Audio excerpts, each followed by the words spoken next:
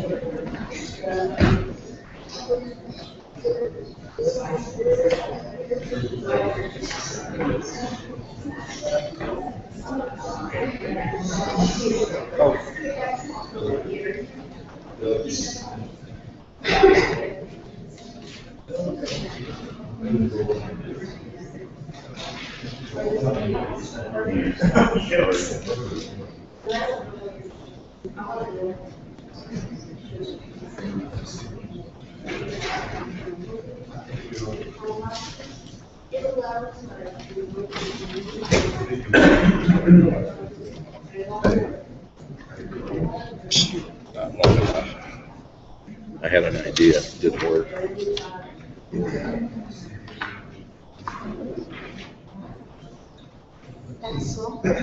Yes, how are you? Busy time, huh? Yeah, teacher night tonight. Did you make it? Nice, that's not bad.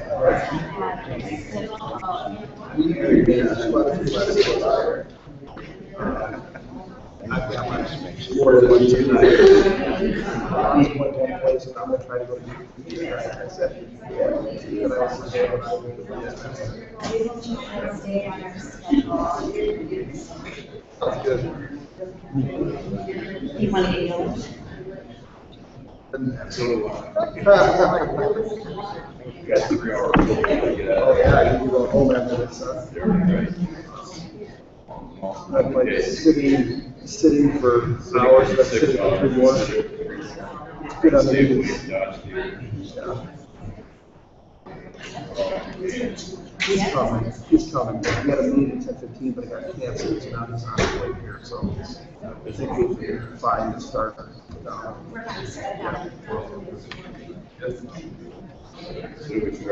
going to call the Senate Government Oversight meeting to order. And Doug, if you'd be ready to take the roll, let's get started.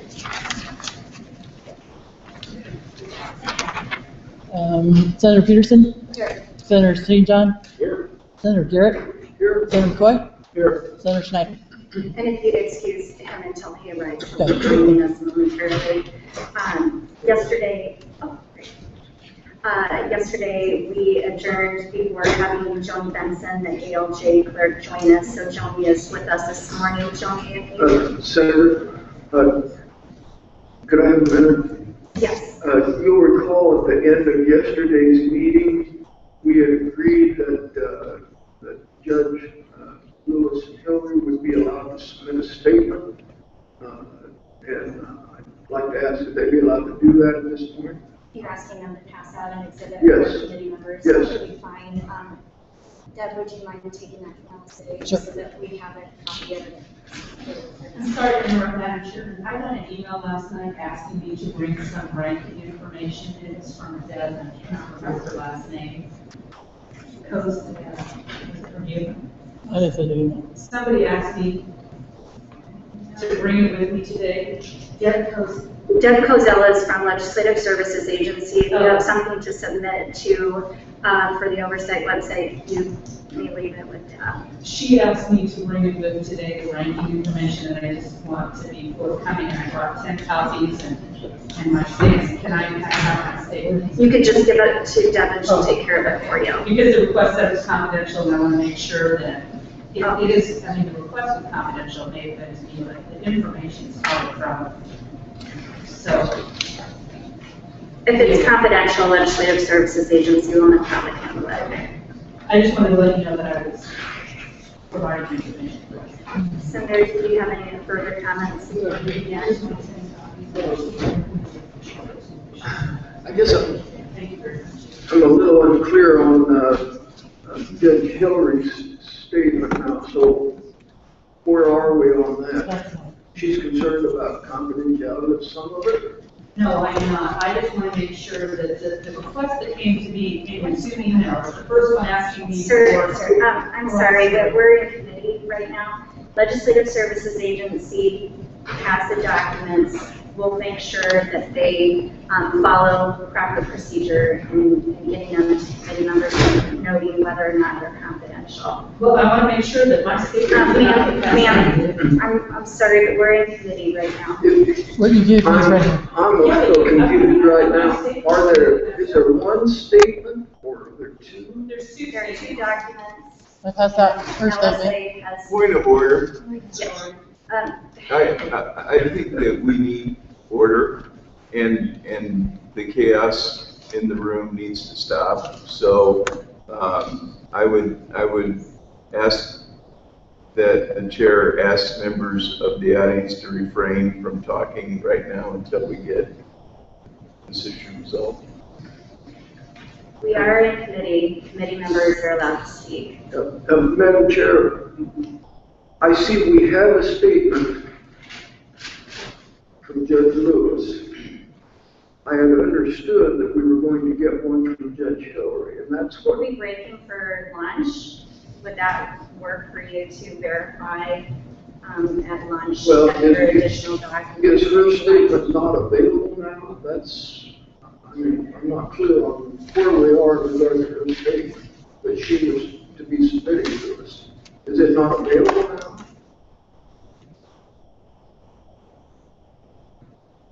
Okay. There's a statement here.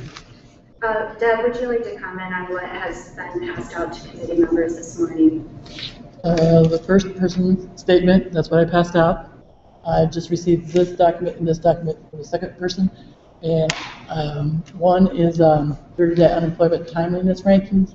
One is rebuttal statement from Teresa Hillary. Okay. If there are additional materials that you'd like members to receive, when we break for lunch, that would be an appropriate time for them to get them to the Legislative Services Agency. We'll stop, we'll make sure that the documents you'd like people to receive have been distributed to committee members. Okay, all right. Now I'd like to call Joni Benson to the table.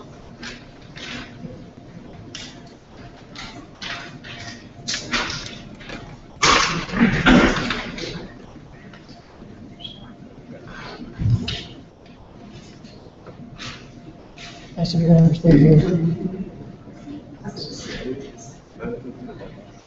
I'm going to have to stay over here.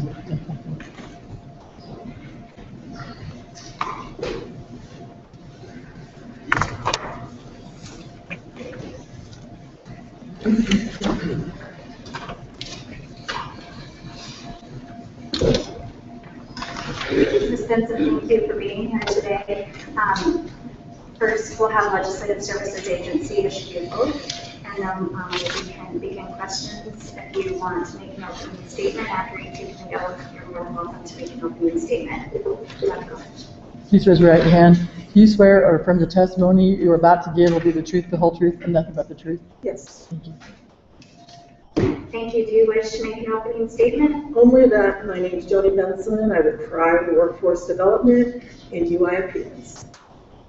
Great. Senator Shane John. Thank you. Thanks for coming back. Sorry for the delay last night. We just got a little behind. So, again, what is your job for our workforce development? How long have you worked there? I have worked there 5 years, and I do scheduling among other things. I also do the bills, a lot of stuff. And when you say scheduling, what does that mean? That means when the files come, when the appeal comes to our section, the intake person enters it into our system, and she brings the files to me, and I randomly assign those cases to the judges. Okay, so all of your assignments are random? Yes. You get. Yes. So how many cases are assigned then? There's each judge, at one point it was 30 cases, but actually that's down to 29 now. They get per week. And each judge picks out what hours during the day, if they want to do 8, 9, 10, 11, 12, and what days they want those hours. So according to what they've asked, they have them assigned, I assign those files to those times. And Has the director ever directed a certain case to be assigned to a certain judge? Absolutely not. And we have an exhibit that was given to us from a source that was not on our website. I've written that out. And I'll have you look at it.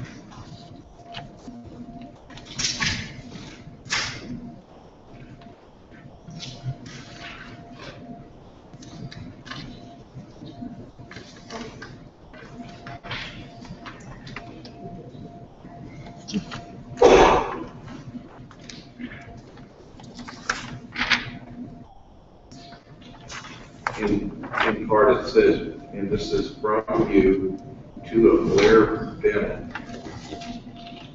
And Blair, you have been assigned a case where I imagine it's at Des Moines local. Friday, August 8th. The director has asked that it be assigned to you. It would be the only hearing you will have that day. There are 2 attorneys. We're able to have that filed, and new notices will print tomorrow. Okay, I'm not sure which hearing this is, but what this was, it was previously assigned to, one or 2 other ALJs, and I think, this is just off the top of my head, they have recused themselves maybe from this. And so I went and I asked my lead worker who should have this. And then I was told that this is who they said because he has no connection to, I'm just off the top of my head, I think one of the witnesses used to be an IWD employee. Now that's off the top of my head, that's. Because it certainly appeared that you had a direction from above to say, no, I want this judge to hear this case. Well, she didn't come over and say, you have to assign this. I asked the question, which judge do I assign this to my lead worker? And that was discussed amongst them. So it was out of your control, it was just a pass that was given to you. Right, and she didn't come over and say, you have to assign that. And Blair was one of our brand new ALJs, so he had no conflict of interest with either of the parties. Yeah, and say, I didn't, Senator, go on you for just a second. Yeah, just as a follow-up, the email says the director. Why would you refer to your lead worker as a lead worker, not a director? Because the lead worker came back to me and told me that. But are they a director? No. They're a lead worker. Right. So you refer to them in the email as the director. I was referring to the director. The director of workforce development? Yes, Director Wahlert.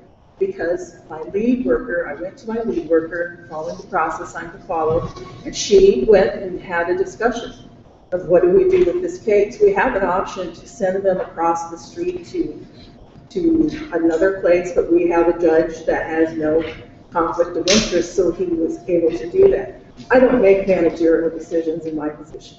I understand that, but in this particular case, when you refer to the director, yes, you were referring to the Workforce Development Director, Teresa Wahlert. correct. Okay, just wanted to make that clear. Yes, sir. Thank you, and that's where I was going next. Yes, sir. So the director has asked that it be assigned to you, not you, to Blair.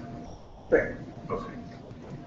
So have you ever felt pressured in any manner to assign cases to certain judges at all? No, it's completely random. And does one of the lead workers ever direct certain cases to be assigned to a certain judge? No, they have not. Have you had any conversations with anyone at Iowa Workforce Development regarding your testimony today? No. And were you asked to, or in any way, to refrain from speaking to legislators at any time? I'm sorry. Were you asked to refrain from speaking to the legislators at any time? No. I have no further questions. Ms. Benson, could you explain a little bit of the process of once a judge is assigned a case, you schedule it, what happens to the file once it's been scheduled? It goes directly to their clerk. Each judge has a clerk assigned to them to process the file. And that clerk gives a hearing notice the very next day. It's when I enter the date of scheduling, the notices print the next day. And then they match those up, they bundle them up, sometimes on the file intake person circled, send a copy to appellant and employer.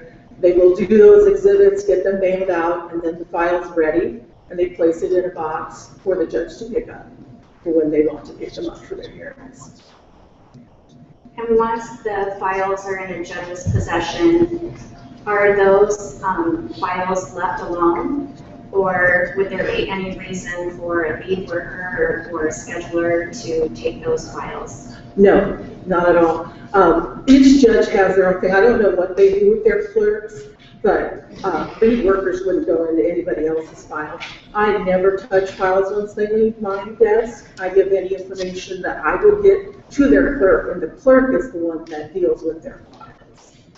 And is there appropriate safeguards in place in your office setting for files to remain secure for each of the ALJs?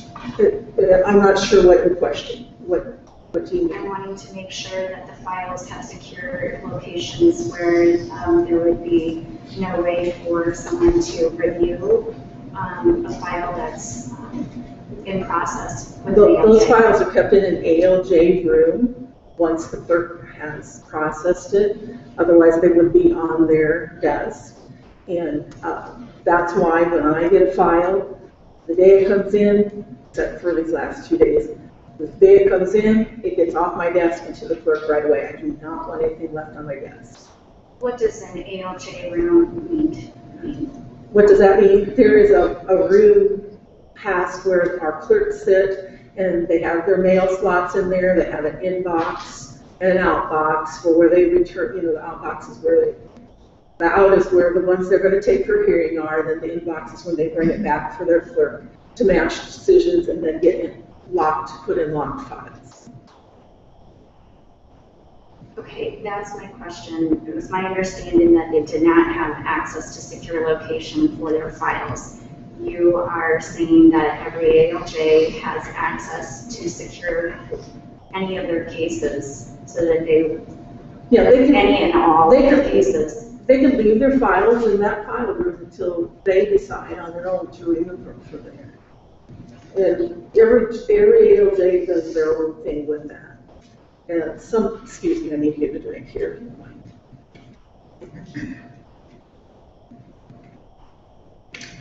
Some ALJs pick up their files right away and take them either home or to their office. I'm not sure. I don't track that. And some just wait to pick them up the week, like the Thursday, Friday, right before they're going to have that hearing. So. And I just want to verify you have stated you have never taken a file from an ALJ once you've scheduled that. Right. Never been. Have you ever? The only time I would have them if they have a telephone hearing and someone decides they want to go in person, then they will bring those files back and we have an in-person drawer where they would go in there. So that's an instance where it would come back. And then if they're going to go in person, I would have to enter that into the system. We get a new notice, match that notice, put it back in the drawer.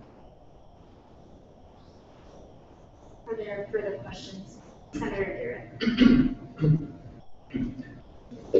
Thank you, Madam Chair.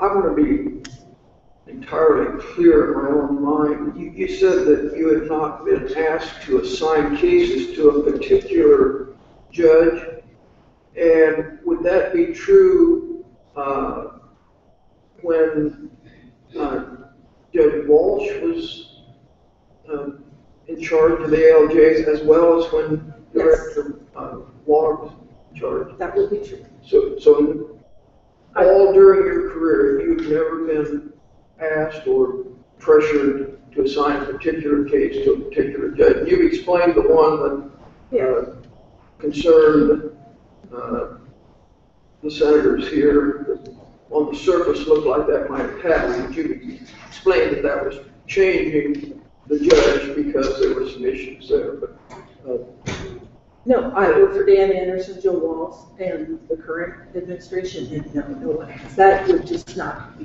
Yeah, that's, appropriate. yes. If that happened, I would take that to. yeah. Okay, so that's the policy, and that's always. It is. Always been followed. You worked during the time that, that Judge Walsh was in charge of the ALJs, is that correct? That's correct. Can you give us a comparison of the, what do I want to say, the work atmosphere or a comparison of the management styles of Judge Walsh as compared to Director Wahlert? What can you tell us about circumstances during the times they were in charge? Here's an example. It's a metric. And we have a 30-day standard, which is a federal standard. And that means from the time that the intake person enters that we need to meet less than or equal to 30 days to meet that standard. And the federal government requires that to be 60%. In January of 2013, we hit 6%. That was an all-time low, and that was under Joe. Let me. Yes. You kind of shocked me there. Oh. Would you repeat that now? January 2013. 2013. Yes. You were at 6%. 6%. Only 6% of the cases were being decided within the 30 days. That is correct. And that's the minimum requirement that the Department of Labor has. 60% is the minimum required. Okay. And only 6%. Correct. I'm astounded. Okay, go ahead. I interrupted, but you just floored me with that statistic. And there's data for you to see, and I hope you guys would look at that. But this past July, that's the last one that came out, we're at 76%. And I'm very excited every day to go to work. I'm motivated by that. Because meeting that 60% not only is a federal standard, that tells me as a clerical staff that we're serving our customers to the best that we can. Everyone's entitled to fast, get it in, get the file processed, make the decisions fairly, and get them out, win or lose, whether you're an employer or claimant. I care about the customer and that's about the only thing I can affect, is getting my part done. Once it's out of my hands, I can't make that 30%, but we have that hope that leaves my desk. Were there repercussions or pressure from the feds when you were at this low level? I can't speak to that because I'm not in on that part. Okay. All right.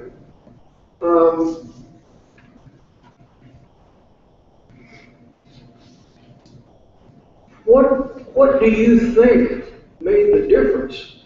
Because that's just an astounding difference to go from 6% up to, what did you say, 76%? 76%. What happened in that? And when was it? When was it that you got up to the minimum level, the 60%? You remember? I can't give you a date on Okay. that. If there's a chart that you Okay. can see where that's on. But when we switched to the system we are now with the 3 lead workers, we started going up, astounding. This might sound nerdy, but I'm always excited about that because we're up there, we're doing what we're supposed to do. Gives me a reason to come to work. Okay. Has there been a difference in attitude among the staff, and I'm including the ALJs and the staff, with this turnaround? How has that affected the office, morale in the office, and so on? I feel that it's better. We're working harder. I do know there's divisiveness, but I separate myself from that so I can do my job well. And I can only speak for myself. I know that we have staff meetings, which we had under Joe, but we have them now too. I'm talking just the support staff, and everybody feels like they have a voice, and it isn't like backstabbing in the meeting. It's like we actually have contempt of process issue, and we brainstorm together. And the clerical staff feels like they have a voice. I can't speak for them. You'd want to speak to each of them, because I wouldn't presume to do that. Okay. But I have, my work environment is better. Were there some judges that were not happy with the new system? Yes. And I felt a lot of that pushback. And I filed a complaint. Did they feel like they were being asked to work too hard? Yes. When we went to 30, that created a lot of pressure. Okay. So we, like I said, we dropped down to 29 already. Might not seem like a lot, but we're going in that other direction. And 28 is what we were at when Joe was here. So that's, I can't, really speak for them either, because if I'm not in that circle.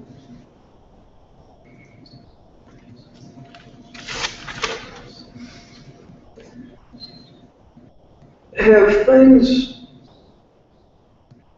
and please correct me if this isn't right, but I'm listening to what you're telling us. Would it be fair to say things have settled down now as compared to when the new system was first implemented? That would be fair to say. All right, so people have kind of got used to it now, and they've got their, the time issue has been resolved, and I don't know if the number of hearings issues resolved, that's beyond my scope. Okay. But where everybody comes in, this is a team effort. My little scheduling didn't make those numbers go up. Somebody's intake didn't make those numbers go up. One judge's decisions didn't make those numbers go up. Everything we all did together as a team is what made the numbers go up. okay, all right. What could you tell us about Judge Walsh's treatment of the support staff? How did I was close to Joe, and he treated people nicely. There was one exception, was that day we hit the 6%. He did come to me and he said, "You have to tell me when this is happening." And then he went in his office angrily, and I could hear him throw down whatever's in his hand, and I heard him curse. I have no control over that 6% by myself. Okay.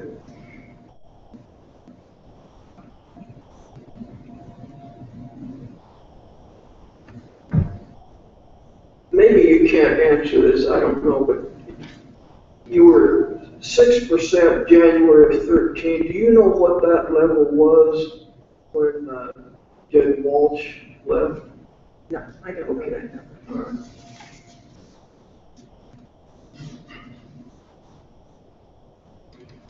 That's all I have. Thank you very much. Senator McCoy. Thank you, Joni. I'm trying to understand, in your job, when you assign the cases, you have 14 ALJs. Yes, I do believe that's the number right now. Yeah. You have 14 ALJs Yes. currently? Okay.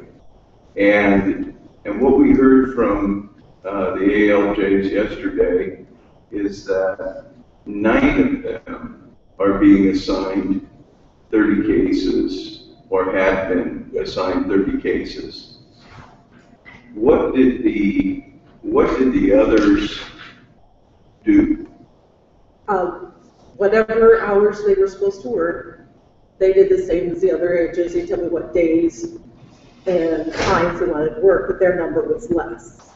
I don't understand that though. So if 9 of them are doing 30 cases, what were the others doing? I do believe at the very beginning, maybe it was 12. I don't know that for sure. And then now I believe they are I don't want to misquote myself. You heard the testimony yesterday that some were assigned 0 some weeks. If they were gone or something, that only changed if they had meetings or they had to attend conferences or Yeah, but it I don't have control of that. didn't change for the 9 that were being assigned 30 cases. If they go to meetings, it does.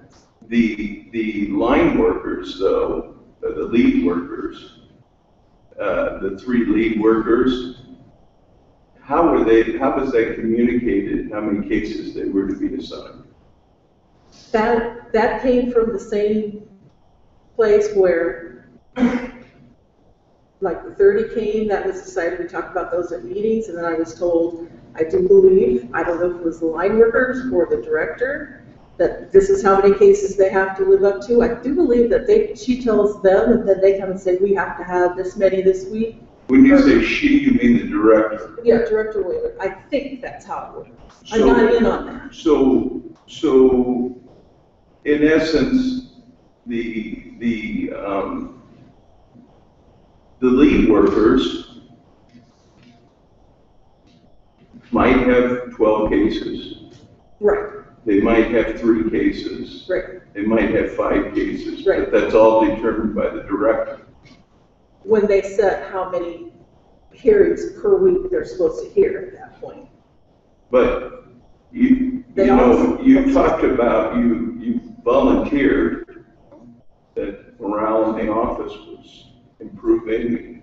You're all working as a team, and we get up and we whistle our way to work in the morning, but I didn't hear that yesterday. I said that's how I feel. No, but yesterday you sat here in this room and listened to those ALJs talk about the discrepancy that's occurring in the office in terms of how work is being assigned and how they are being buried in work and having to write and turn decisions at a very quick pace. And so you could see, since you volunteered to talk about morale in the office, you could see if you were getting 30 cases a week, well, the lead worker who's being paid 15% more than you're being paid might have 0 cases in a week, might have 3, might have 5, might have 12. Why that might create a little bit of animosity in the office. I could see what you're saying, sir, yes. Yeah, I could see that too.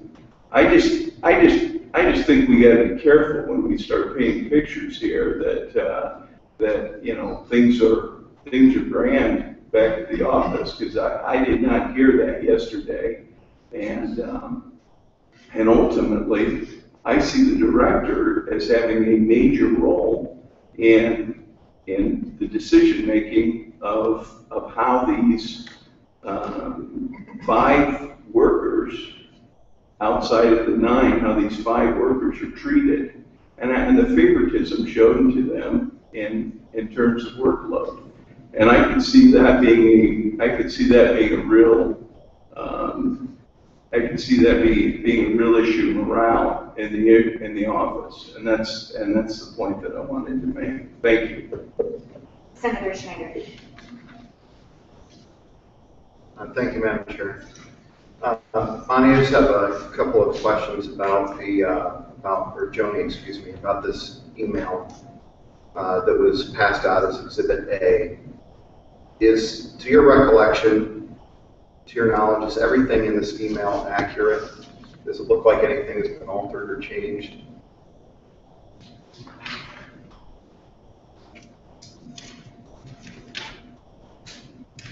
As far as I can tell, it looks like it's accurate. Okay. Was there a response to this email or a preceding email? I don't know. I do hundreds of cases a day. Sure, no, I understand. recall that. You know, I was just asking. I guess I've got a question for the chair then. What's the process for authenticating evidence that comes in outside of a request for production of documents under the Open Records Law? If you'd like for us to put in a FOIA request, choosing a keyword that's in there to determine that it matches that, as someone on the oversight committee certainly can do so. Well, I think I will. And we had testimony from Ms. Ackerman yesterday that there's an email on the Senate Democrat website that she didn't pass along, and that it's clearly been altered by removal of the from the subject line from preceding emails. And I want to make sure that everything that's introduced as evidence is accurate. Have you gotten, I don't know who would have given this to you, presumably Ms. Bennett or Ms. Sanchez. Did either of them certify or sign an affidavit stating that this Exhibit A is accurate and hasn't been changed or altered in any way? I did not know the source of the email, and as I mentioned, if you want to do a FOIA request to verify, it's fine. You're more than welcome. That's all I'm sure. As a follow-up to Senator Schneider, Joni, would you deal, or would you answer this question?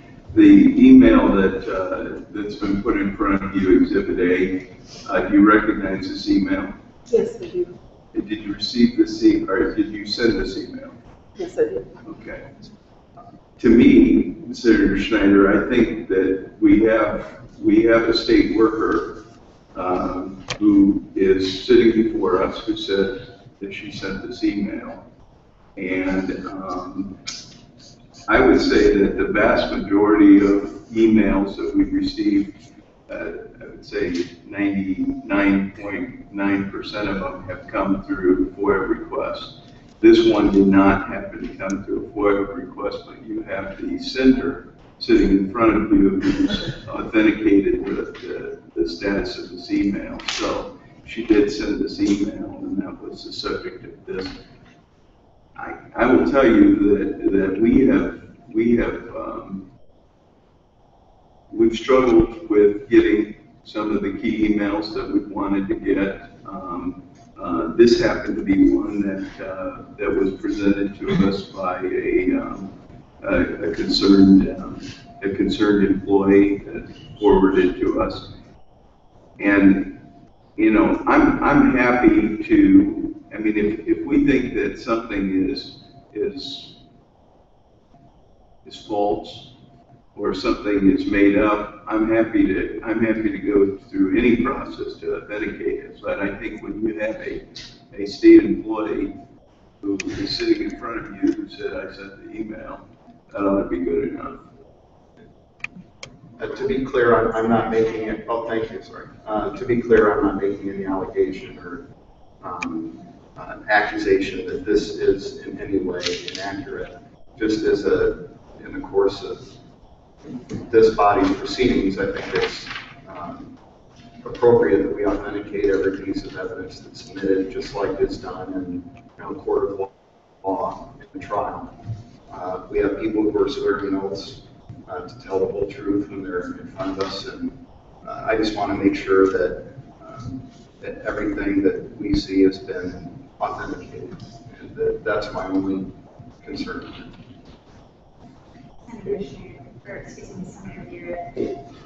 Thank you, Madam Chair. Joni, I want to follow up on this favoritism claim. The judges that did not get 29 or 30 cases, their load was less because they had other duties, isn't that right? That's correct. So it's very misleading to try to claim that because they didn't get, some judges got 30 cases, some got something less, but that was favoritism. That's just not true, is it? Not in my perspective. No.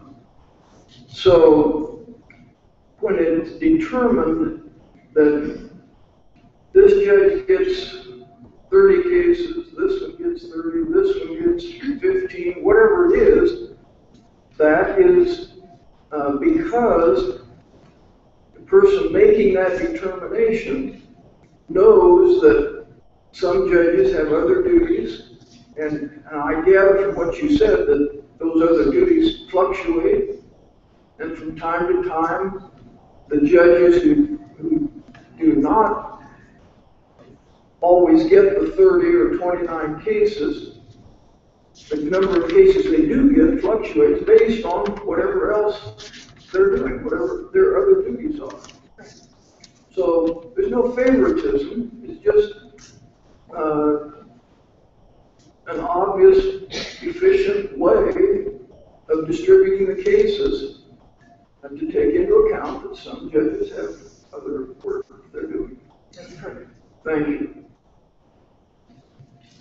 And just to clarify, when Judge Walsh was the chief ALJ, he took half a caseload while he was serving that position, but he basically ran the area. Now you've got the director overseeing all of the ALJs, and then 3 lead workers who now have reduced caseloads instead of just the 1 ALJ, plus you missing his position at that time. You had 15. So you have ramped up the caseload for the ALJs who are now down to 9 doing full caseloads, correct?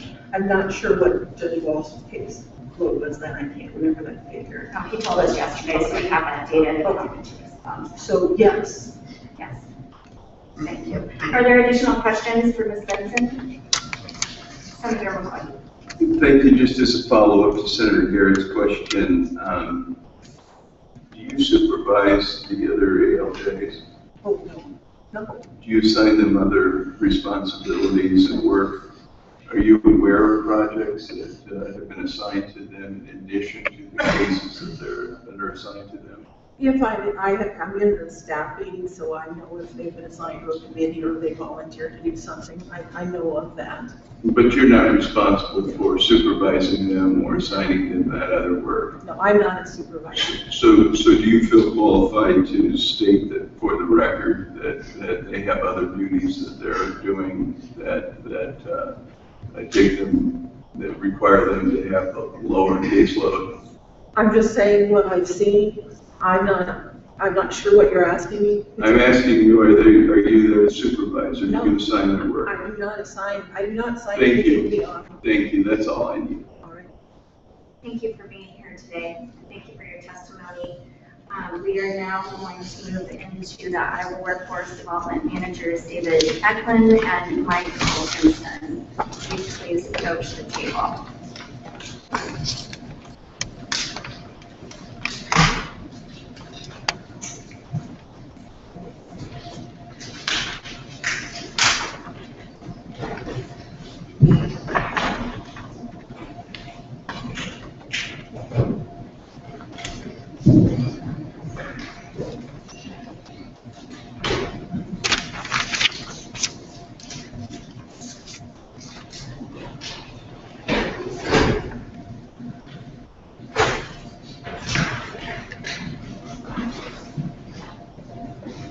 Thank you for being here this morning. Deb from Legislative Services Agency will issue.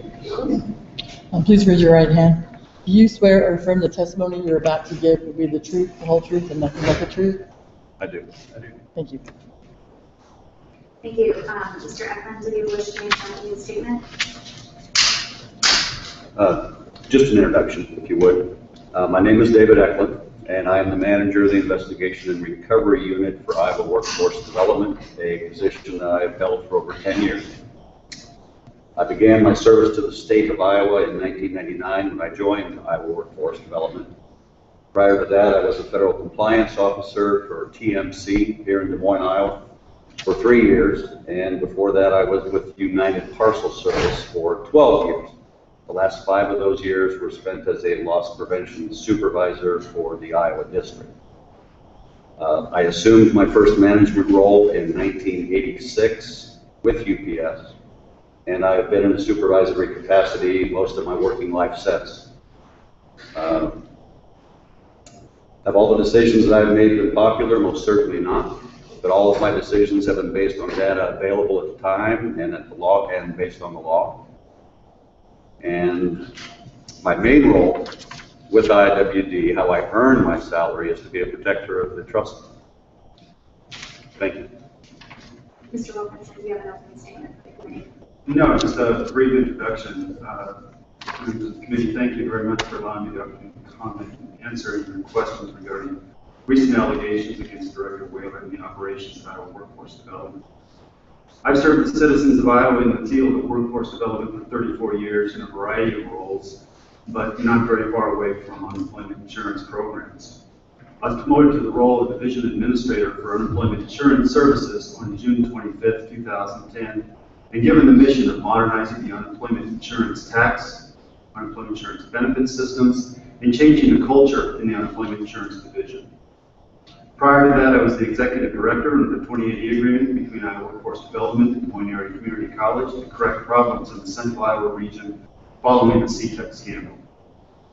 I've served as the Bureau Chief for Unemployment Insurance Benefits. I've served as the Bureau Chief for statewide field office operations, participated on a team to implement the Workforce Investment Act in the late 1990s, and for 14 years I've served Iowans on the front line for local workforce development centers. Again, thank you very much for the invitation. How can we help you? Senator McCoy. Thank you, gentlemen, for being with us today. I want to just jump right into the unemployment claim system. It's my understanding that that system had a glitch on March 8th and 9th. Can you tell me what happened in the system?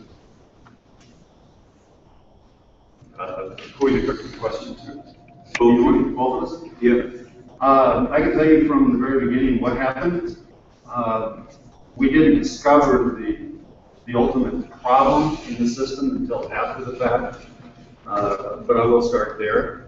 At one point, an individual in our IT shop made a routine maintenance change in our continued claim system. We did not know, we don't have the ability to test because the age, the brittle nature of the system, what impact that would have. We make changes frequently.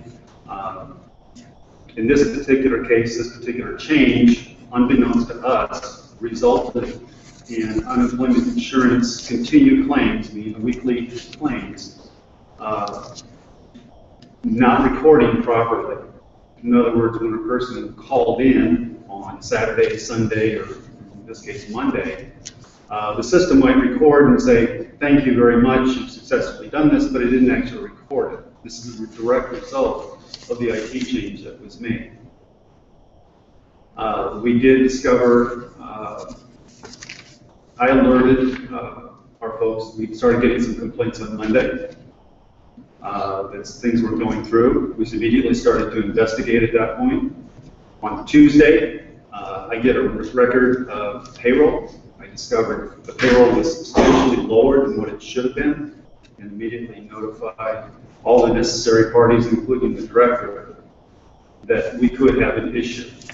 And we did quite a bit of research, and we discovered the problem that a lot of these individuals, they didn't know that their continued claim was not going through.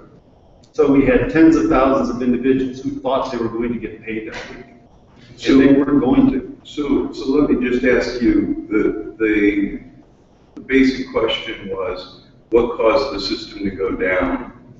It was a change. It was a maintenance change that was done in our IT shop. And it didn't actually go down. It just simply allowed the claims to record properly. Excuse me. Was that an in-house IT? Yes. And they work for the department? Yes. And they're not a contracted IT provider? That's correct. And they were updating the system, through the system maintenance, they made a change that caused the system to go down. The system didn't go down. It simply didn't allow the continued claims to record properly. Okay, so it caused the system to fail. Okay. Like I said, it didn't allow the continued claims to file properly. Some of them did go through properly. We don't know why. That's the problem with the age of this system. complexity of it. How old is the system? At least 40+ years old. And how was that system paid for? With federal funds. And have there been federal funds available for new systems? Thank you for asking that question. When I became the division administrator in 2010, there had been quite a bit of money that had come in through special appropriations, through EUC. There'd been a lot of money infused into the unemployment insurance system. A lot of that money was used, the majority of that money was used for staff. Right or wrong, that's what it was used for. Unfortunately, very little of that money was reserved for technical changes. And there, when I came on board in 2010, there were no plans for technical changes. That's what my job has been for the last 4 years, is try to get that system upgraded and changed. We've got a fabulous CIO that's helping us move that along. So let me ask a really obvious question: has this system failed before? I wouldn't use the word fail. There are problems that occur all the time, and we are constantly trying to correct problems throughout the week to make sure payments get out. And the payments do get out all the time, but errors, problems occur. So we deal with it all the time. So if the majority of people that called into the system, if their calls were not being recorded, what would you call that? I definitely call that an error in the system. This is exactly what we're calling it. But it's not a failure in the system. If you want to call it a failure, I call it an error, because we deal with this kind of stuff all the time. Okay, but so how often does this happen? The kind of error that occurred this time, I've never seen that error occur, and it's not going to happen again. How do we know that? Between our IT shop, the director, and myself, we ensure that the changes that are made, we didn't know this change was going into the system. And into the staff and person took it upon themselves to make the correction, demonstrated initiative. We didn't know this change was going into effect, but we knew that this system was brittle, and any change to the system could cause problems. In this particular case, it caused a serious problem. We didn't know that. Our CIO, myself, and the director all stayed in touch on all changes at this point. So how many people were impacted? How many people had called in that didn't have their calls recorded? We think there's approximately 30,000. And so I watched the press conference with the director, and she had isolated the claims number to somewhere around $29,000. How did she come up with that? I believe she said 27,000. She came to that conclusion because we were able to identify 85 individuals. They collected that information. We know what the benefit amounts would have been paid to those individuals. But if we don't know, I'm confused, because if we don't know how many calls, I mean, we think it might have been 29,000 calls placed to the workforce development call center that didn't get recorded. How did we isolate this to 85 overpayments for that week? Because those individuals, our staff identified those individuals, the individuals that came Well, forward. maybe Mr. Eklund should be answering that question, since he identified the 85. The 30,000 folks who we knew should have called in and more than likely did call in, that's just historic data. March is a layoff period for construction industries, that kind of thing. So the historical data told us how many folks might have probably called in that week had the system recorded their calls. I was the point man for anybody who came forward and said, I received a payment and I did not even call in. Or I called in and I reported wages, however, I received a full weekly benefit amount. So all those Iowa citizens who came forward and said, Iowa workforce, I received money I may not have been entitled to, those all were forwarded to me for collection purposes. How many of those were there? 85. 85, but but we don't know how many people received payments that never called and said, hey, I was paid for something that I didn't submit for. Are there perhaps a dishonest Iowan out there who might have received a payment and chose to not say anything about it? Of course. But to the point of the director standing up in front of the state of Iowa at the governor's press conference and stating that it's only amounted to $27,000 in overpayments, that is based upon the fact that you received 85 calls. That's the amount that we can prove. No, I understand that. So it could have been far greater than that 85. You're weighing the honesty of our citizenry. No, I'm not. I'm weighing the honesty of your director, sir. We had 27,000 proven dollars in overpayments because of the 85 Iowa citizens who came forward, sir. But that was not clear to the public. At the press conference, the director stated that this only amounted to $27,000. She was speaking very affirmatively about the $27,000. She was not stating that, we know of 85 people that called our office and claimed that they were paid for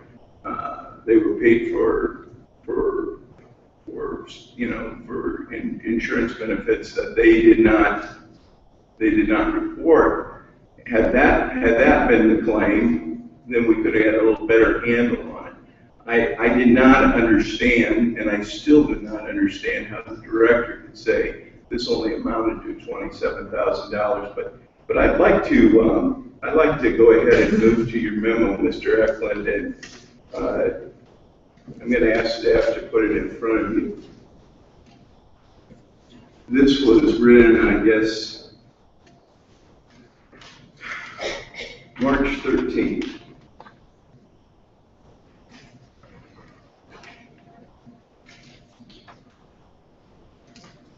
And this did come from public information FOIA request.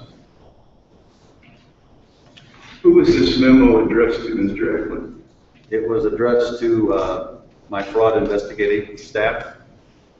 And how many are there? At that day, at that time, I had 4. Sir. 4. Yes. Okay. And let's go ahead and start with the top line of the memo. This information cannot be disseminated or discussed outside of those on this email. May I ask a question, Senator? No, not right now. I'm speaking to Mr. Eklund if I could. Thank you. What does that mean? First, sir, if I may, I want to state that this email was a follow-up to a conference call that I had with the same 4 individuals that are indicated on this email. Okay. And I sent this email to them at their request because our conference call was just that. It was verbal, and I was giving them direction on how we were going to handle this week, because a week that was paid in the manner it was is going to affect the way that my fraud investigators do their job later on down the line. Okay. Okay, so. Was anyone else on that call? Just you and the 4 fraud investigators? Just the 5 individuals who are listed on this email, sir. Okay. And at the conclusion of our conference call, it was requested of me to put the information that I had provided verbally into writing for them. So this email was in response to their request to me to put it in writing. Okay. Okay. And what would they have asked that to be put in writing? Well, I feel comfortable answering for myself. I don't necessarily feel comfortable answering for what somebody else might have been thinking. I would assume that it would be that this is going to affect how they do their job 3-4 months from now, because we do work in the history. We discover fraudulent payments after they've been made. So we wouldn't be working March until later in the summer. And so they needed this documented because we weren't going to consider, if we have an overpaid string on an individual, we're going to have to ignore this particular week because this week was manually batch processed by IWD. Thank you for making that point, because, ultimately, we'll get back to that point.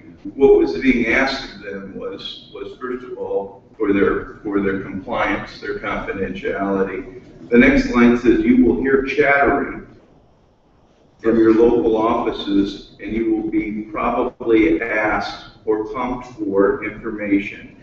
You are to refrain. Yes, sir. Why is that? Well, my fraud investigators work in local offices around the state. They cover a territory so that the state, has coverage for the fraud investigator. They're known as a source of information. They are experts in the field of UI. And a lot of folks were asking questions. Okay? Like what kind of questions? Well, as the cut and paste in the email shows, it says man match under mode. That's something that none of our staff have ever seen before. This is just a cut and paste from a production screen all of our staff use on a daily basis. Man batch has never been seen there before. So staff were asking questions, what is this? Okay. I had good, solid information that at least one of my fraud investigators was providing more information than they should and inaccurate information to staff in their local office, and I had reason to believe outside of the agency.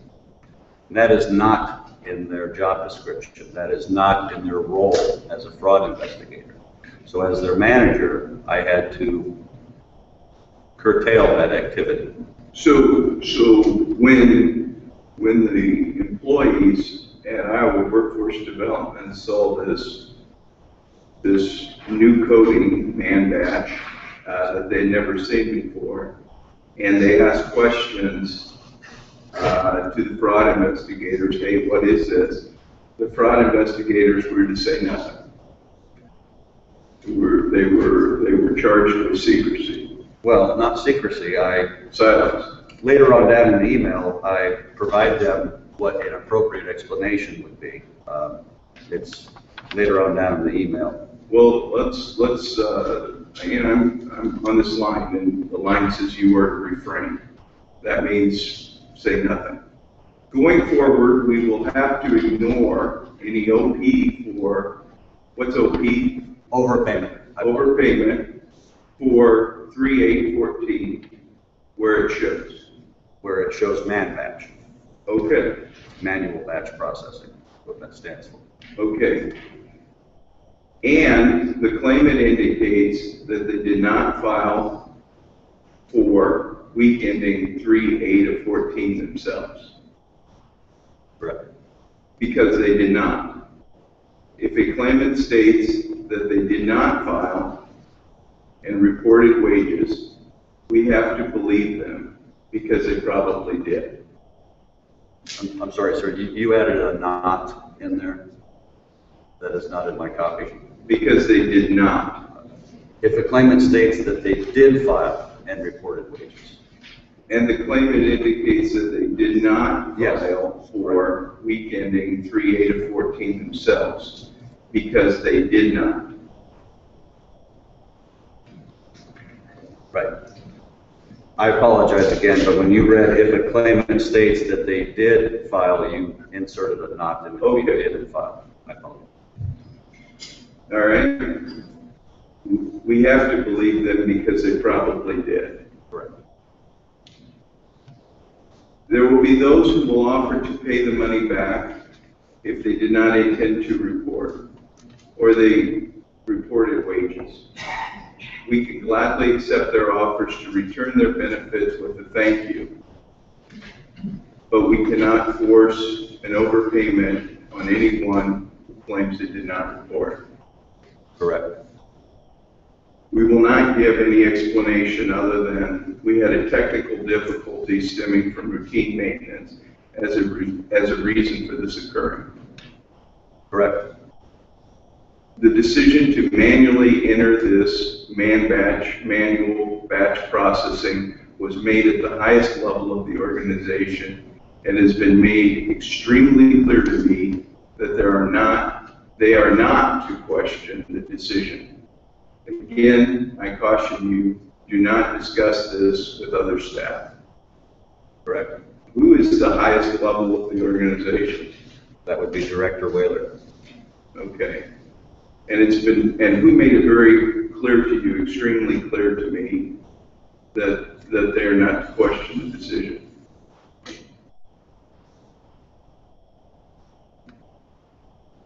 Well, not only did I understand that ramification, but when I was made aware of what had transpired by my direct supervisor, Mr. Wilkinson, he made me aware of it because it was going to directly affect how myself and my investigators did their job for months going forward. That he knew I wasn't going to be happy about it, but he also made it clear that this was a decision that was already made, and there was going to be no undoing it. And that while they understood from my point of view this was going to be a pain, it had already been done, and this was the right choice to make for those 30,000 folks who expected to be paid, and there was no payment forthcoming. Again, this paragraph you just read, Senator, was also pointed at the fact that I had solid information that at least one of my investigators was disseminating misinformation. So this was pointed more towards that, about discussing it with other staff. Right. I want no response to this email. What's that mean? Well, for one, we had already discussed it at length, ad nauseum, in a conference call. So I wasn't opening up an email discourse, it was just solidifying what had taken place in the conference call. In the conference call, did anyone object to this? As I did when I first found out about what had occurred, it was like, oh, shoot, this is going to cause us a lot more work down the road. We didn't need any more work at the time. So yeah, we had kicked it around. This was, going to be, as I stated a moment ago, a pain. What were the employees that were raising, what were your fraud investigators that are raising points about with you on the conference call when they said they objected to this? Well, if you have an individual who is working full-time and earning full-time wages, but yet they're still filing and collecting unemployment insurance benefits, they were not happy with the fact that I told them we were going to have to skip week ending 3/8 because the record showed that we put that week in. Even if an individual was committing fraud the week before and the week after, we were going to have to ignore that week because the fact of the matter is they did not call it in themselves, or if they did, we were unable to record it. Without that proof, we can't really hold them overpaid unless we have the proof that they themselves, through their own telephone line, called our VRU voice response unit and filed the week, or through their computer, through their own individual IP address, that they filed their continued claim from their home computer. That kind of proof is the proof we put in the record when we hold a formal decision that an individual is overpaid. It may eventually wind up as evidence in a court case. Absolutely. So and what we're doing here is we're telling these fraud investigators, look, you're going to ignore whatever you know about potential fraud. And this week, we're going to pretend that this overpayment was acceptable and that you might be in court in the future defending something else. And my question would be, how can a fraud investigator not be undermined by this kind of secrecy, this kind of challenge to their professional ethics? Well, it's not what you know when it comes to that type of evidence. It's what you can prove. And we could not prove by either their telephone line being associated with the VRU call or with their own IP address being associated with the internet report. We couldn't prove that they committed fraud that week because we had that manual batch out there. So it's not what we know, it's what we can prove. That's what their integrity stands for. Do not, under any circumstance, forward this email to anyone or there will be repercussions. Correct. Any comments should be made via telephone or in person to me. Why? once again, Senator, I had good solid information that at least one of my fraud investigators was already forwarding or communicating this information about this week outside of our agency. And that is unacceptable. That violates several of our work rules. How does writing an email to you violate work rules? I was referring to the disseminating it outside of the agency. Oh, I'm talking about your demand that they only write you, or they only speak to you in person or via telephone, nothing in written form. I guess that would fall more towards my own personal behaviors as a manager. Email discourse is not nearly as productive as verbal discourse. Emails can be misinterpreted easily. So if anybody had an issue that did not get aired at the conference call, or anyone that had an issue after reading this email, I wanted them to call me and not have it misinterpreted through an email discourse. Well, you know, and I appreciate that you've got your opinions about email, but I see this as, you know, I could go through this email and we've told them 5 or 6 times confidential, highest level. Don't talk to anybody, don't forward this, don't write me, don't put it in writing. If you do, there's going to be repercussions. This is, I've never read anything like this at the, in state government, public, you know, any public service official saying this many, you know, secrets and confidential requests in one email. I mean, this is heavy as far as I'm concerned. Mr. Wilkinson, were you aware of this email? No. Were you aware of it before today? Well, I saw the email, yes. Before today? Sure. When did you see it? Oh, it was in the evidence that was sent over here. And so when was that? I don't know, 3 or 4 weeks ago. I don't recall when I saw it. Fair enough. 3 or 4 weeks ago is fair. Did the director see this before the press conference? I don't know.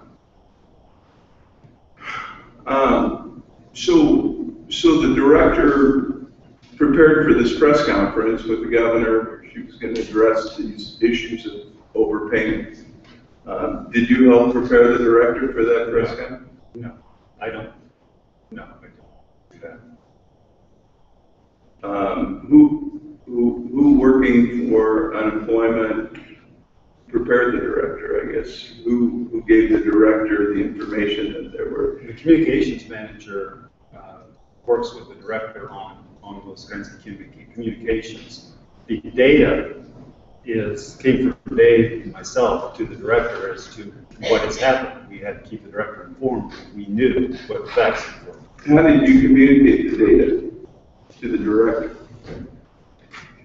I know I've shared it with her on more than one occasion, verbally. You'd have to ask Mr. Eklund when he's communicated that to her.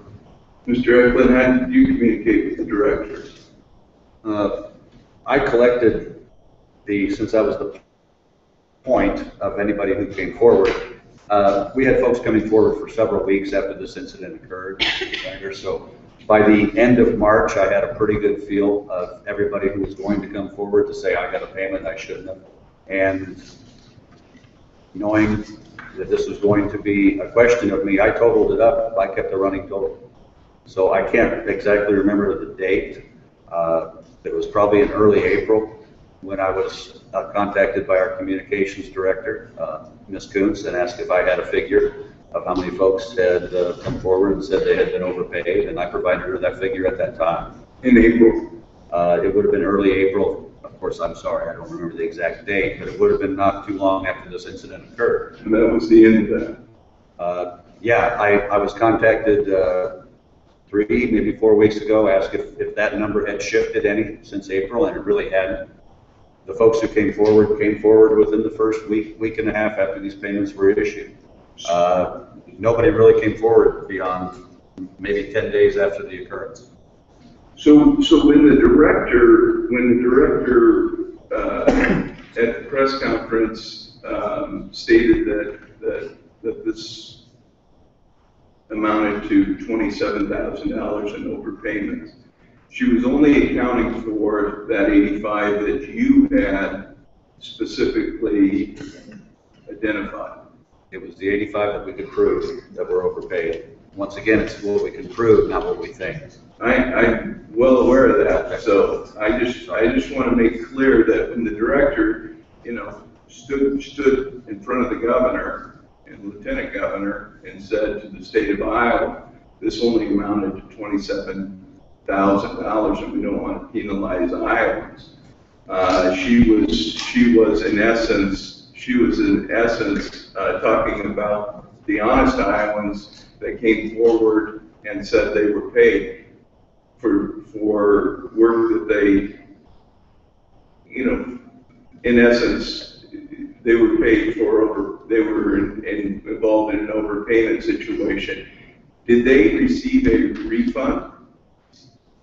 Those 85? I mean, did they return their money? Did the state receive?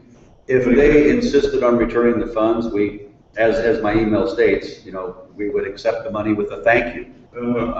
We didn't force anyone to pay it back.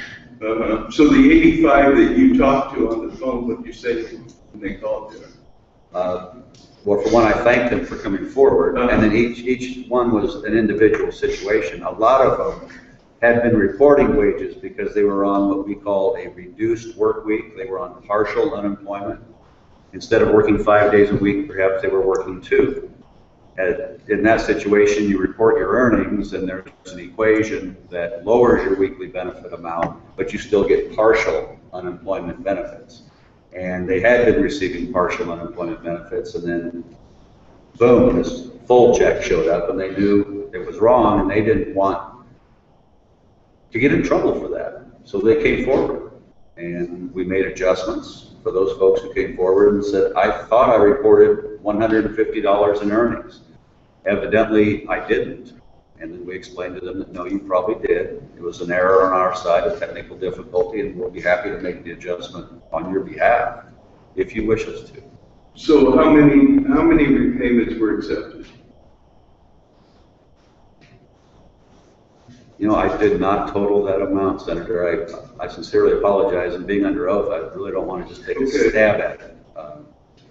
But I did not total that dollar amount.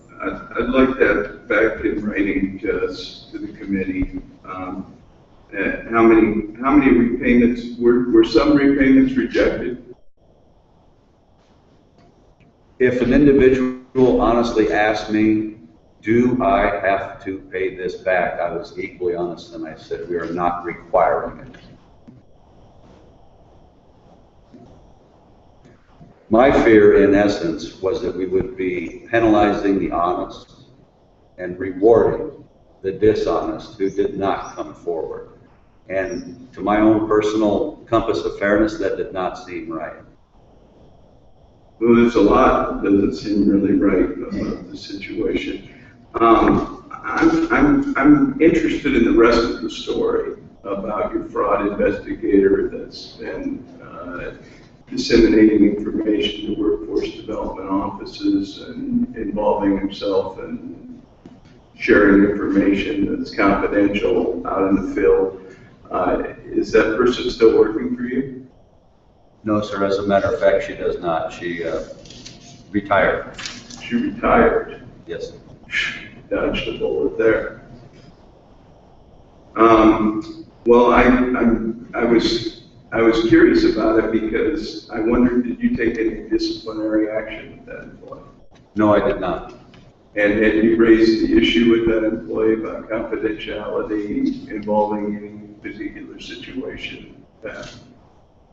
In the past, I had occasionally had to have several conversations regarding various things. Some was sharing information outside the agency.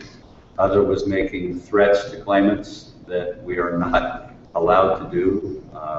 There was many issues that caused a talking to in the past. But did it result in any documentation or Formal writing of discipline? No. verbal discipline or written discipline, No. formal discipline? No. Okay. Mr. Wilkinson, as you review this situation, you made a statement that this will not happen again. What does that mean? How can you assure us that this won't happen again if your system is still 40 years old and you've had problems in the past? I can assure you to the extent that our CIO and myself and the director will stay on top of any change that's going into the system. We know that there are edits, if you will, that need to be made. We're hesitant to do that. We have to research every single one of those edits thoroughly before we make a change. This is a prime example as to why we need to be thorough in that, in any changes. You transition plan to transition from this system to a new system, purchase a new system? Unfortunately, we don't have the funds to purchase an entire system. Most states spend anywhere from $30 to $40 million. I wasn't left that kind of money when I took over this. So we're making incremental changes in the system. We're looking forward to 3 major changes in this data system over the next year, with plans going on as far as 4 years, converting off of the mainframe system. Okay, and will ultimately we end up with a new system then? Yes. And there is a plan that's been dedicated to writing that we could look at about how we're going to transition out of this old system into a new system. Majority of it right now is in an incremental stage with various components that will create the greatest efficiency for us first. The extent at which it might say a 4 or 5 year plan, that's part of the vision of the CIO and myself. And yes, we could draft that vision for you. Isn't it true that when the directors spoke about the amount of loss to the state, or the amount of lost revenue in terms of overpayment being $27,000, isn't it true that can't be proven? No, that's not true. We know the individual. That's based on the individuals that came forward. Those are hard facts. But based upon what we don't know, in terms of how much money was potentially paid out. Again, I refer back to Mr. Eckland's statement. We can't prove what did or didn't happen. So just as we can't. So we look for fraud in the system. We look for improper payments all the time. So if we can't prove that overpayments didn't go out, then how can we prove that the overpayments that went out were only $27,000? Because we know those individuals that came forward. It was within our authority when we knew that this was a system error, an error on part of the agency, to waive those overpayments, to waive any of those overpayments. It was in the purview of the law, precedents. I've even discussed this with the U.S. Department of Labor, and they're very much okay with our approach. You know, but get back to my original question. My original question is, if you could prove that $27,000 was overpaid, can you look at your system and say, you know, that there were probably people that didn't come forward, that this probably is a much bigger number than 27,000? With all due respect, on any given week, I could say we probably have this much fraud, or we probably have this many overpayments. We don't know for sure. I don't think it's a reasonable expectation to make those kinds of guesses, other than to continue to make corrections in the system to avoid those kinds of things in the future. Yeah. Do you have a written policy in place now, going forward, on how this will be handled in the future? You mean of an error of this type? No, there's no written policy, and it's our responsibility as the CIO and myself to do everything we can to prevent these kinds of things. it's part of my job description. Will you require the same level of secrecy in the future? There was no secrecy involved with this. I informed my entire staff at the Unemployment Insurance Service Center. We informed field office operations. We informed our customer service unit that this error occurred, what occurred, and what their responsibility was in reporting to Mr. Eklund. Was anybody informed legislatively? I don't know. I can't answer that. I don't communicate with the legislative staff. Okay. Well, we have no record legislatively of this information being forwarded to anybody in the legislature. So, did you inform anyone at DOM? Department of Management? Mm-hmm. No. So DOM was unaware of any overpayment. Again, the actions that we took were within the Iowa Code, precedents, administrative rules. I didn't feel the need to go outside of the agency. We were following law and policy. Did anyone in the governor's office get informed about this? I don't know. Okay. I guess that would be a question that we can ask the director later. So that concludes my questions for the time being. Senator. Hey, gentlemen, just for my information, from your knowledge and your background, what's an average week look like for an unemployment paid on time? It depends on the time of year. The time of year that this error occurred, the average was 12, 13 million. Currently, it's around 6 million. Okay, so that'd be just an average week. And we get 27,000 back. Okay. My other question then is, when we make these checks out, are these only to Iowans? Or am I misunderstood? That goes to anyone, anywhere who would be working for a company in Iowa? Well, it's to anyone who has an Iowa unemployment claim. There is not a requirement that you must live within our borders to file an unemployment claim. It truly falls to where your wages are. Okay, so we do have claimants that live outside of the state of Iowa, that is true. A small percentage. Sure.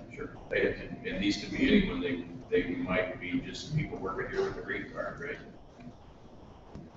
That occurs? Yes. Sure. Yeah. I'm just trying to get a big picture. Yeah. Folks move. Sure. Folks get transferred by their employer. They might have one of those special jobs where they're sent by their employer to different states for a long bridge construction, that type of thing. They get sent by their employer, they work for 6 months, their wages are reported here. If they get laid off, they file an Iowa claim, even though they might live in South Carolina. Yeah, or Mexico or anywhere else for that matter. They have a green card for Europe. They have to be within the continental United States. Absolutely. Well, Working United States. Sure. Within the United States. I'm not just, not besmirching Alaska or Hawaii here. I apologize. So your job then as a fraud investigator is to find out if any of these folks out there submitted these, they weren't working. And so that would be a false claim, correct? That's what. A false claim would be if they are working and they fail to report to us that they are working in the wages that they've earned. That would be a very common false claim. Okay. And so if I were working, I called in, I got my paycheck, and then I got our check, our state of Iowa check, that would be income, double income, right? Correct. Claim all that. Okay. Thank you. If I could add to that, I would also point out that to say that it's fraudulent, that individual has to initiate the filing of that weekly continued claim. In this particular case, they didn't initiate that. The agency did it by manually processing it. It's not fraud if the agency does it on their best interest, on their behalf. So the question about whether we're capturing these for fraud, you can't prove that as fraud. Because we submitted it. They didn't submit it. That would be a tenet to the fraud investigators. Hence, part of the reason for providing additional instruction to the fraud investigators. So the employer initiates the investigation. I'm sorry. The employer initiates Investigations can be initiated by numerous points that, would kick off the investigation. Tips, leads, are various cross matches that we run. We do get employer tips that lead to overpayments. There is a myriad of information that comes into my unit that could result in a fraudulent investigation case being assigned. What if it's proven? What happens? If it's proven, then we establish an overpayment, we ask for repayment. And what if they say I'm not going to pay? We have other means of recuperating overpayments. We have the ability to intercept state tax refunds, federal tax refunds if it's a fraudulent overpayment. We can intercept lottery winnings, vendor payments from the Department of Revenue. A lot of avenues. Yes, sir. The most egregious cases will be taken to the county attorney's office for prosecution. Thank you. Thank you. Mr. Eklund, did you write the memo that Senator McCoy has been reviewing with you? Yes, I did. Did you run that memo by anyone prior to sending out to your fraud investigators? No, ma'am, I did not. I read it through twice for grammatical errors, and I hit send. Did you ever sit back and think, I am burdening my fraud investigation team with a secret that impacts their credibility as fraud investigators? No, I did not. And why would you not believe that asking them to keep information about a system failure, that wouldn't impact their ability to do their job adequately when they're going to court representing the state in fraud? Well, I was protecting their integrity by pointing out the fact that since IWD initiated the certification versus the individual initiating it, that it was to protect their integrity in a potential court situation, to not falsely indicate that the individual filed that report themselves when we knew that they did not. So you're protecting their integrity by letting them know that they shouldn't probably pursue any fraud cases that would include that week? No, ma'am. Any fraud case that included that week, we would simply remove that week, and all the rest of the case was good to go because we had solid evidence that that individual filed the claim themselves. It was only the extraction of that 1 week that we made very clear in the conference call, and then the follow-up email. And the follow-up email was a reminder, a strong reminder, to Senator McCoy's point, that they were not to participate in the gossiping, the rumors, the speculation, those type of things. They had the facts, they were to move forward. Do you not believe that Iowa taxpayers deserve to know when a system malfunctions and fraud investigators have been told to keep quiet about something that would impact our credibility as a state? They were given the same information that all other employees at Iowa Workforce Development were given, and that we had technical difficulties stemming from routine maintenance that caused all of those weekend certifications to be lost. So we made the right choice by paying Iowans who were expecting that, needing that, counting on that unemployment check to get by. So is there written documentation that members of Iowa Workforce Development received explaining what had transpired with the system? Each individual employee received similar information from their particular supervisor. The field offices received their information from the field office division administrator. The UI Service Center received the information from their management team. The customer service staff received it from their management team. The chain of command was followed for information dissemination, and that's what we were indicating, is that, as always, the chain of command is there for a reason, and that's how information is disseminated to staff. And were harsh threats included in those written memos? If you're referring to my memo as being harsh and threatening, I didn't see anybody else's memo to their particular staff. I would speculate that they might not have been as strong as my email was. I believe your email was very strong and appropriate. Mr. Wilkinson, if glitches occur all the time in this 40-year-old system, explain to me how we can defend the system in court. How we would defend it in court? Defend that the documentation the state is providing is accurate. The documentation we can provide about the system is accurate. There are problems that occur with various processing problems that occur, and we're able to correct those quickly and to ensure that payments are going out. Documentation about the system, the data, I have no issue about the accuracy of that. And I want to follow up to something Senator McCoy had said earlier. When you said that this system malfunction only resorted to 85 overpayments and $27,000, that is only the proven amount. And if I'm correct, you've stated there's no way of knowing of the $12 to $13 million how many overpayments were made that you can't prove, correct? I don't believe I said that. I said that we only know of the 85. Okay. I can't speculate on anything else. But to say that that is the total amount is inaccurate, correct?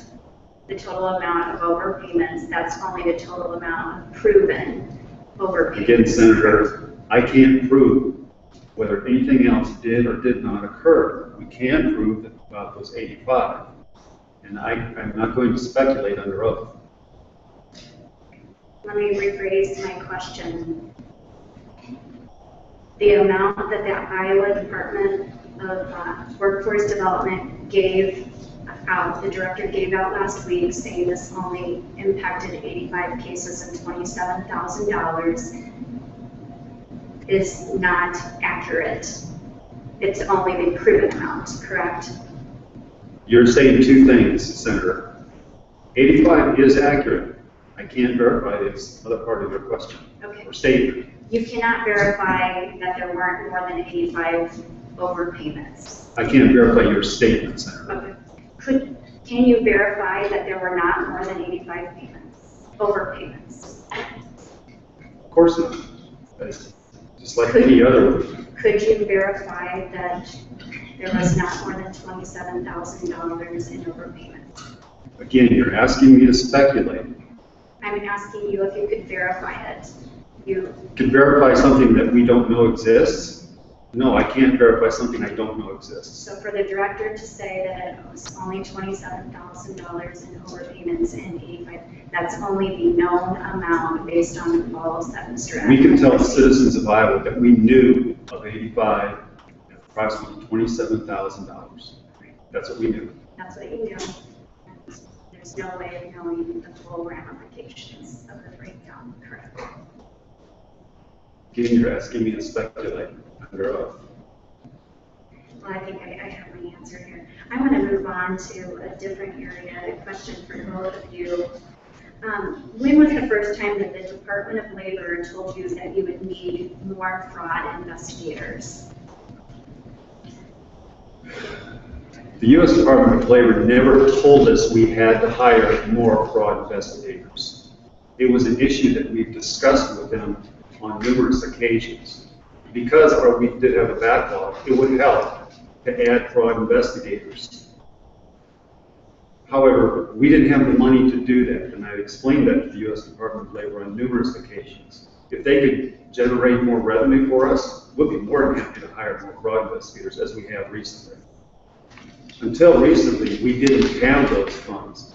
Recently, we've had created efficiency where we can trade vacant positions from other parts of my division to fill fraud investigators. That's been my commitment for the last 3 years. It's exactly what we've done. How long did we have vacant regions? I'm sorry? How long did we have vacant regions for fraud investigation?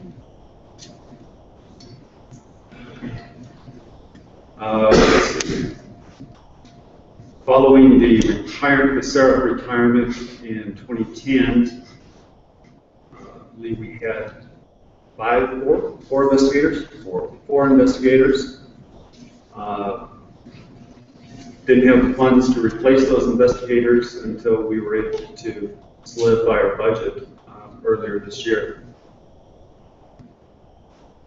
So what we did is we looked for process improvements that staff from other parts of my division could assist so that we could work on the backlog that was being created. Or which regions of the state did not have fraud investigators? We had the early retirement that occurred in June of 2010. We were able to replace 2 of those early in 2011, but the 2 that we were unable due to funding to replace was in Sioux City and Waterloo. And how long did those areas of the state go without fraud investigators? Until spring of this year.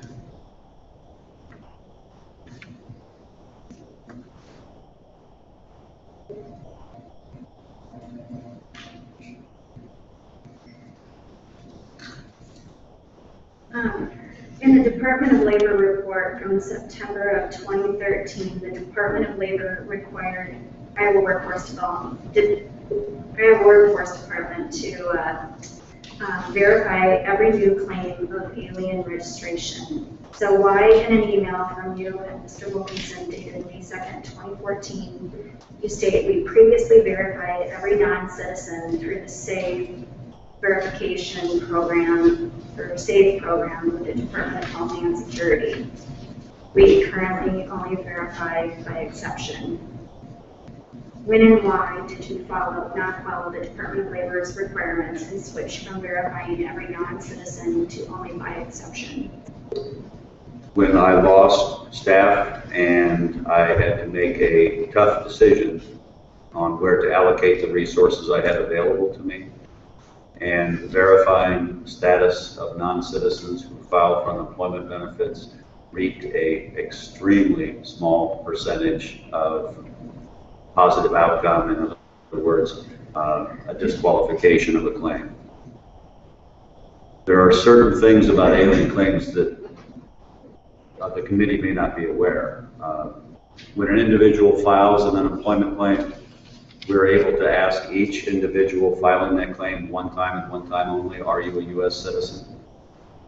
And that's by Administrative Code 871-24.60, parent 2, A and B. We have to take their answer. Okay. Folks who are not legally authorized to work in the United States know that they are illegal. They also know that they will be deported if they are found out. Those folks do not want to draw attention to themselves, therefore they do not file for government programs such as unemployment insurance benefits. If an individual is legally authorized to work in the U.S., however their credentials expire, the employer notifies them that they can no longer employ them until they get their credentials re-upped. If those individuals file for unemployment insurance benefits, those employers, you can guarantee that those employers will let us know the reason that that employee is no longer working for them because their credentials expire. Those are the exceptions that I mentioned in that email to Mr. Wilkinson that we were still verifying. Those exceptions when the employer notifies us that they were authorized, however their credentials lapsed. The other exception that we verified were for the Trade Act. Any non-citizen legally authorized to work in the United States that was affected by a trade type claim, we did verify those for the trade folks because that was part of their paperwork that they had to submit to the Department of Labor. So I'm unclear. Are you currently only verifying by exception? No. We did have a backlog in alien verifications, one that I was not covering up in any way, shape, or form. There is a quarterly report that I personally submit to the U.S. Department of Labor where I indicate clearly to them how many claims were filed where an individual indicated they were not a U.S. citizen. And then I would indicate how many of those we verified, which created a backlog because we were not verifying every claim. For an example, for the first quarter of 2012, I submitted a report to the DOL that 1,469 individuals had filed that indicated they were not a U.S. citizen, and that my department had verified 16 of those. You can't be much more transparent than that. That did create a backlog. That backlog we were able to clear earlier this year. In a similar report that I submitted in the second quarter of 2014, I indicated to the Department of Labor that in that time we accepted claims from 1,121 individuals who indicated they were a non-citizen, and we verified 12,013 individuals through the SAVE program, which is a systematic alien verification to entitlement program run by the Department of Homeland Security. That brought us back to current, and as of today, every claim that is filed where an individual indicates they are a non-citizen, we verify their status through that SAVE program, Homeland Security. So you're saying now that you are finally back on track as far as cross-matching in that area? We are. We have a staff contact Social Security Administration to check on the number of inquiries from Iowa Workforce Development, and the numbers that we got from the Social Security Administration don't seem to match up correctly. Explain to us why Social Security comparison numbers are skewed from year to year from your department. Okay, just to be clear for my help here, you mentioned the Social Security Administration, did you not, Senator? Okay. Every day we process claims. Those claims process overnight in a batch process. Every new claim is sent each night to the Social Security Administration, where we cross-match first name, last name, date of birth, gender, and SSN. Every morning I get a report, the results of that cross-matching of any anomalies, any non-matches. A majority of those are attributed to a William filing his claim as Bill. That comes back as Social Security verified, but it's not 100% clean because we didn't have a perfect match. Spaces, McFadden, if they put a space in between there, the SSA doesn't use spaces. McFadden is MCF, not MC space F. Those come back matched, but unclean. Folks make errors on our claims in their Social Security number, in their date of birth. If they make an error in their Social Security number, they get a report from us saying your claim is valued at 0 because we have no wages under that Social Security number. So, you know, those don't usually cause any issues, but the Social Security Administration is a completely different cross-match than the alien verification. So are you saying that every day the Social Security match, the report would come back and someone on your staff was responsible for checking those to see if we had any, I mean, beyond someone being an on-stall or there being a space in their name, what about those that were using Social Security numbers that were not accurate?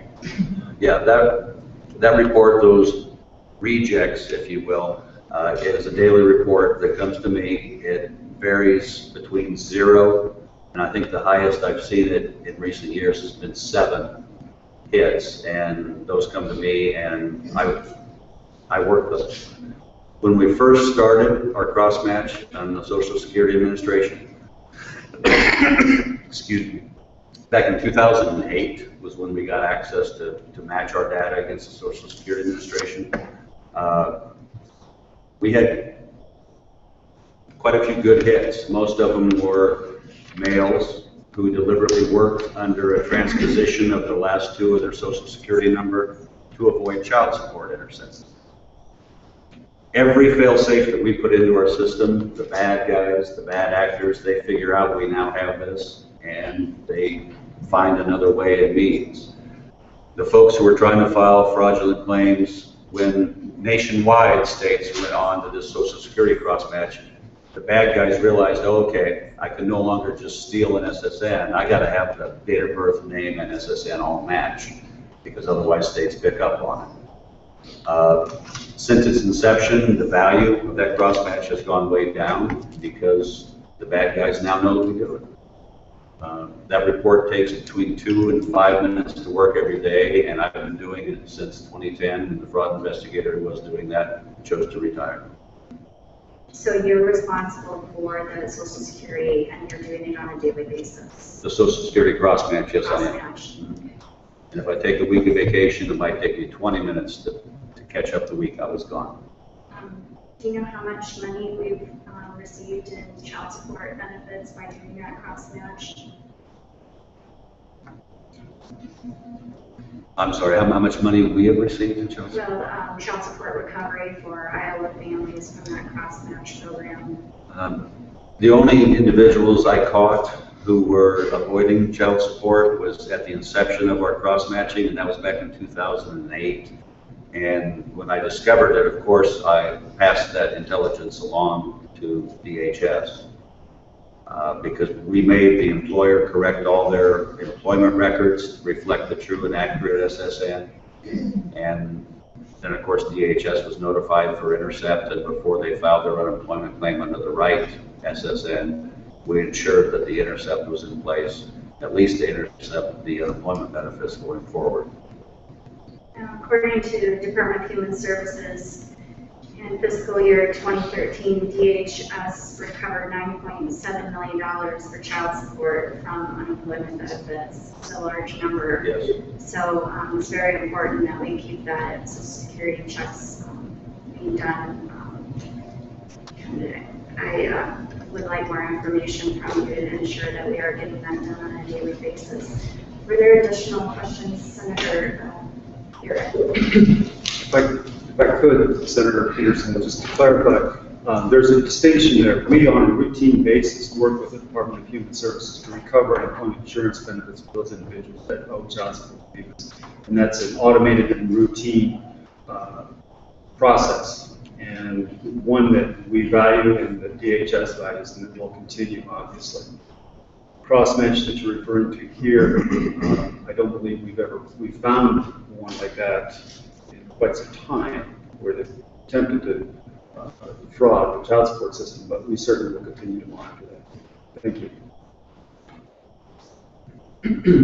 Thank you, Madam Chair.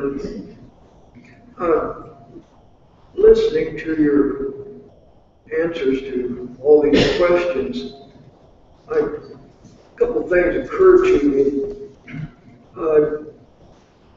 Your job basically is to try to root out fraudulent claims. And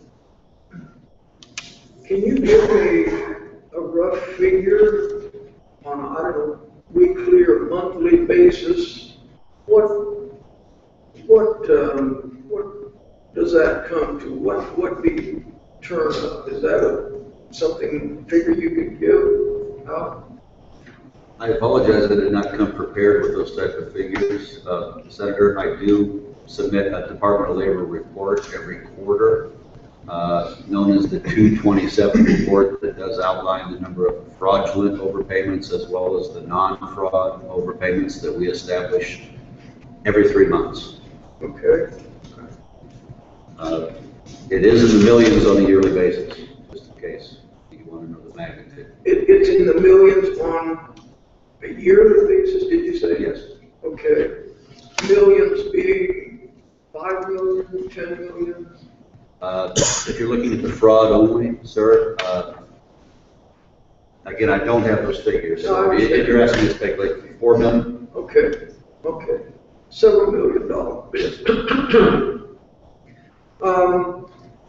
Is your experience that that's relatively uniform as you go along through the year, or are there ups and downs during different parts of the year? It cycles with our benefit load. In the wintertime, we're paying out far more benefits than we do in the summertime, and the fraud follows that trend. Okay. The reason I'm bringing that up in the week when you had your problem, how did the claims paid during that week compare to the week before, the week after, to other weeks? Was there any significant noticeable difference that week as compared to other weeks? No, there wasn't. No, I mean, that's one thing that I did look at, because I was concerned as well. I looked at the week before and the week after, and I apologize, Senator, I'm going from memory. I think both the week before and after were slightly larger in payroll than actually the week of March 8th, the one in question. But I gather not significantly different. No, if I would have seen that we paid $1 million more out that week, I would have been concerned, and I would have brought those concerns to my boss. I'm sure would have, put them to his. All right. And the reason that it occurred to me, I was interested in that is, you have a certain number of fraudulent claims every week, I suppose, and that's the reason you're there. That's your job, is to try to minimize those. I understand in jobs like this, you never achieve perfection, but you're trying to minimize it. And in light of the line of questioning we've had here, it seemed to me significant to point out that there wasn't anything unusual about this particular week. So whatever fraudulent claims there might have been in this week probably wasn't particularly different than the week before or the week after. It wasn't like we had a computer glitch, so now we got a whole bunch of fraudulent claims, and we got, we spent a lot of money, but, that unusually large amount of money on fraudulent claims. It probably, I know you can't say it precisely, but in listening to all this, it sounds like it probably wouldn't have been a whole lot different than in other weeks. That be a fair statement? I would concur with you, sir. Okay. All right. So while we may not know the exact amount, it's not some unique thing out there where, while we're always concerned about fraud, it strikes me in that particular week, it probably wasn't much worse or better than in most weeks. Agreed. Is your funding totally federal? 100%. Okay. So you have, I understood there during the last several years, you lost some federal funding. Is that right? That's correct. Over the last 4 years, approximately $75 million. Out Out of our general base grant, yes.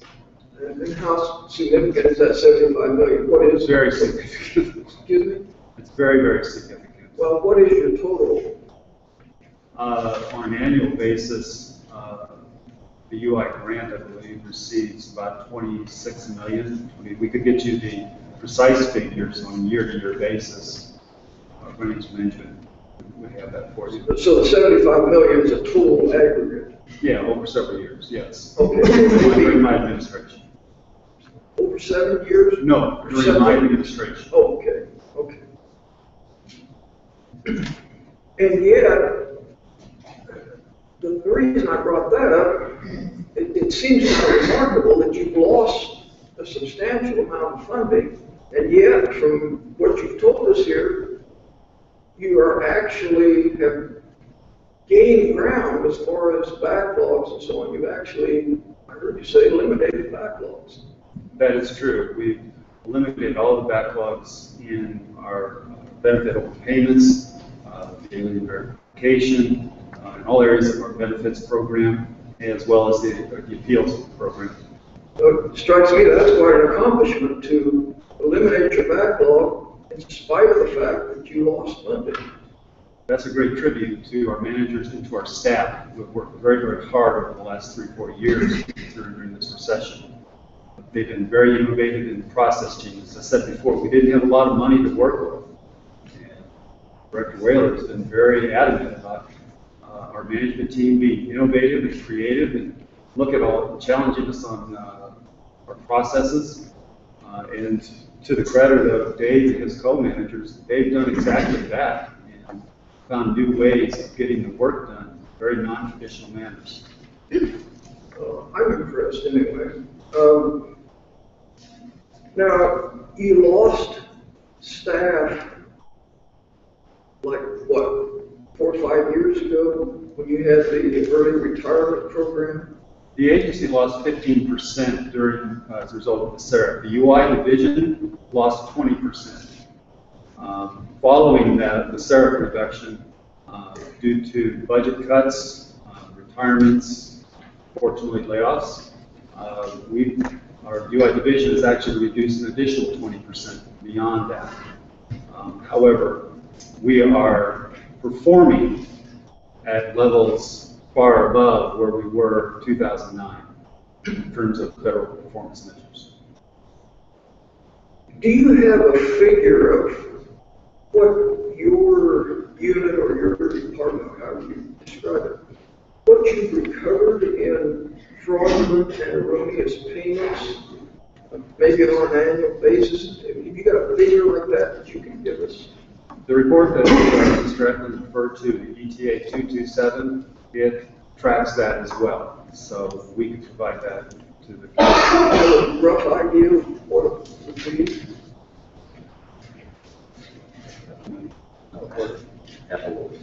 Better not spend it right under oath. I'm sorry, it runs roughly half of what we set up to recover each quarter. Be more comfortable providing you the actual data. Yeah. Well, I understand. But he just has to speculate. I follow through. Let me ask it this way. Would it be more than you spend to pay your salaries and fund your agency? Are you recovering more than that? Yes, my fraud investigators have always kidded me a little bit. They wish they could work on a percentage. But all of the money that we recover due to an overpayment, every last penny goes back to the trust fund. None of those recoveries can be used for staffing, for innovations, not even for Post-it notes. And it's substantially more than what the taxpayers pay your folks to do the job they're doing. Substantially more, yes. All right. Thank you. Senator Shin. Just a slight follow-up then from the days that the system was down. How many employers get a hold of you and say, hey, what are we supposed to do now? You have the contact numbers if they know how to get it. Employers? Yes. Regarding Information on how do we handle the system, how do we handle claims, how do they normally?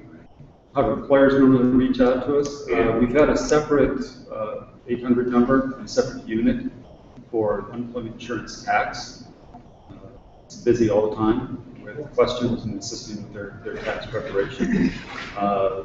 If they've got questions on their unemployment insurance claims, we have the toll-free number that goes to our customer service unit. I believe there's a line that goes directly for employers with questions as well. Employers, and what about employees? Same thing. Same They have thing. special numbers that they can call. There's several functions on the telephone line that they can perform. They can report the continued claim, route to a service representative to get the questions answered. So yes. And that's part of this 40-year-old system? No, that's actually part of a new IVR system that we installed approximately 2 years ago. So in that system, employers have specific numbers that they can call in, and then there's a general number for. So employers have two routes they can go. They can get a hold of our tax unit, which is a toll-free number, or they can go through our customer service unit as well. Okay. And what about an employee out here? I was overpaid. Now what do I do? There's a phone number on that notice, and they can also contact our toll-free number, and we can answer their questions. So we've got at least one number for the employees then, so they can get a hold of you too. Okay.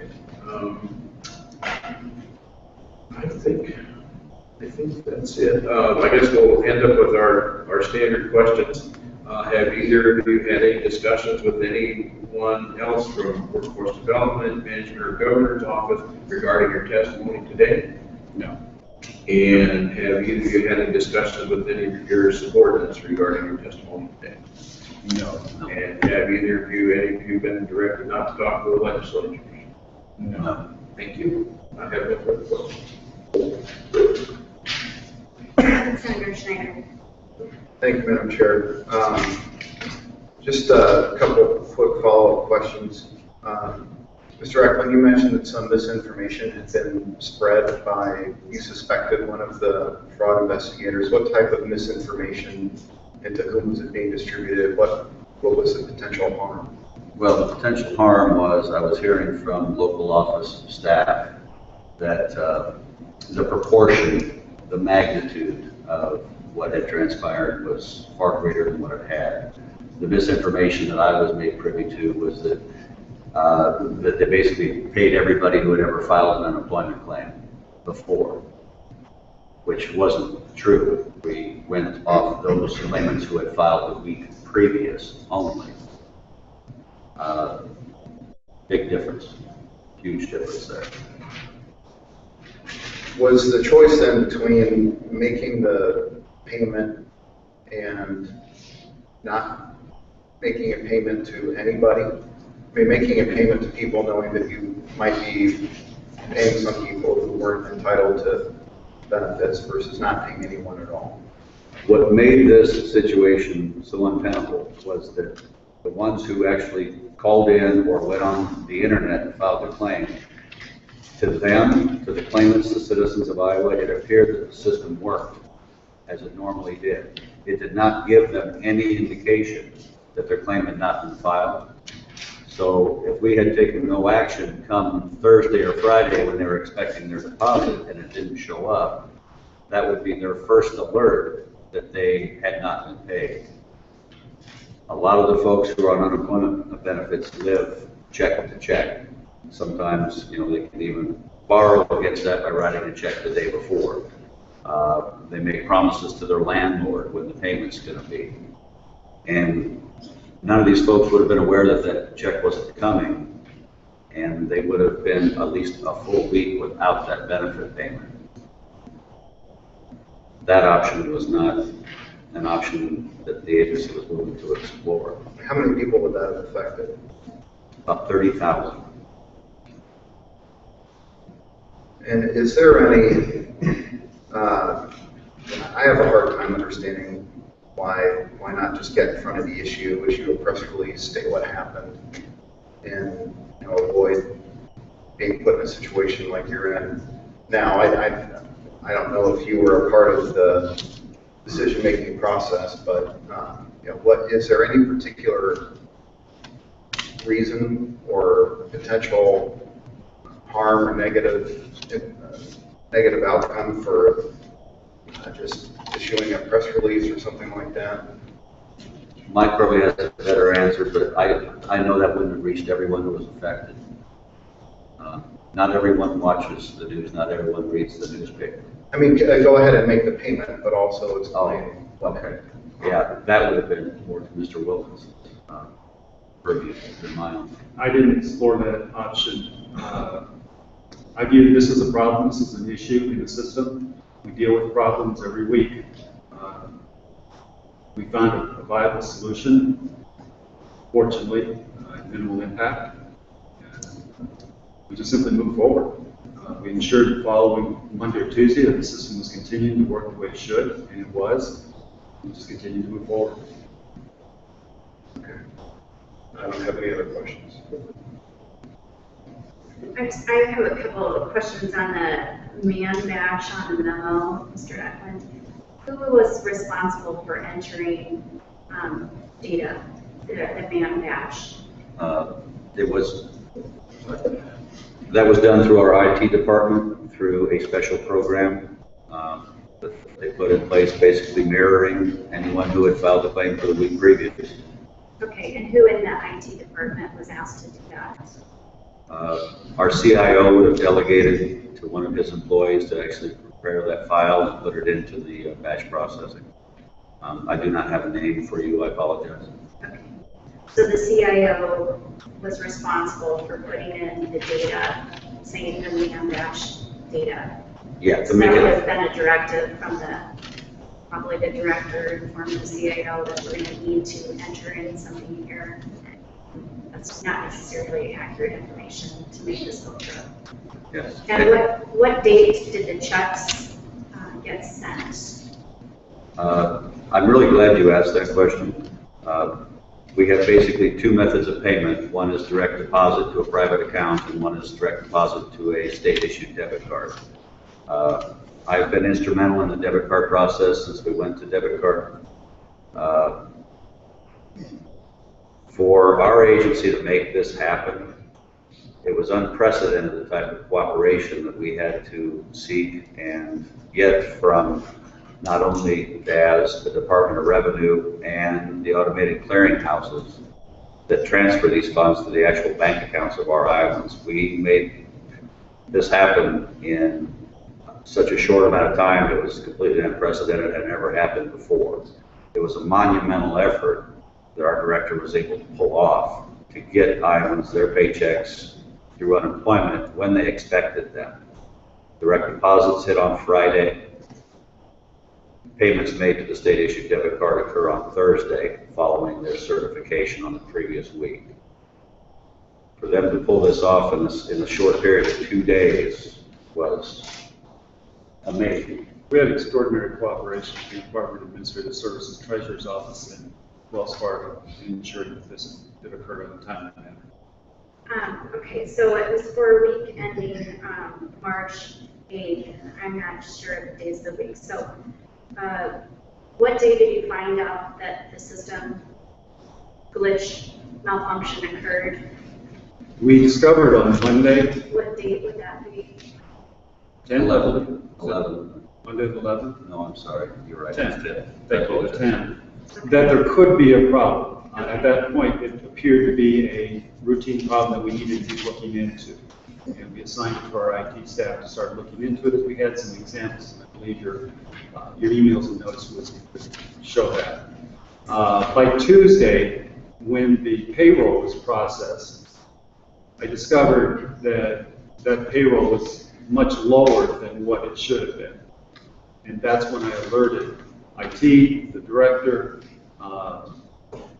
my management team, that we have a potential major problem and that we need to engage more people into researching this. So that was on the 11th.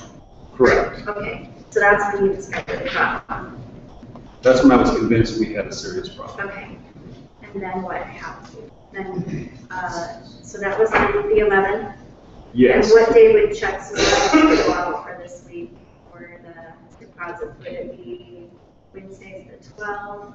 The payroll that would have processed Monday evening would normally go on Tuesday for deposits into a direct deposit by Thursday, the debit cards on Thursday, direct deposits on Friday. We were already behind, knowing that we didn't have a lot of it was going to go. Okay, so the amount that you had ready to go on the 10th and on the 11th, you looked at it and said, we've got a problem here because this does not match up with this amount. It wasn't normal. It's not normal, so red flag goes up, we've got a problem. Correct. Okay, so by what day did you have the full, what day did you do the man batch? 12th. The 12th. So the very next day, you did a man batch to make sure Iowans were going to get a check. So within the 11th and the 12th, you had gotten in touch with the governor's office, DAS, Department of Revenue, Wells Fargo, to make this all transpire, really less than 24 hours? No. I don't know if the governor's office was contacted. We made the decision internally how we were going to proceed. And then I reached out to the Department of Administrative Services and the Treasurer's Office. The Treasurer's Office worked with Wells Fargo. So you don't know if the governor's office ever made I do not know for sure. but at the same time you're reaching out to all these other groups to make this happen, you are telling our fraud investigators that they need to keep their mouths shut. That was me. So the We checks. were telling the fraud investigators not to spread misinformation, as at least one of them has. And at what date? And that was the same day that checks were dropping and direct deposits going into accounts of Iowans or those seeking unemployment, correct? The date I sent that email you're referring to, ma'am? Yes. Yes. The day that the checks were already in the mail or whatever, they were on their way. Yes, deposits had already been made to the state-issued debit card by the time I sent this email to the fraud team. Yes. All right, so the department saying the reason that this was being sent was they didn't want to worry Iowans that they may not receive their check when in fact the checks were already out the door, correct? Referring to the email, Correct. again, Dave was attempting to stop the spread of misinformation. And the department said you didn't want Iowans to worry that they weren't going to get their unemployment. But in fact, the coordination to make that happen had already transpired, correct? The misinformation that I referred to was not being communicated to the entire citizenry of the state of Iowa. It was misinformation being provided to other staff members and outside of the agency. And by outside of the agency, I'm not sure who she was contacting, but it wasn't a pipeline to the citizens of the state of Iowa. So you don't believe a fraud investigator who's worried about his or her credibility should be able to alert someone in the media if they have a concern, or someone on the Senate Oversight Committee if they have a concern about how a situation impacting millions of dollars has been handled within the department? All staff have the right to reach out to their legislators. All staff have a right to speak with the media if they choose. However, speaking on the part of IWD, those communications come through our communications manager. We're concerned is that policy is not being followed. So if they have a concern, they need to go to your communications department and ask that they disseminate the information. Is that what you're saying? They can't go. Communications to the media and to legislative staff on the part of the agency go through our communications manager. And what if they believe the agency is not functioning how they should be functioning? And they still has to go through As a citizen, they have a right to contact their legislators. with potential repercussions. Are there any additional questions? Seeing none, we are going to break for lunch, and let's reconvene at 1 o'clock. Madam Senator? Madam Chair, I apologize. There were some comments made yesterday that I would like to offer factual clarification, if that's agreeable. If you want to submit those in writing so that we have those for the committee, that would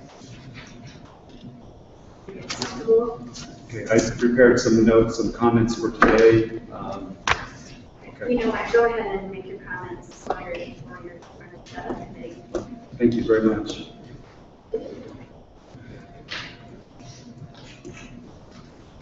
I'll try to keep it brief. I know we're running a little bit behind here. First of all, I wanted to note that within the Appeals Bureau, I'm responsible for the corrective action plans that go out of our agency to the U.S. Department of Labor, all corrective action plans, ensuring that they get out. Corrective action plans were written for the appeals unit in 2010, 11, 12, and 13 for failure to meet performance measures. Also want to note that the reason that the caseload was set at, that was under discussion yesterday, is because in 2012, the corrective action plan submitted by Mr. Walsh called for a 10% increase in the number of cases going from 28 to 30. I also want to emphasize, we talked yesterday about creating efficiency and why that was important. I want to emphasize the importance of the creating efficiency and why it's been a priority for Director Wahlert, for me as division administrator, and I have some documents I will distribute. I'll go into great length on it. One of each of those. Every year, the U.S. Department of Labor distributes formulas and methodologies how each state will receive their funding. Approximately 2 to 3 years ago, our CFO, fabulous individual, was able to calculate, using these formulas, the amount of money Iowa was losing because we were not among the top 10 most efficient states according to the U.S. Department of Labor Resource Justification Law. All states take an equal share of cut. States not in the top 10 take an additional cut, depending on their ranking. And you'll see from there, we have lost, because we are not the most efficient in the 6 key areas, we're losing a great deal of funding that we could be put back on the table. Meeting the U.S. Department of Labor's performance measures is important, but it's also creating efficiency is equally important for our funding purposes. Being creative and innovative in our process changes. In other words, throwing more people at a problem is not going to help the bottom line. You have to meet performance measures and be innovative and creative to create that efficiency. That is important not only in the Appeals Bureau, in my bureau, in my division, but we have to not only meet the measures, but be creative and innovative in our approaches. Mr. Walsh also made the statement that the appeals unit did not need to make any cuts financially.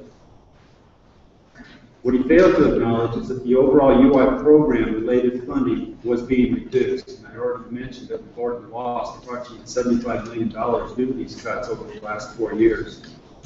According to the same U.S. Department of Labor Resource Justification model, the model for which states are funded, states have bottom line authority, and the definition of the bottom line authority is being distributed with these, on the use of the funds to meet UI performance requirements.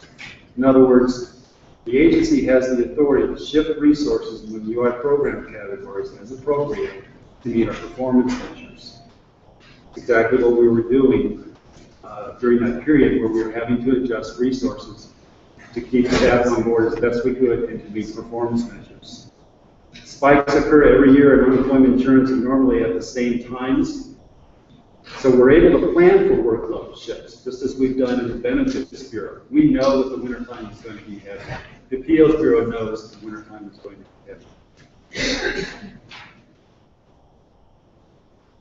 I think it is reasonable to assume that the Appeals Bureau will go from 29 probably up to 30 again this winter. It happens every year, and they should expect that. Last thing I want to comment on, it was stated that Director Wahlert has created an environment of fear. I disagree. A member of her leadership team, I disagree. I've always been able to disagree and make my points. Sometimes I'm right, sometimes she's right. Director Wahlert has always challenged existing processes and challenged me to be innovative, to be able to measure success. She holds me accountable for that success. She always sets high expectations. Being among the top 10 states in efficiency in all 6 of those standards, that's a high measure. That's a tough job to do. It's a long job to do. It takes tenacity. The job of UI Division Administrator is high expectations from you folks, from the U.S. Department of Labor, the citizens of Iowa, employers. We deal with hundreds of millions of dollars each year, and the director expects us to do it well and to measure our success. She leads me to my work, and I go to her for counsel and advice. Fear? No. Any fear I might feel is within myself, my fear of failure. This is a big job. Unemployment insurance is going through a major change. It's going through a historical change. It's a big job, and I'm concerned for myself that I'll be successful, and I need to be successful. That's the only fear that I would feel. The director's always been supportive of me, and I don't experience the fear that was described yesterday. Thank you very much. Thanks, gentlemen. Senator Garrett, just to get back to your point about making sure that we receive the documents, I will make sure I secure them for my caucus, if you would do the same for yours before we go to lunch. And why don't we change it to 1:15 to reconvene?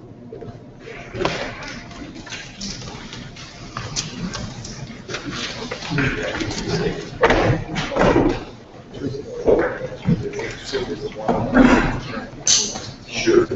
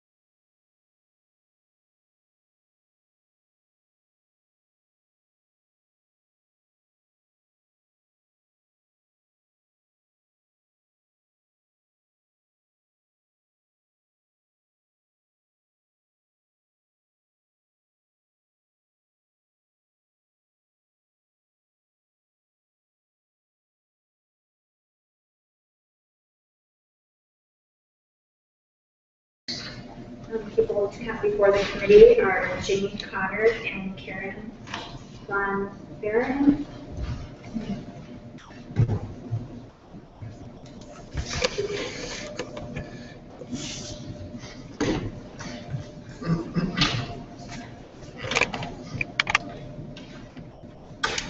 Karen, maybe give you the pronunciation of your last name. Von Baron, you were good.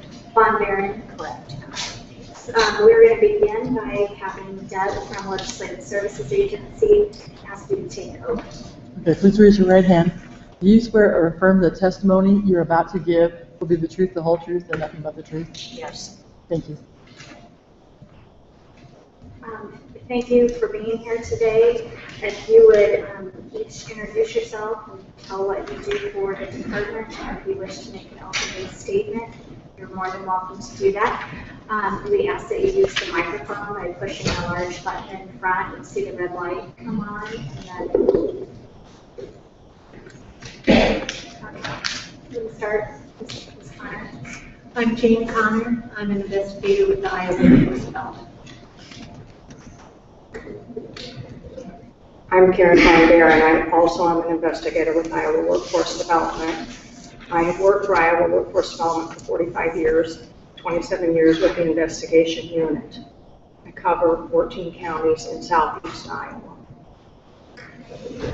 And where are you based? I am based in Burlington. Here today. Do either of you wish to make an opening statement other than your introduction? Okay. Senator Jane. Thank you for coming today. So please tell me a little bit about what you do as an investigator. We look at potential overpayments on the unemployment. How does that happen? The majority of our work comes from what we call a cross-match. That's a form that is sent out to the employers on a quarterly basis. At this time, we are looking at first quarter of 2014. And they fill out this form. It then comes back into the Des Moines office where it is entered. And then if there are any cases, they are sent out to our office to investigate. And who assigned those? They're assigned to us for our counties. So I'm on some of the Mesa City areas, so I get different assignments. Karen would get the southwest, southeast assignments. Okay. And then on average, about how many overpayment cases have you worked on?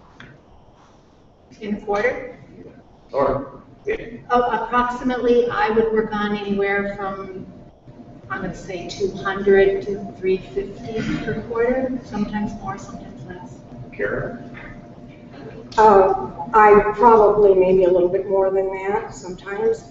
However, we represent other areas, and other areas are also, we have investigators who cover other areas, and some of those areas are way more cross-match information.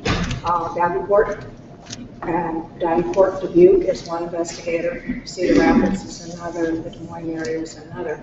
So they conceivably could do a lot more in each quarter. Sure. We also get cases from what we call ICERs, which are based on a report that goes to child support recovery. Employers are supposed to report in when somebody starts a job. When we get that and it's a match to our system, then we pursue that immediately. The cross match itself that Jamie was talking about is something that's delayed because employers report their wages in later. We don't know who's reporting wages for first quarter 14 until down the road, so that match goes out later. We get tips, we do prison reports, jail reports, those kinds of things, because we deal with that as well. And why do you have to deal with the jail reports and the status reports? Because people can file an unemployment claim, become incarcerated, use either somebody else or themselves to file an unemployment claim when they're incarcerated and they're not able and available for work, therefore not eligible. Okay. So it's the ineligibility that we're actually trying to track. As part of the whole process. And how many dollars are we talking about here usually, in a quarterly report? So? It varies by the season and how many we're investigating. But I would say 200, for me, maybe 250,000 a quarter, 200 a quarter. Maybe, I'm not sure. Yeah, I'm sure it probably depends by region too. If it's a high quarter, might be more than that. If it's a low quarter, and, then the high volume areas would be much more maybe. Is that considered to be a high recovery rate then, or about average? We have various ways to recover monies. I really have no clue as to what the rate would be as far as recovery. Do you remember any vacancies in the regions that you had to cover? Either of you? Have you had to cover any vacancies in regions? Territories? Yes. We have tried, but when you are reduced to 4 people, when you originally had 9 and 9 was not enough, I would say the territories were not well covered. But so, yes, we did do some Sioux City area. We did do some Waterloo area. We did, Jane picked up as well as I did the other 2 investigators. So when you say you picked up, those were assigned to you to do that, correct? It wasn't just something, well, there's something to do in Waterloo, so I'll go do those. We would, when they would have come out, they came out from the cross match, it would have been assigned to the person that was vacant. And so therefore some of those cases were reviewed and then they were reassigned to the remaining investigators. Were you aware of the unemployment claims phone system being down then on March 8th and 9th? As a caseworker? I don't think I was aware of it until, I think it was the 13th of March. And how were you informed of that?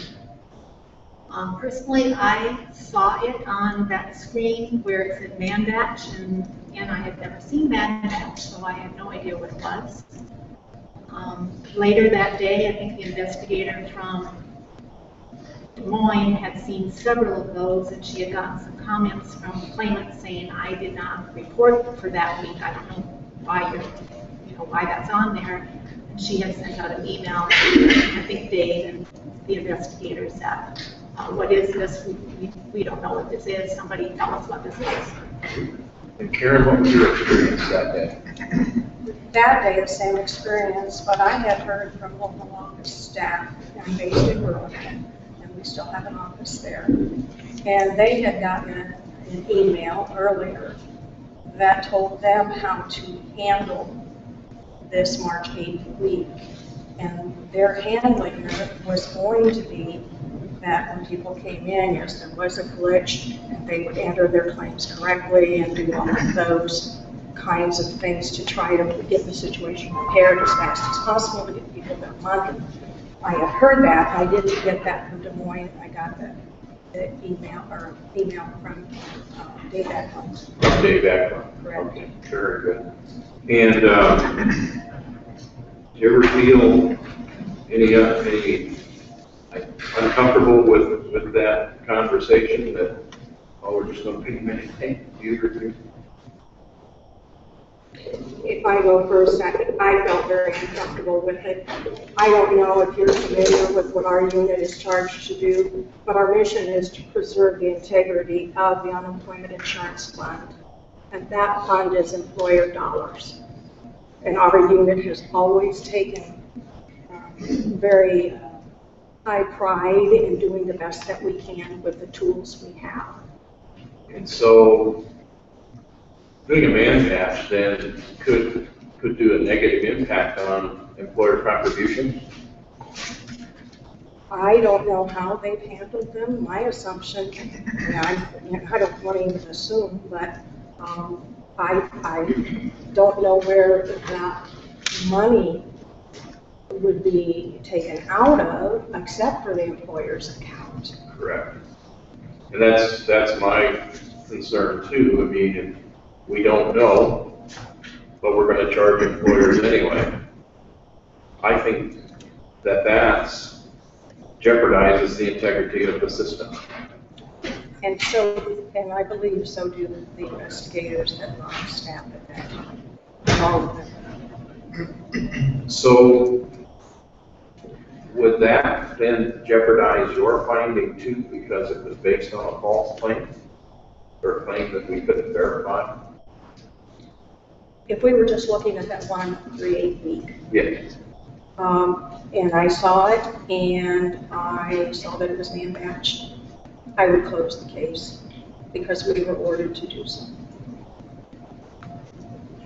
So we just walk away from it? That's what we were instructed to do.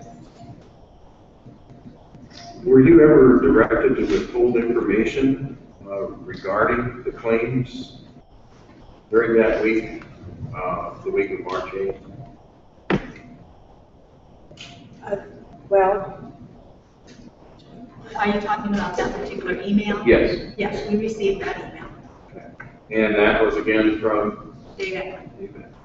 And did you know why you were told that? Not really. It just came out without explanation? Well, we knew that there was, the man-batch week, but the letter, I guess, was to inform us of what was going on. And there was to be no further communication, nothing was to be said, correct?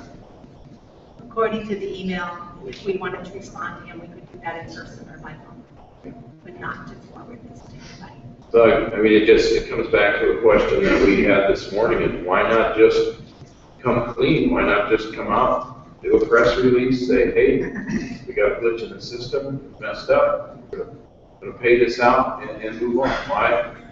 I think that's what most of the investigators were wondering too. Why is this veil of secrecy, and what are we afraid of? We messed up, we had a problem, So, what is then the significance of IWD entering, if the data was not accurate, of course, on individuals and giving them unemployment benefits that they're not entitled to? What's the huge problem with this down the road, and even for you? Well, I think there's a credibility issue. If I now take a case to prosecution, anybody can say, well, how do I know that person put in any of those other weeks? I also think that there is a problem with will the employers be charged for that week? I see no problems there. Karen? I think the public perception of Iowa workforce, especially now that this has come out, and especially it's going to make it harder for our unit to deal, because I'm sure we're going to get a lot of feedback that, you allowed this to pass, so why don't you forgive this, and go back and forgive that, and whatever. We set up fraud overpayments, we set up non-fraud overpayments. People who unintentionally don't know do something, and we do both. But I think it's going to make our jobs a lot harder based on what has occurred. So it's going to be a little easier for the guilty to get away with it.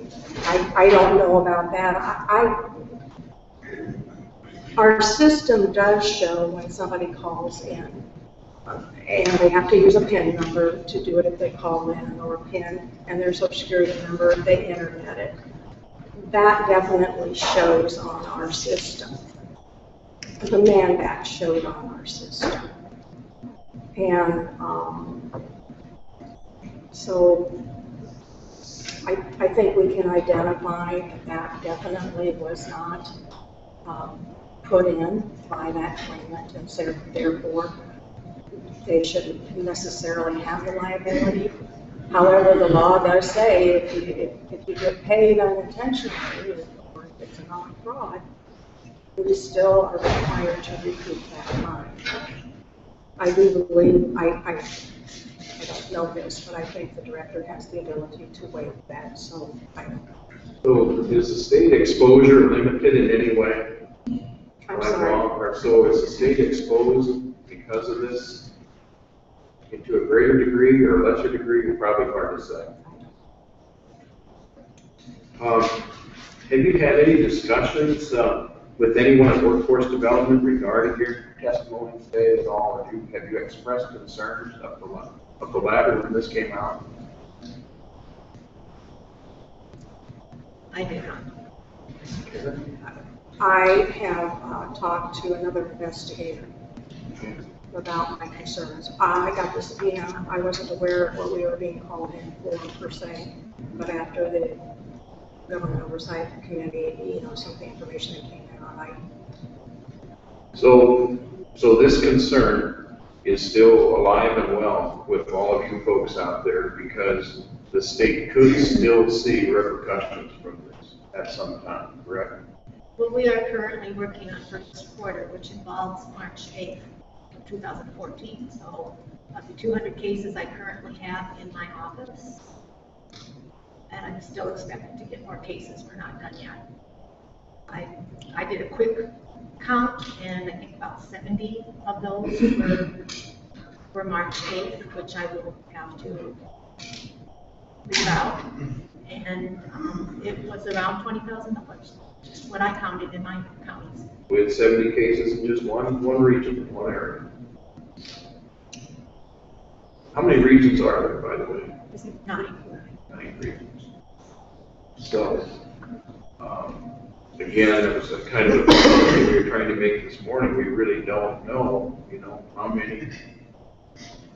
We know how many people turn their money back, but we really don't know what's still out there. I did a hard count, and this isn't totally accurate. And I looked at what we call the ICERs. Those are the ones that would have come in probably April. And then I just closed out. They were 1-week issues. They were the March 8th week. There was no overpayment, so it dealt with that. But then I had some that are coming in now that have overpayments as well as the March 8th week. My total so far is 89 cases and approximately $31,687 Your region. in my region. And we have 9 regions. Correct. But we have one or two regions that don't have anybody. I don't know where those cases are. And it would be very difficult to account for any of those because there's no one assigned to those regions, correct? If people keep their cases, it would take a while to go, hard cases, it could take a while to go back into, but you can get a fairly decent estimate. Dane and my area are not the biggest number area. So there's a lot of cases out there. And I think that's an exposure for Iowa. I think if we'd have just come clean right away and made the big announcement, it certainly could have been handled better. And now we have to deal with consequences that I'm not sure what they are yet. And certainly employer money that may or may not have had to go out has gone out, and that affects their bottom line too. And the representative of the people of Iowa, I'm concerned about that. That includes the businesses, my small businesses especially. That hurts their bottom line if they've got to pay out for inaccurate numbers. So just one final question that I have here is, have you ever been told not to contact or discuss information with legislators? It's our standard. I have not. Karen? not been told per se, but there was that memo that did come out about how to go through contacting the legislature. And it was a repeat of something Liz Buck did a few years ago when the CTEC issue was going on. But there were things highlighted in red, and And they came out in May, that came out in May. Just basically that you go through the director and, you know, your chain of command on how to talk to. So you were not to individually come to us, you were absolutely to follow the chain of command. When did this letter come up? Well, the second review, like I said, I believe this came out with Liz back in the CTEC era because of whatever, and I believe it's a repeat, Of the CTEC. but May 8th, May 8th of this year. May something this year. Okay, that's fine. Thank you. I have no further questions. Senator Garrett.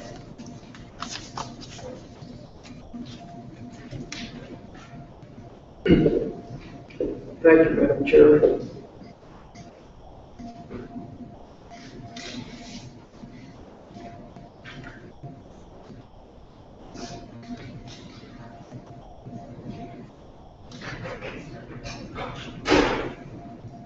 Have your numbers of investigators been reduced over the years? You say you're the only one in your particular region, as I understand it now, is that correct? Has that always been the case? Yes, there's only one investigator per region. I was a combination. I used to be in Burlington, and I had 8 counties. We had somebody leave in the Ottumwa area, so that ended up being a combination there. Were you affected at all by the early retirement program that Governor Culver implemented? Very much. How were you affected by that? Well, we lost 4 investigators who had over 100 years experience. You lost 4 in your region? No, in the statewide. We had 9 statewide. Yes. And 9 regions. We had 9 regions statewide, and we lost 4 for the state originally. And then in October of 10, we had somebody transfer. So then we were down to 4 investigators to cover our own regions, plus do the best we could to try to cover the rest of the state. And did that cause a backlog then? Yes. Okay. Has that backlog been eliminated now?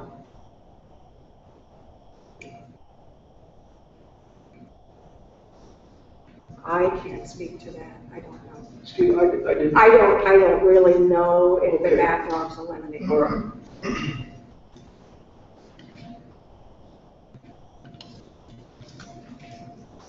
Now, I understood you to say that you're not happy with the decision that was made by the director to just go ahead and pay out the funds for that particular week.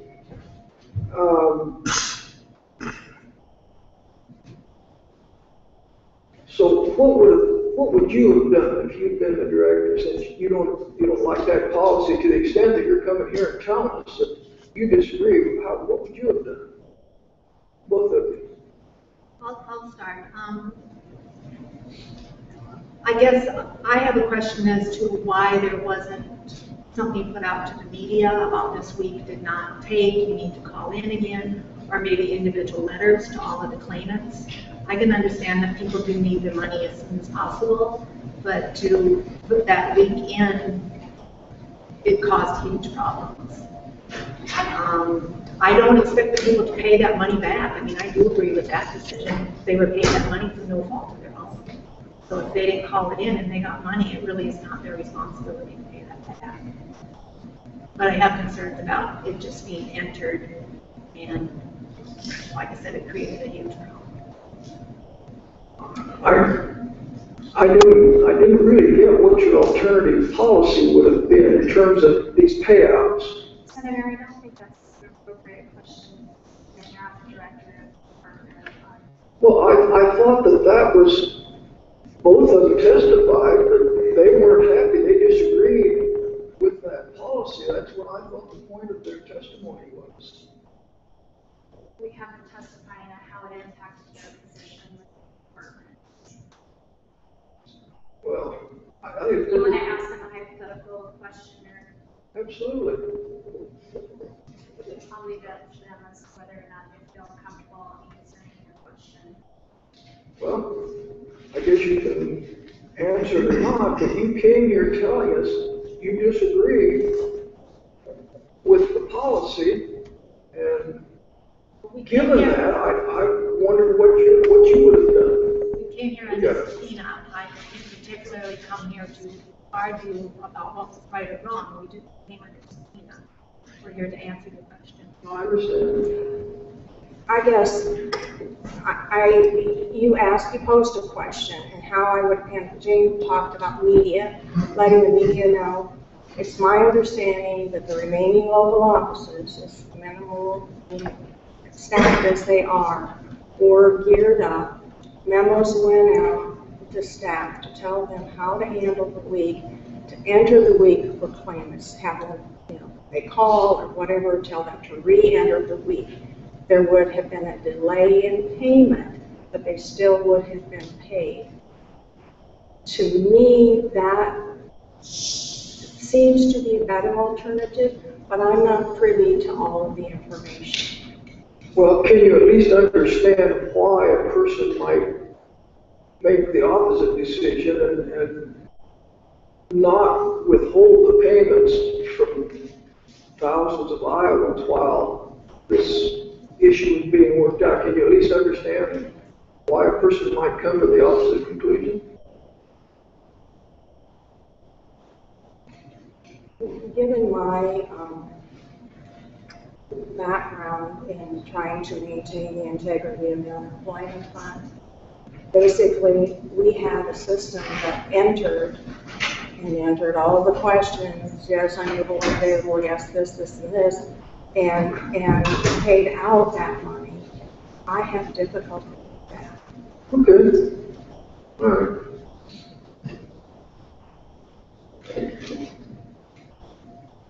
I heard you say that your contention is that the way that problem was handled might jeopardize the fund and might be costly to employers. Did I hear you right? Is that what you're saying? Yes. I think there is that.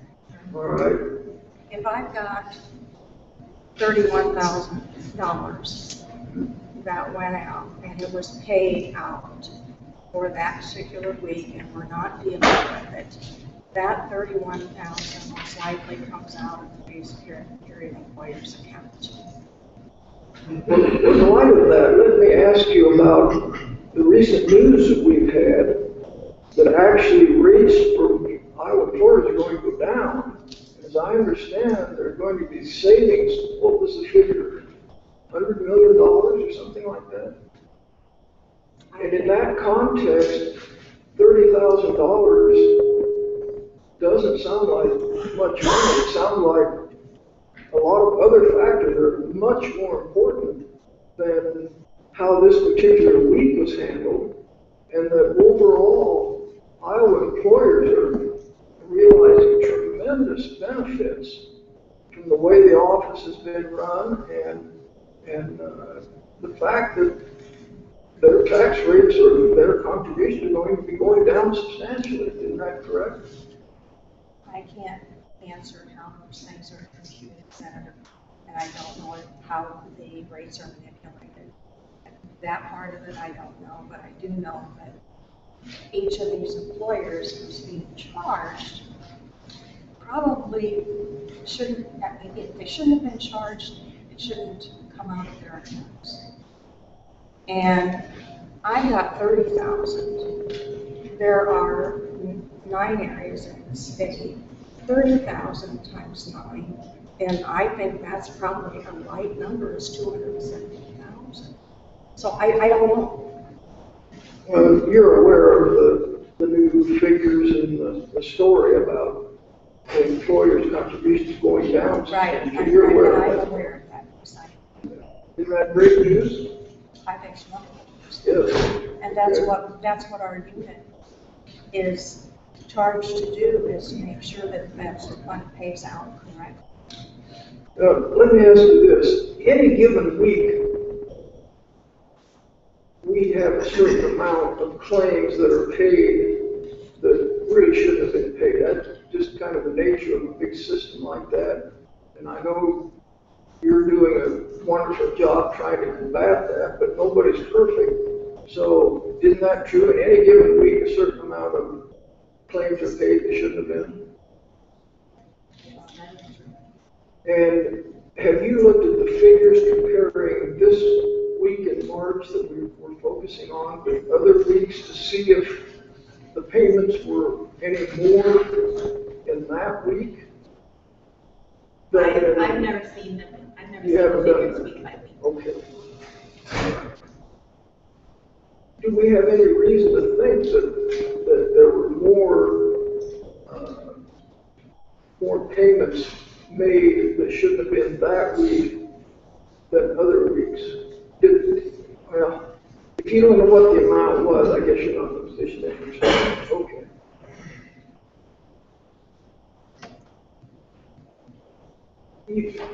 You said that there would be repercussions and feedback for employers based on what happened. And I'm wondering, that's been 5 months ago. If there were going to be consequences and repercussions and whatever, wouldn't we be seeing them long ago? Okay, I'm not clear. Well, I'm basing it on your statements that part of your objection was that this could cause, I wrote down feedback, I guess was the term used, that this could cause, I took it meaning bad stuff for employers. Employers get their quarterly reports and in a delayed basis.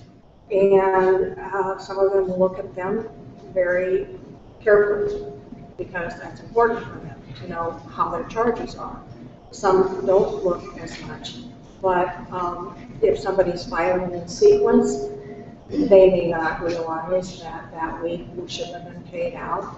I think if employers were aware that they're being charged for a week, that, I don't think they'd be happy. Well, don't you suppose they're aware that they're being charged? They get a chargeback statement and some employers look at that, some employers don't. Okay. And so, if you've got a major employer, potentially not. Sometimes. Did you get complaints from employers? No? Did you get any complaints from employers? No. Okay. I don't. So if we haven't had any complaints and 5 months has gone by, is it reasonable to worry about that now? I don't think the employers are aware of that. They may be Well, after the results of this hearing. I don't. There's been a lot in the news about this issue. I would think employers of all people that'd be an issue that they would pay attention to, I would think.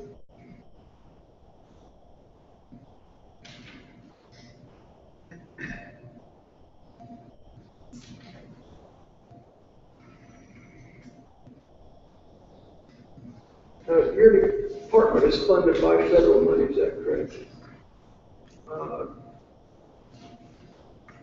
Has there been any repercussion that you're aware of from the federal government over the way this was handled? Are they okay with it, as far as you know? We've not been made aware of it. You haven't heard of any? We have not been told. Okay. Well, you're not aware of any problem from the federal level over the way this was handled? We weren't aware that there was a problem until we got the memo. To start off with, I would assume that we would get feedback from our administration if there was a problem. Okay.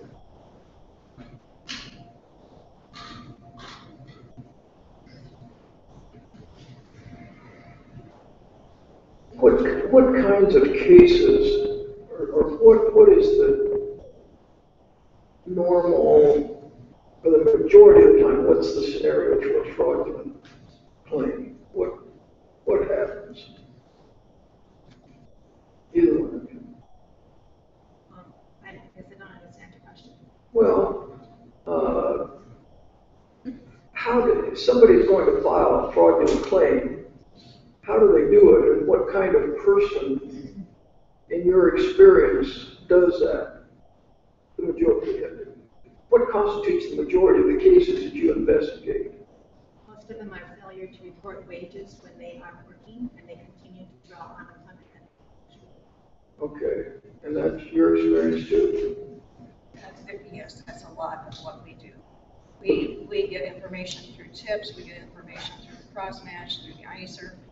We pursue it if we see there are other reporters or other employers. We pursue all of that, contact employers to try to get information. Sometimes have to contact employers a lot to get the additional information. We then put the case together. We contact the claimant, and if it's a large overpayment, we call them in and discuss the issue or talk to them on the phone.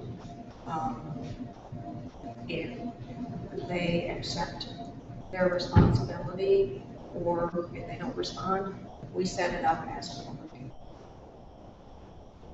And they will get a notification about the money, and what occurred, and that they have their appeal rights.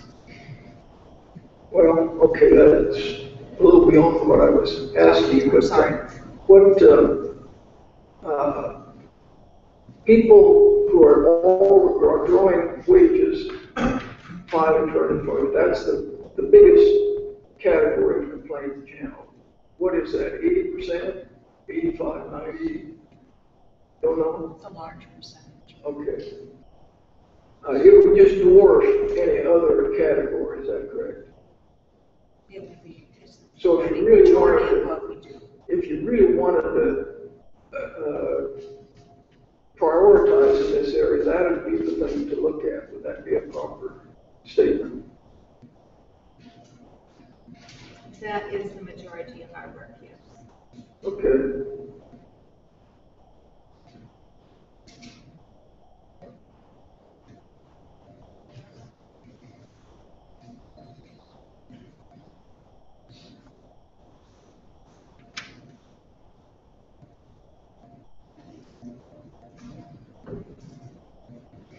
That's all I have, ma'am. Thank you. I had a question for you regarding the number of investigators. There's supposed to be one investigator per region for the 9 regions, am I correct? Okay. And then under Governor Colbert, we lost four investigators who took early retirement in 2010. Okay. And then someone else transferred out to a different area. So that's 9 minus 4 minus 1, putting us at 4 fraud investigators. Were your regions expanded to cover all of the territories where fraud investigators? There were no fraud investigators anymore. I'd say not. So the regions remain the same. So certain portions of the state, those businesses in those regions did not have an assigned fraud investigator.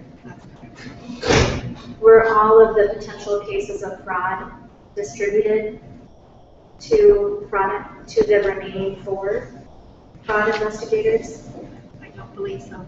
So those businesses in the regions where there was no one as a fraud investigator, also there was no guarantee anybody was checking on the fraud at that time. Okay, and if I can go to the memo that we talked about this morning, it was dated March 13, 2014.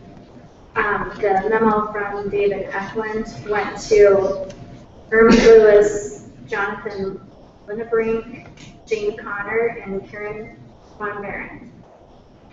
So they went to 4 fraud investigators, yes. And were there only 4 fraud investigators in March? Yes. And how many of the group in that email still remain fraud investigators. Three. Three of you on this email are still there. And how many new fraud investigators have come on board since March 13th? Four new investigators started in June. They started just in June? May, sorry. Oh, in May. So will these 4 fraud investigators then be charged with the backlog from those various regions where there was no fraud investigator to cover the workload? Or is that something you wouldn't know? I don't know if they'll go back to 2010. I'm not certain of that. We can't go back that far. How far back can you We go? normally go back 3 years. If there is if we're made aware of it now and we start investigating, we maybe can go back a little bit further, but we cannot pick up 2010 and 2011 readily, I would say. I could be wrong on that, but that's what I've always been instructed.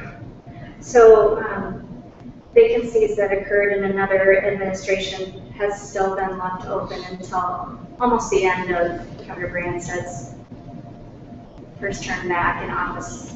You've been without fraud. You've been, well, you're down to 4. It looks like March of this year you still just had 4 investigators. Is that correct? We've had, okay. In June, we lost 4. In October, we lost 1. That put us at 4.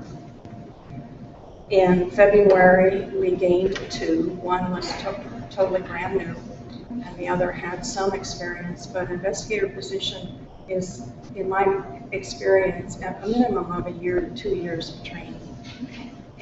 But anyway, so then we were at 6 for 2 years, and then we were at 5. And then we were at 4. And then in April, we were at 3. So I figured it out, and in about 2 years, we had 6 investigators. 2 of them were new. And then now we have 4 new investigators. Okay, so the state has for quite some time not been fully staffed in its fraud investigation. When you are fully, when you are covering a region, do you have a general idea of maybe what percentage of cases where you would get money back into the system where you prove fraud and then money would come back into the system where we would know how much money a fraud investigator might bring back into the fund by region? And I know the regions that you said it varied in size. Do you have any ballpark or even of the history of your work with the department? I don't in my territory know that. I don't know. I would assume there's some reports down in Des Moines that may say that, but I don't know exactly. We are to deal with collections at this point, so recruitment into the fund, we wouldn't have that information. But when we as investigators set up an overpayment, that goes back as a credit to that base period employer. So even if the monies aren't recouped, it's credited to that base period employer. So that's why it is very important in my mind that we maintain the integrity of that system. And by maintaining integrity, if we set it up as an overpayment, that employer gets a credit, and they get a credit notice on their billing statement. So if a region of the state was left without a fraud investigator, they wouldn't receive credits for overpayment that your area might determine on their behalf. Am I correct in saying that? If there's not a vacant territory, that investigator would be working that territory, the overpayments would be set up, the credits would be made. And is Dave Eklund your supervisor? Yes. In the memo,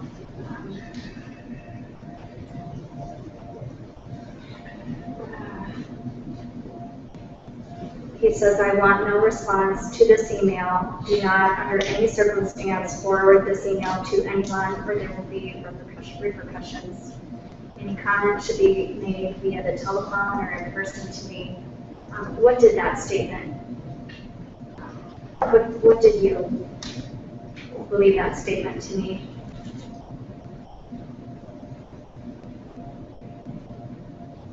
I wasn't quite sure what to make of the statement. It wasn't something Dave would normally say to us or tell us or email us. I know I left the building that day very upset, but I did not discuss it with, I mean, I guess I discussed it with some of the other investigators, but not otherwise with any of the other staff in my building. I was very upset. And it appeared to me to be threatening. Well, that was certainly my take from it, and I wasn't sure. Have you received any other emails with that tone or those kind of threats from your supervisor in the past? I don't believe I have. No. And have you since received any emails? Do you believe that you were burdened with a secret? Yes. Yes.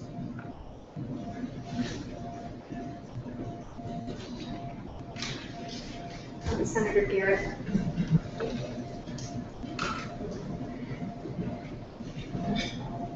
I have a couple of follow-ups in regard to the hiring and losing investigators over this period of time. Are you familiar with the rules that were in place when Governor Culver had this early retirement program, that you could only hire back a certain number of people? Do you recall that? I don't specifically recall it. You what? I don't specifically recall that, sir. I'm just not familiar with it. Okay, all right, I didn't know if you were or not. This is all federal money that pays for the investigators, correct? And as I understand, there's a period of time when the state lost federal money because of, I guess, not living up to certain standards and so on. Did that have an impact on the ability to hire more investigators? I don't know, I really wasn't part of that. That would be management decision. When we lost that staff, we were advised that they were going to put in PDQs or whatever it takes to get a staff person to replace. And that got delayed and delayed, and I believe, I don't know that, I think the two that we ended up getting maybe got put in right before Governor Culver left, but I can't say that for sure. I really don't know. We weren't privy to that process. But we were advised that the positions were going to be filled, or some of them were going to be filled. And we kept that hope out.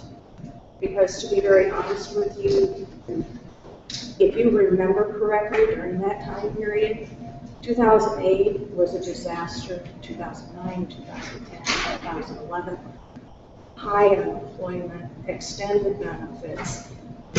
It was massive work,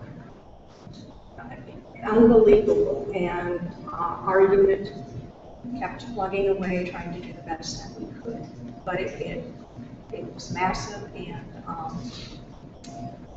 I'm sure that we didn't cover what needed to be Well, done. and in spite of the fact that we had this massive increase in your workload, the governor was allowing people to retire. You lost some of your investigators right during the time when you had that massive increase in workload. Is that what you're saying?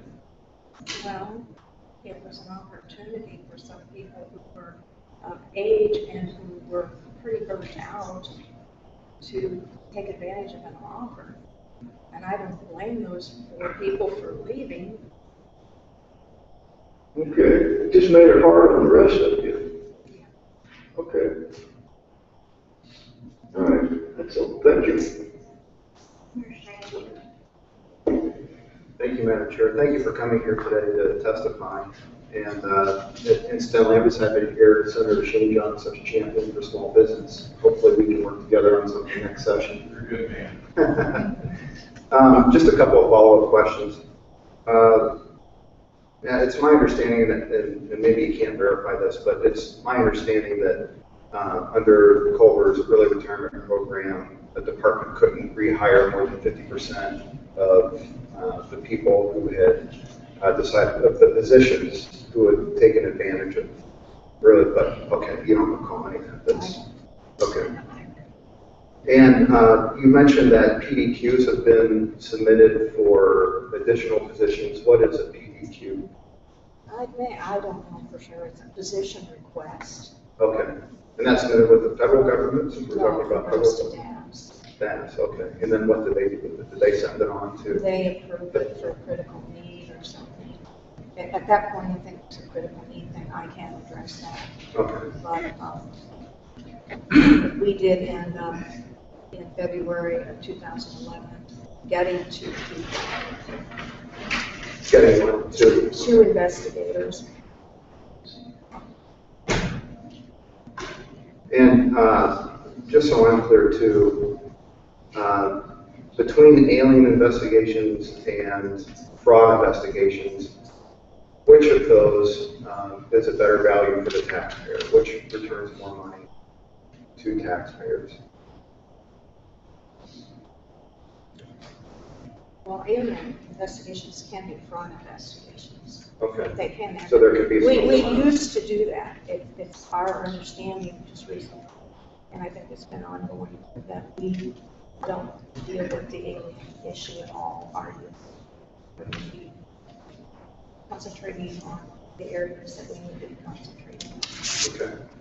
Well, from previous testimony, it sounds to me like you get more return for conducting, this isn't a question, just a statement based on previous testimony, but it sounds like focusing on, again, I choose between focusing on alien investigations and focusing on fraud investigation, and fraud investigation would be the place to turn your attention because there's there are more convictions that way, or conviction might not be the right word, but it provides more return of dollars into the system. If you're looking at the whole picture, but when our unit has handled cases where we have had employers that have a number of illegals, and we dealt with them and set them up, they would be fraud overpayments at that point. But no, the majority of our work comes from the cross-match, the ISRs, the tips, and those kinds of things. People are primarily working and not reporting. There are other issues we deal with, exactly. But yes. Okay. And there really, there are two overarching issues that you've been asked about from different senators here at the table. One is the decision that was made to go ahead and make the payment through the man badge process. And then the second overarching issue is the way it was handled once a decision had been made. And from what I'm hearing, you're saying that you really you're not in a position to know what all of the other alternatives could possibly have been to doing a man badge and what the repercussions of those alternatives would be. So you're not really in the best position to opine about the actual decision that was made. No, not the actual decision. Okay. Just outcome. Right. How it was handled afterwards. Yeah. So and then the resulting cases that, we have some of these cases, a majority, I think I had 63 that were just, that week, I closed it out because they shouldn't have been paid, but they didn't do it, and they probably didn't call it. But I had 26 cases, and of those, there were several that it was a number of weeks in file, and in the middle of that week was the man match. So you have $1,000, and then. So that's one of the outcomes of the decision, but you're not really in a position to say whether. No. Okay. Okay, those are all the questions. Thanks. Thank you for coming in before the committee today. I appreciate it.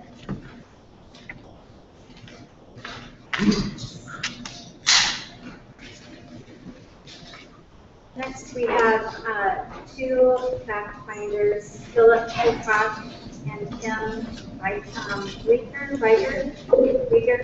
Okay, if you approach the table, please.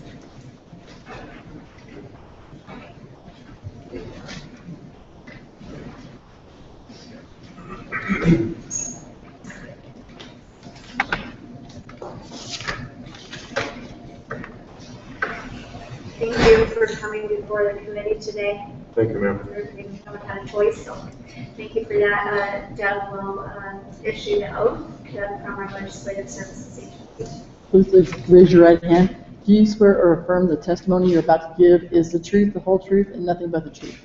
Yes, I do.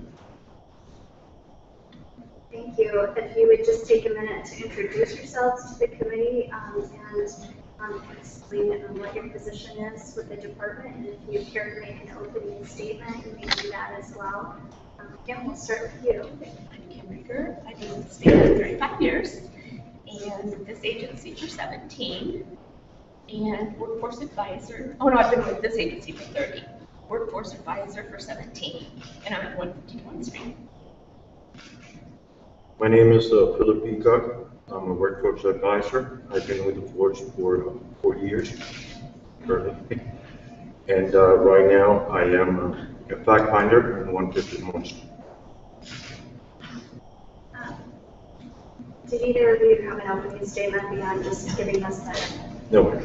So let's start with you, Mr. Peacock. Could you explain a little bit about what your job entails and how long you've been doing it, what the purposes of being a fact finder? Recently enrollment start from the beginning. Pardon? I have Or just several as different a tasks. fact finder? Oh, as a fact finder? Yes. Can we pull the mic up closer? Thank you. There's it. Perfect. As a fact finder, our obligation is to review the cases and make initial determinations on whether the claimants are eligible or not to receive the unemployment. And as the statement says, if the employers are going to be charged for the benefits. Very simple, just take the statement and make a decision at the end of the day.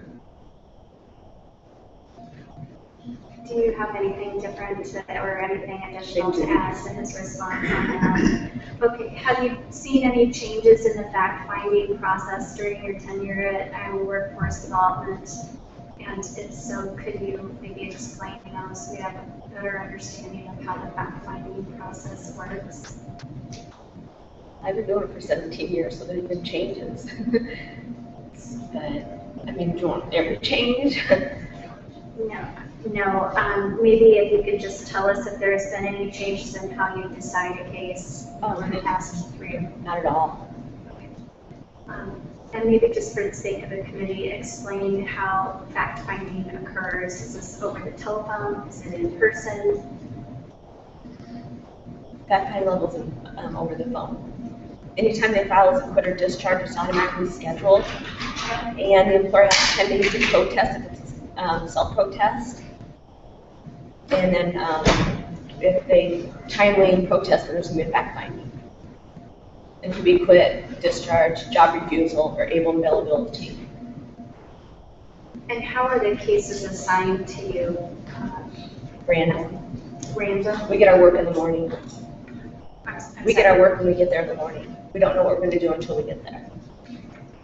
And who assigns your cases to you? Brenda Bowie.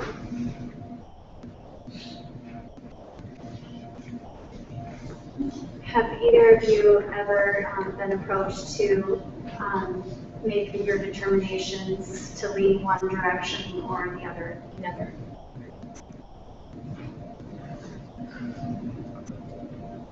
Say never.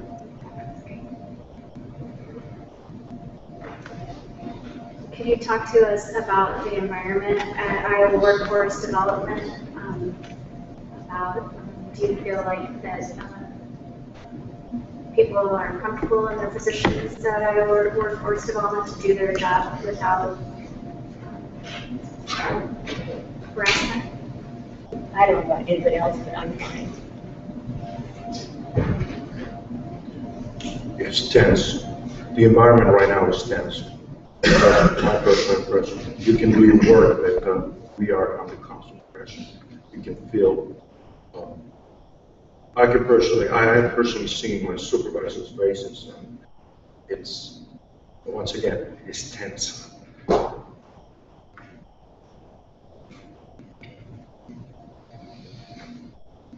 Did either of you work on the alien registration backlog that was mentioned earlier today? Yes. Yes. Both of you did? I was assigned on September to conduct a clear of the backlog and to keep the system up to date. It was a very large amount of cases that, for reasons that I do not know, were not processed. So I couldn't do it all by myself, and my supervisor asked Ms. Rigger to assist me as well as other people, so we can generate the letters to start clearing that backlog and keeping the system up to date. Do you know how far behind was the state when you were assigned the duties? I cannot give you a time. I know that we had several years where our workers didn't have the resources or the people or manpower to do those verifications. I remember opening the file for the first time, and I saw cases from 2003 in the backlog. Now, I don't know if those cases were worked or not, because we did not go that far.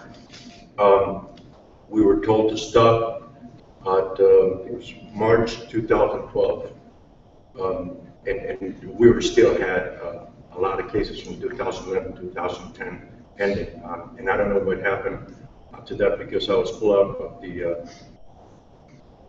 the test. They just took everything away from one day to the other with no explanation. So you couldn't tell us for The certain. current state? You couldn't tell us for certain that all of the backlog was complete. You could tell us just what you worked on until that point. Okay. They were just sitting out there since 2003. Yeah.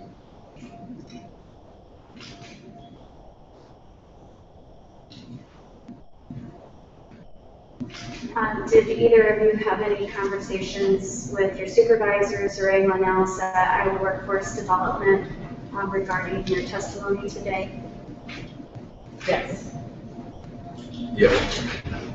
Could you elaborate on that? Just told me reading some AD for alien verifications.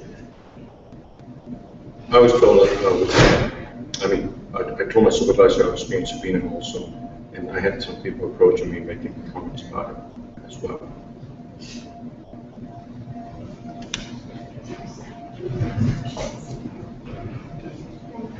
Senator Garrett.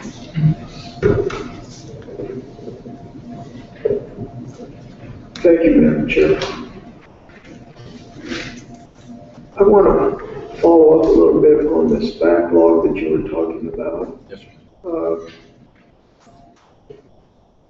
This was in September of 2013 that you were asked to work on cleaning up the backlog, is that right? Yes, sir.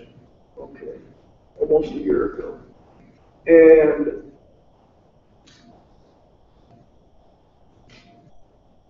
you said that some of the cases went back quite a few years. Is there some sort of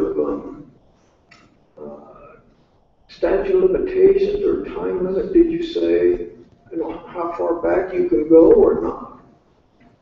Well, I know we have to submit a report to the public government every quarter, and that was done once the report is submitted. There is no going back.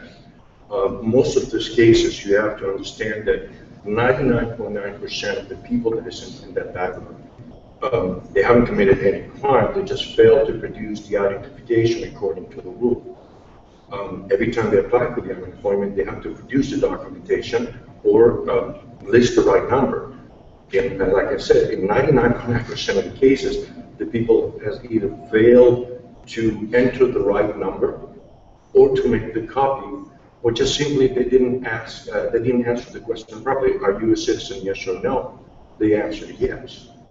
So we need to follow on that. In most of the cases, came back positive, no problem, and they produced finally the identification, and they clear out good. I don't know if that answers your question, sir.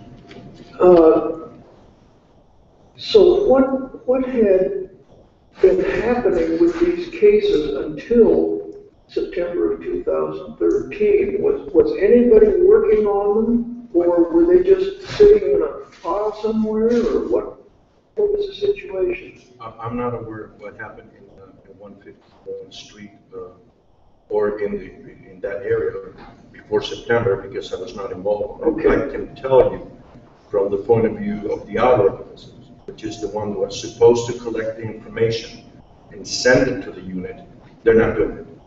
I think the fraud department needs to be responsible for it.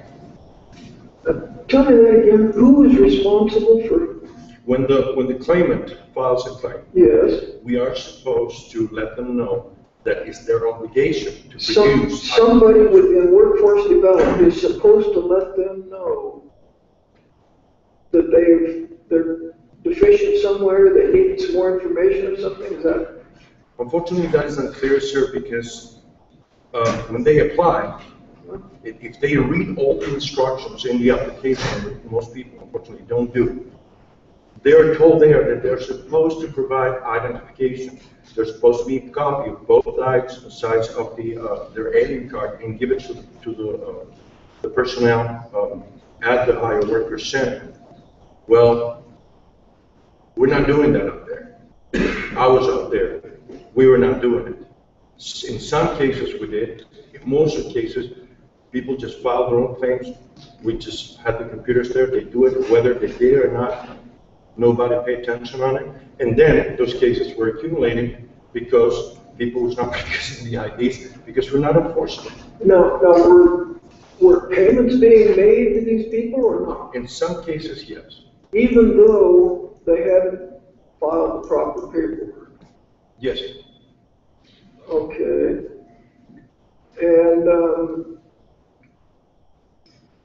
so in September 2013, who assigned it? Who decided? Who said, we got to get these cleaned up? Who was it that? Well, I got the approach. My supervisor approached me. And who's your supervisor? It was at the time Mr. Dick Auckland. Okay. Okay. And he approached me because I'm bilingual. And I have a better understanding of the Latino culture, and that's a big part of our immigrants. So he assigned me the task, and I was really excited about it. But I didn't know about all this background of what happened before. Okay. And I worked to the best of my ability until they just pulled it out. And you got caught up now? I don't know. Oh, okay. I was on it this morning, it's caught up. It is caught up. It is caught up, okay. So, for whatever reasons, before September 2013, they were just being allowed to accumulate. It's my understanding, Senator, that they didn't have the resources, they were not given we didn't have the people to take care of that. and it requires a lot of attention. It's a tedious, slow process. Verification is fast, but to get in touch with the people, to make them understand how it needs to be done, and what process to be done. We cannot get those documents faxed in. They have to be copied and sent by mail or provided to the offices in person. So you added staff then in September of 2013? At the beginning, it was just me, sir. Well, you'd been My there, understanding. you'd already been there. You weren't a new person. Is that right? I'm sorry, sir. You were not hired in September of 2013. You'd already No, sir. been with the department, right? No, not at that particular assignment. So my question is, you said that the reason they piled up was because you didn't have the staff. And I just asked you, did they hire more staff then? Is that how you were able to get caught up? No, sir. No. Okay. So the people who were there worked harder. Yes, sir. Okay. And who was in charge? Who was your supervisor? Who was in charge of this division up until September 2013? Dave Eckland's always been in charge. Pardon? Dave Eckland's always been in charge. Okay. And who was his supervisor? Mr. Mike Wilkinson, to my understanding. Okay. All right. So I guess from at least my perspective, the good news is now you've taken care of the problem, you're caught up, and I commend you for that. It's been caught up since June. Thank you very much. Senator Schneer. Thank you, Madam Chair. Thank you both for coming here today to testify, even though you were required to by subpoena. Thank you. Just a quick question. Do you recall how many cases there were that dated back to the Vilsack administration in 2003? Pages and pages, I don't know. Thousands. Thousands? Yes. There are a lot. But let me clarify something. Both of our systems are ancient in terms of software. Our mainframe is the 1976 AS400 program, which is originally designed for warehousing, and it's been adapted to, and it's been working fine. It's not optimal, but it's good. And then we're using Lotus Nodes, and now I understand they're trying to work changing that, which is 1984 software designed for that. It's very hard to work because they do not communicate with each other. On top of that, we have this massive list, and whatever I was about to say is that I don't know how many of those cases were worked or not, because on the agency's favor, I'm going to say that not all of us can erase the case after you worked on it. So you clicked on it, you open it, you get your copies, you work the case, but you cannot erase it from the database. It stays there. So there might have been 10,000 cases, for instance, since 2003. But I had to ask and go through a 1-month process to get approval to be able to remove the cases from the database. So I don't want to pull, please don't pull all the blame on the agency. I know it may sound horrible, all this data backlog, but I cannot say truthfully that it's 100%. All of those cases were not worked on. But to the best of, okay. To the best of my ability, I'm going to say that at least there were 2,000 cases, a little bit more, that were not worked on. That's as far as our team did. And I'm going to say that. And how those all are clear. Okay. Do you recall how many cases altogether had not been worked on? You should remember. Honestly, David had been knowledge of that. Yeah, probably Mr. Eklund would be the person to ask, and he had a more accurate number. Because we were told, I was told to start from 13, and as far back as 2011, and there are still pages and pages and pages as far as 2003, but I was told to stop there. Okay. And then we stopped on March of 2012. When we were told, We were told to stop because it was our understanding somebody else in fraud was doing it up until that point. That So there what was doing it? Okay. somebody else was doing it up until that point. Okay. that's all we know. Because they went to a different job. They worked a different job? They went to a different job title. Okay. And so it stopped what I understand. Okay, so those cases remained unresolved? Yeah. They were just assigned to someone else. And do you recall how many cases you were able to resolve?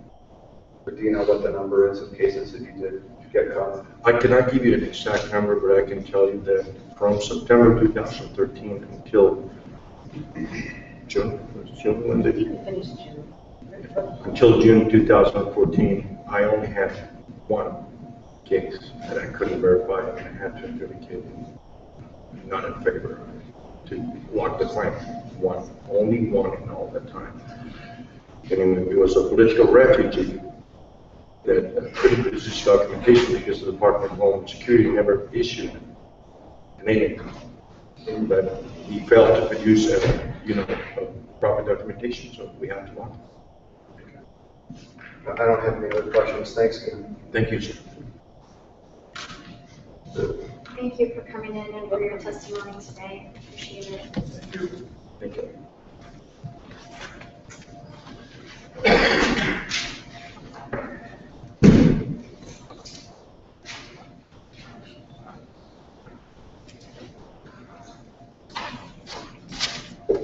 Okay, give the committee a 5-minute break before we begin our testimony with the director.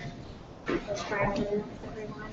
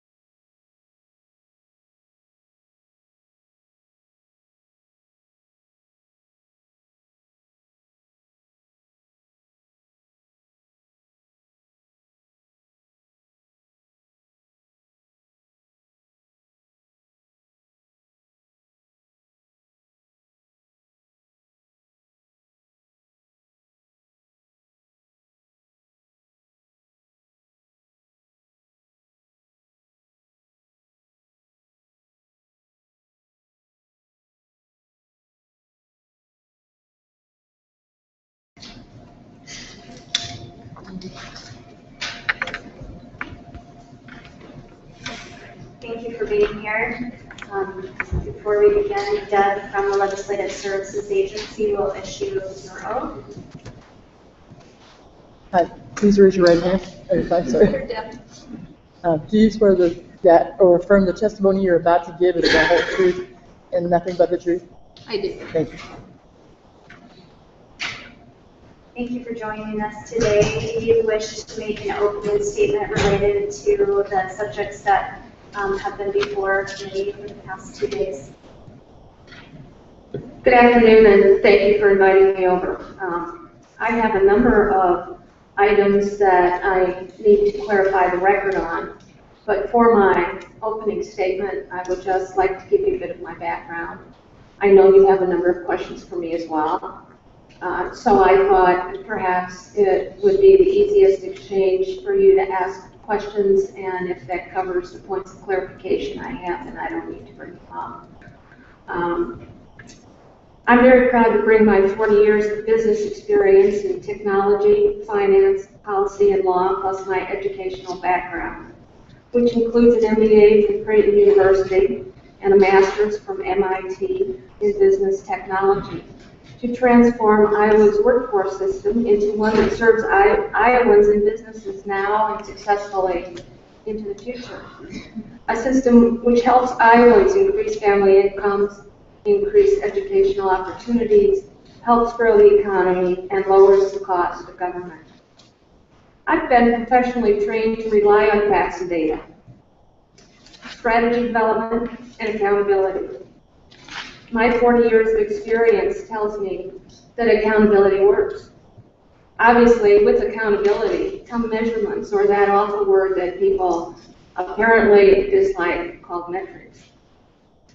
I invite and value diversity of opinions from everyone, from the lowest paying position in our agency to the highest. I expect results and innovation from every single team within the department. We have been able to measure our successes, and most importantly, our failures, so we can learn from those as well. We celebrate our accomplishments. We celebrate the years of dedicated service that our employees have given to the state of Iowa, and the personal achievements that each has received across the board. One of the things I am most proud of in my time in this department is watching a sleepy organization come alive through innovation and customer service. Two things IWD has never really been known for in the past. I'm proud to serve the people and the businesses of Iowa, and I'm very proud of what we have accomplished in the department over the last 3.5 years. Thank you. Senator McCoy. Thanks, Director. I appreciate you being with us today, and I appreciate your comments about data, and I'm certainly open to looking at whatever data that is relevant to the testimony we've been hearing the last couple of days. If you would, just for a moment, just take a moment and look around the room and count the number on your management team that are in this room right now, and just take a moment and do it silently.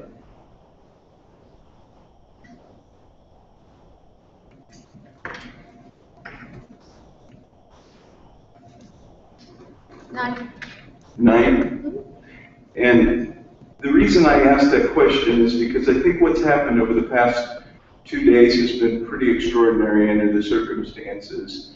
You had employees who filled somewhat precarious in their role at the Department of Workforce Development, who were called by this committee to come forward and talk about some of the things they experienced. Yesterday we heard from 3 acting ALJs, 2 acting ALJs, 1 retired ALJ, and 1 laid off ALJ, about this culture change that has occurred in the department. No, actually, you heard from 4 acting I'm ALJs. sorry, I forgot to remind you, you need to use your microphone for us. Thank you. I'm sorry, Senator, you heard from 4 acting ALJs, Yes. 1 retired ALJ, and one chief ALJ who had been laid off. The position was eliminated. Right, I was not, I didn't want to get to the lead workers just yet, because I put them in a separate category. But they are ALJs. Right. Okay. Yes, but they're designated lead workers, and I wanted to set them aside because they really didn't have the same complaints about the changes that have occurred in the department. And I wanted to just specifically ask you about those ALJs and what you heard yesterday and what your comments are on their reaction to maybe the seat change that has gone on over at the department. Well, the comments that I heard yesterday, none of them surprised me. I've heard them all. There have been a lot of changes going on, especially in that appeals area over the last 12 months. We have initiated work-at-home agreements, which is required by the state of Iowa in administrative rules. I have asked that they work at least 2 weeks in the office instead of at home, so that they can benefit from all of the things that are going on in workforce development. And I have a long list of those things that we've covered, including safety. Some things you might think are mundane, they did not know about. I have asked, they have each had a revision to their job description that they have signed off on, and they know they're held accountable to the DOL metrics. Not mine, but the metrics the DOL sets for every ALJ in every state. And that makes them all very uncomfortable, especially since they had not, I would say, I don't think they really understood what the metrics were before that, quite frankly. And I think you heard that from some of them yesterday. The other things I have initiated, which I know are problematic, is that when people demonstrate that they need assistance because they're unable to do their work in a timely fashion, that perhaps additional training is necessary. And so I've offered that. We've had several days of training, which covers a wide variety of subjects, from technology to how to handle angry phone calls that other people in the agency participate in as well, to understanding customers and customer service and who are our customers. So we've had a lot of different types of training opportunities. I have changed the way that they view training, because in the past, apparently, we never paid for their continuing education, which is a requirement to stay current in the bar. And I believe in training and education, and I pay for that. And they don't have to take a day of vacation to attend that anymore, because I believe that's part of their job. And so I've instituted that change as well. And I'm a new person. None of them knew me, and I didn't know any of them, because I really had never met them before. Nor had I really interfaced with the clerical staff that they have had. And some of the clerical staff didn't know them either. So those are the changes that have happened. I know that some personalities adapt to change easier and quicker and more readily than others. But I believe my management style is direct. I believe that the metrics are what they are. I think it's fair that people know every day where they stand so that there are no surprises. I think that's only fair to the employee. And I think it's fair to the employee to offer assistance if they need assistance. And those are the changes that have happened. So Because I listened closely to their testimony yesterday, and they didn't really complain about training or mandatory training or what topics were being trained on. But what I heard them talk about first and foremost was judicial independence. Yes. And the conflict they saw in your replacing an ALJ who served as kind of the buffer or the chief ALJ in the department with a non-lawyer being yourself, and how that impacted judicial independence. And I wondered if you could speak to that. Well, I can. Throughout I actually have asked that question. I've had a lot of conversation with DOL about that very issue. And many states are different. There are states that have people supervising ALJs who are not attorneys. There are states that have people supervising ALJs who are at-will people. Obviously, they don't hold hearings. I don't hold hearings. And so there is a variety of the model of the delivery of service for appeals. And ironically, nobody has asked me yet. I've been waiting. I figured that perhaps you folks may ask me what the future plans are. Because when I came to Iowa Workforce Development, my goal was not to be a supervisor of 15 lawyers, I can tell you that. And I don't intend, never did intend, that to be the long-term resolution. I needed to find out what was causing the result of non-compliance with DOL standards, whether it truly was people, whether it was the workflow, whether it was the knowledge. All sorts of reasons can go into why expectations or metrics are not met. I didn't know what that was. And so before I was going to run out and eventually, if we ever had the opportunity financially again, to have a supervisor in that group, I wanted to hire the person or have at least a slate of people that had the right skill set that organization really needs and needs today to be able to hit the metrics.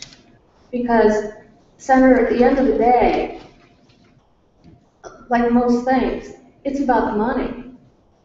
We have left way too much money for other states to use because our systems were not efficient. They were not efficient in the Appeals Bureau. I had a lot of complaints that nothing was mechanized, and it wasn't. It was a paper process, a lot of paper. We spent a lot of money on files to put paper in. And several judges told me that they had been trying for many years to install electronic processes, and that had not happened for whatever reason. I didn't jump into whatever the reasons were. But all of those things drag down the efficiency and the ability to meet standards. So what did we really have to do? What were the tools that we really needed to have in that organization to help them meet the metrics that USDOL requires? And I called USDOL for their assistance, their suggestions, and we implemented several of those. So the issue that was raised yesterday of judicial independence, it's not valid. No. In your mind. It is absolutely not valid because nobody knows better than myself that I'm not a lawyer and I don't know the laws. The Organization of Workforce Development has 28 lawyers. Some in appeals, some are in workers' compensation, some are in the agency, some is I have another one who's an agency lawyer. I don't question those folks about the law. I question those folks about, do you all agree on the interpretation of the law? I feel that it's important to the public to have some stability in the interpretation of the law. And so if you don't agree about the law among the lawyers, maybe the lawyers can have that conversation. I'm not in those conversations. Yeah. The interesting thing about that is listening to Bonnie testify yesterday. She talked a little bit about the case that she had decided that she thought offended you, related to the baseball Fountain lady. drunken. The fountain lady. Fountain lady, yeah. So what about that? Is that fair? Did you overstep your bounds as a supervisor that needs to respect judicial independence? No, I don't believe I did, and here's why. Okay. I travel the state every week. People from every walk of life ask me questions. And I like to respond, obviously, with accurate information. Claimants complain to me all the time. They come into our offices crying because they can't get their hearings done. They don't know if they are going to get money or not. Businesses, whether they win or lose, actually say, I just think I need to be treated a little more professionally. I won this case, but this is ridiculous, the kind of treatment I get in these hearings. And I believe that when people ask me the question, what does it take? What rises to your interpretation? It's a public document. It was already heard. It was already decided. I'm already getting calls on it. So my question was, what am I supposed to tell the public? What do you want me to tell the public? I don't know the details of the case, even to this day. I know what Clark Kaufman wrote in the newspaper. And that's where I read it the first time. I'm kind of sounding like other administration folks now, but that's where I read it for the first time. And I said, well, I'd like to understand that. I don't think it's wrong for me to ask a question to understand. Well, it was, I think the tone was a question and write a tip sheet. Yes, absolutely. Write a tip sheet. Tell the public. Tell both the people who go out and become a fountain lady, as well as companies who want to hold their employees accountable. Tell the people information. Because Senator, I know you appreciate this. At the end of the day, people are starving for information.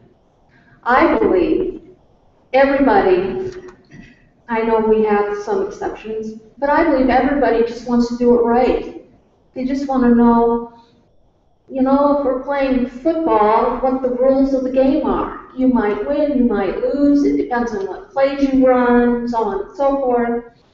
But the rules, give us the interpretation so we can decide if we're going to follow it or not, if I'm going to ignore it or not. I guess that's for Iowans to decide.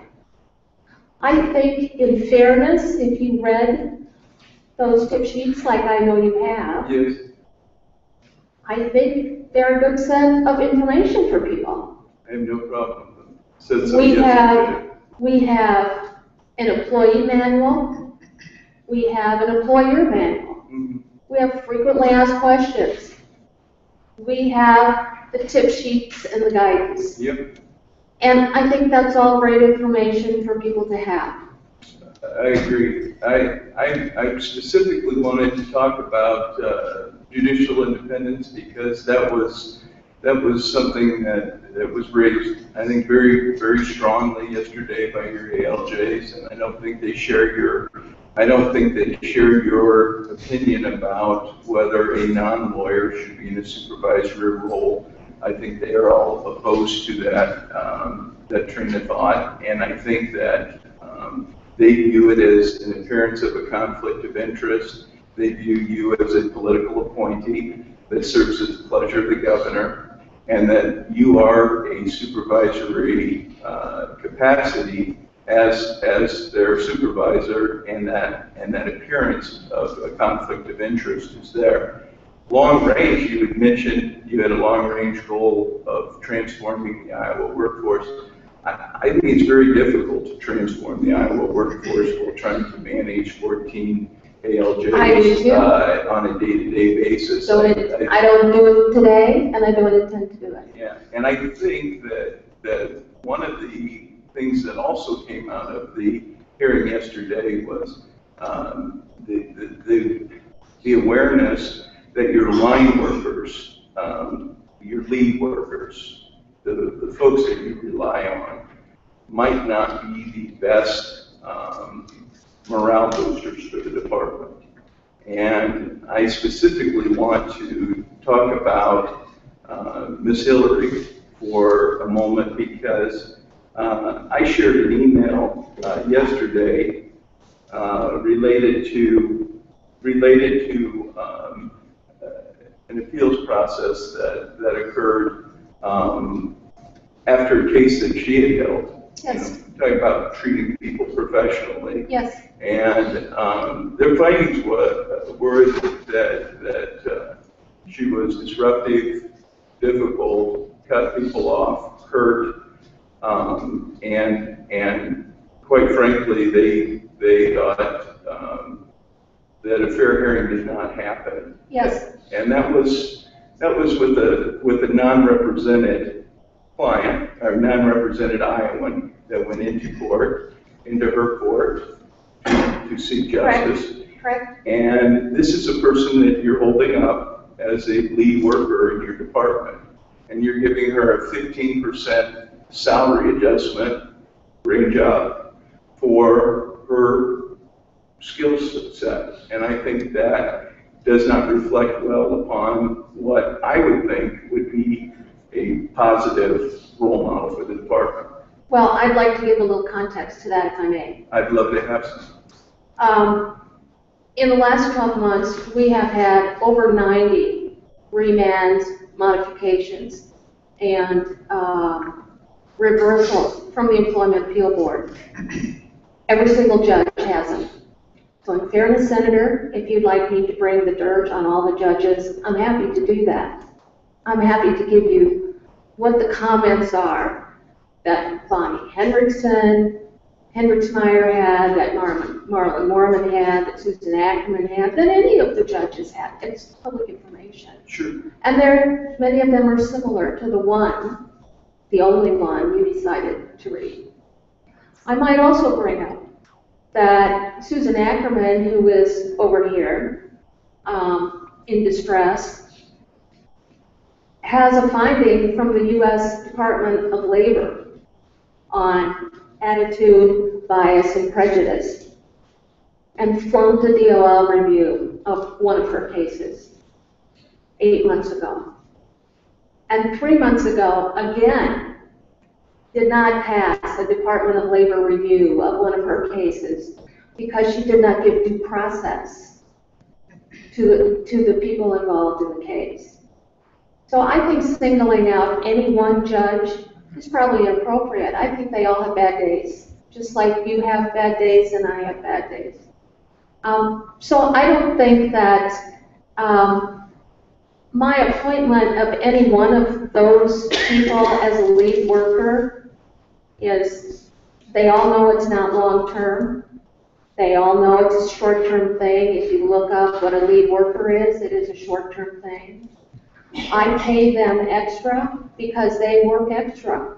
That's why I pay them extra. I want to understand that, because it was interesting yesterday to learn that there were 30 cases assigned to each ALJ of the 9 that were not lead workers. And it's not correct. Okay. If I may. Today we have one ALJ who works part-time because of health issues. And so his load is apportioned based on the number of hours that he is working part-time. I have another judge who is working fewer hours according to what DAS allows for fewer hours, but yet enough to receive benefits. And his load was adjusted from the 30 cases to represent, if you worked full-time, it would be 30 cases, to represent that. So those are two workers that we've been very flexible with. They're great judges. They told me they just want to do their job, and I said, that's great. The other workers were assigned. In 2012, the commitment was made by Joe Walsh to the Department of Labor that all of the judges, full-time, would have 30 slots a week. I didn't set that up. Mr. Walsh set that up. Not my standard. It's the standard that he defined to the Department of Labor. So obviously, that's the standard they're going to come and look at us on during our next review, which they have done. Now, the lead workers do a number of things besides hearing cases.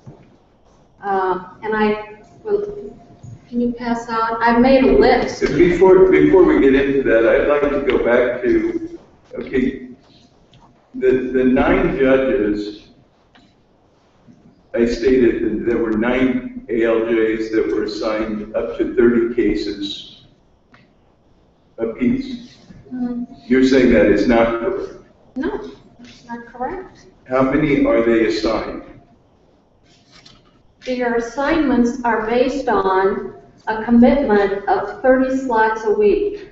So if a judge is working half-time, they will be assigned 15 slots a week. Okay, and you've got 1 part-time employee out of that 9, right? No, I have 2. 2 part-time employees of the Yes. 9. And they are both part-time, one works 20 hours a week? They are not part of the 9. They are 10 and 11. Oh, okay, so let's go back to the 9. Okay.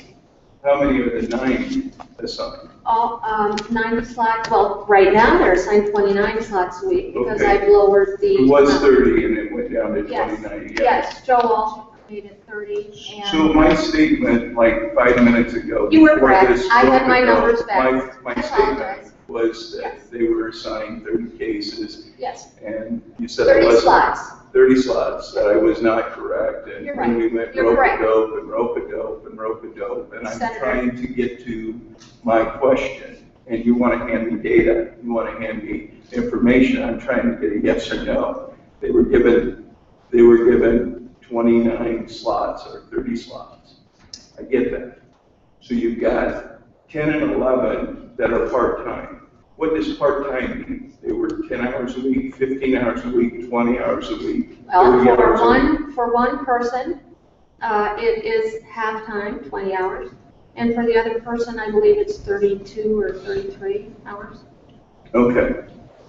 And the part-timer at 20 would be assigned, they would be assigned 14 cases, or 14 slots, excuse me. 14 and a half. 14 and a half slots. Mhm. And the 32-hour person would be assigned, I think it's one less than 30 or 29 or yeah. whatever the formula Let's say is. it's 20, let's say it's 25. No, it's one less. Oh, 1 less, okay. So then we got line workers, lead workers. Lead workers. And you've got 3 of those. I do. And your lead workers are assigned what? How many slots? It varies depending on the projects they're working on. Okay, I don't understand that. Okay, so for an example, for instance, we hired 2 new ALJs 4 months ago, and nobody had ever put together a training package. So I had one of my lead workers put together a training manual and full-time train 2 new ALJs over the term of 2 weeks. And so while she is going through and training those ALJs in a variety of things, how the system works, you know, but peculiarities of whatever the law is, things to look for, they went down and experienced a hearing. There's a whole manual now that we have developed, which is a training manual where we can use on new ALJs that never existed before. So for that period of time, that lead worker, her complete job was to train the 2 ALJs so they could come up to speed quickly and start having hearings. During that time, she was not asked to do hearings, just as another example would be one of the full-time, 3 of the full-time 9 judges that you referred to have asked to not be assigned any cases for a couple of days because they're putting together an input recommendation for inputting. And so we aren't going to assign them any cases for the time that they're working on that special project. And of course, you communicate to the other ALJs, the 9 that are carrying the full caseload, of why their lead workers are not carrying any cases. Yes, I do. But what I don't do is I don't sit down every day and send an email out to the ALJs and say, today the lead workers will work on X, Y, and Z. I know the projects that I'm holding them accountable for. I don't ask permission from the other ALJs to give projects to the lead workers.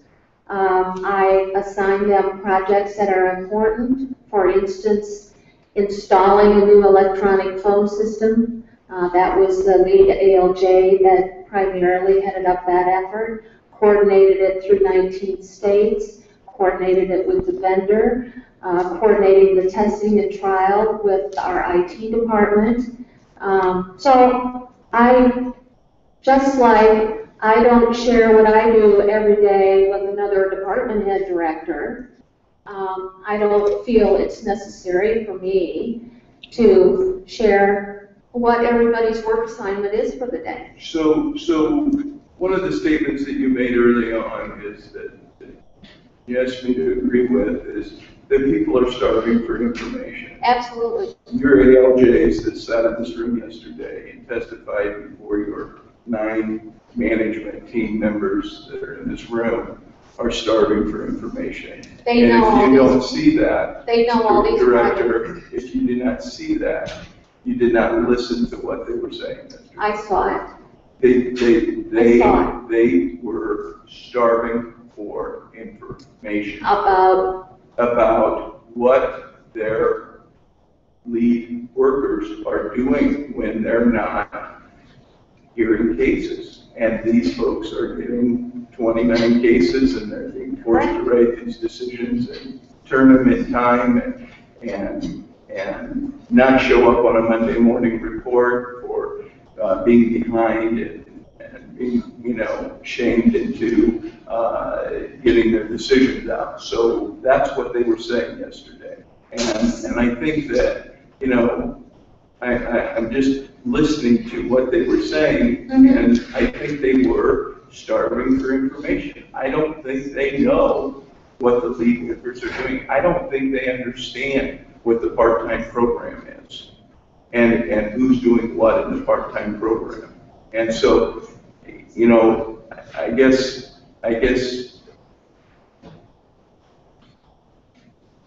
what I would advise is that in the absence of information, people will make their own judgments. And so information is a powerful thing. Yes. And there's an opportunity, I think a learning moment, to sit down and explain what it is, the system that was implemented under you to create these lead supervisors and ALJs. And they're not they're not eating the dog food. They're just not buying it. And that's what I heard yesterday. So these are professionals. They've got to be sold. They've got to feel part of a team. There is no team in this ALJ unit. There is no team at work. We have a dysfunctional workplace. And that's what I heard yesterday. Okay, So, I accept that. and you are supervising this unit for better or worse. And while you're in that role, for the life of me, in your capacity, I think it is difficult to transform an Iowa workforce and have 15 ALJs that you're responsible for as a non-lawyer on a day-by-day basis. And I would just really take a step back and look at that situation, and I would figure a way out of it. I appreciate your comments because I do have a plan for a way out of it. Good. But I do appreciate your comments. But I want to add a couple of things, if you don't mind. The shame report suggested by USDOL, not our suggestion, because all states have weekly reports on their ALJs, and quite frankly, they were surprised at our last monitoring review that we didn't share that information. So that's why that was instituted. That's why we instituted bi-weekly staff meetings, so we could learn about what one another were doing. The information and data that I set out, we cover every other week in our staff meeting. And Senator, I think you're right. I think they are starving for information. And actually, when we interviewed for the 2 openings that we had, one of the questions that we asked every applicant was, can you demonstrate in your past how you participated and helped a team? One of our questions, because I know that that is dysfunctional. I agree with you. The other area that I just wanted to touch on and just...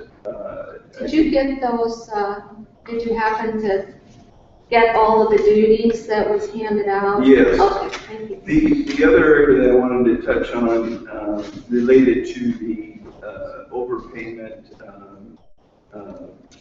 dilemma. And I would just say this, that, looking at what happened to the department and to Mr. Wilkinson and his IT dilemma, I get that. I just totally, mistakes happen. People make a change. Somebody made a change in the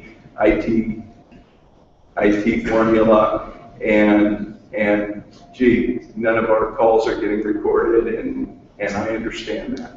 And I think most Iowans would understand that, and most Iowans would be very forgiving of that.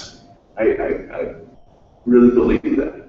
And I think that handling it by not penalizing Iowans that are unemployed and dependent upon a check I think that was a good decision, and I support that decision.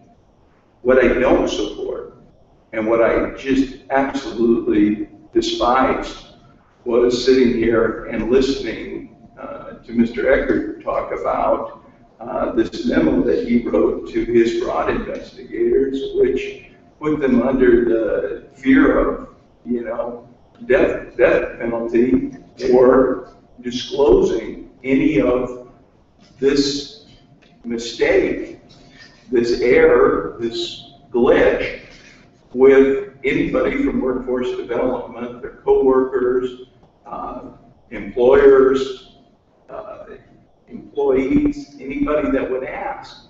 I don't understand why there was such a effort to contain and conceal and cover up that glitch.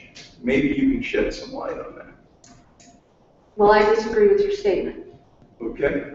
Tell me. I don't believe there was an effort to conceal or hide any of the glitch. Okay. The whole department who interfaced with the public knew what happened. We happened to have a person on that, who worked in that unit who was giving misinformation purposefully, inappropriate information. Now, how would you handle that, Senator? Well, I can tell you what. I asked Mr. Eckert that question because I thought about that myself, being a manager at different times in my life. And I asked him, I said, is there any written documentation to that employee in their file, or any corrective action plans, or any writing up of that employee that stepped outside the boundaries and put misinformation out? And his response was no. And the reason for that is because, unbeknownst one morning, shortly thereafter, she retired, didn't tell anybody. We missed a whole day of appointments, just left a note on her chair that said, I'm retired. So how then do you discipline somebody who has retired? Well, but who already has done the damage that you're trying to tell people is not the fact. Right, but the fact is, that was when he wrote that memo, March 13th. It was following a conversation that he had on the phone, and it was to put it in writing to them. And it was a very, very strong. Yes, I read it. You read it. It's a very strongly worded. Was. I agree. And I would say over the top, in my opinion. I agree that it was very strong. I agree that many would interpret it as over the top. I am not in disagreement. So the two fraud investigators that came in today, one who had 47 years. Yes, Karen. With the state, amazing. And, you know, they talked about how they felt when they read that memo. Mm-hmm. And they didn't feel good.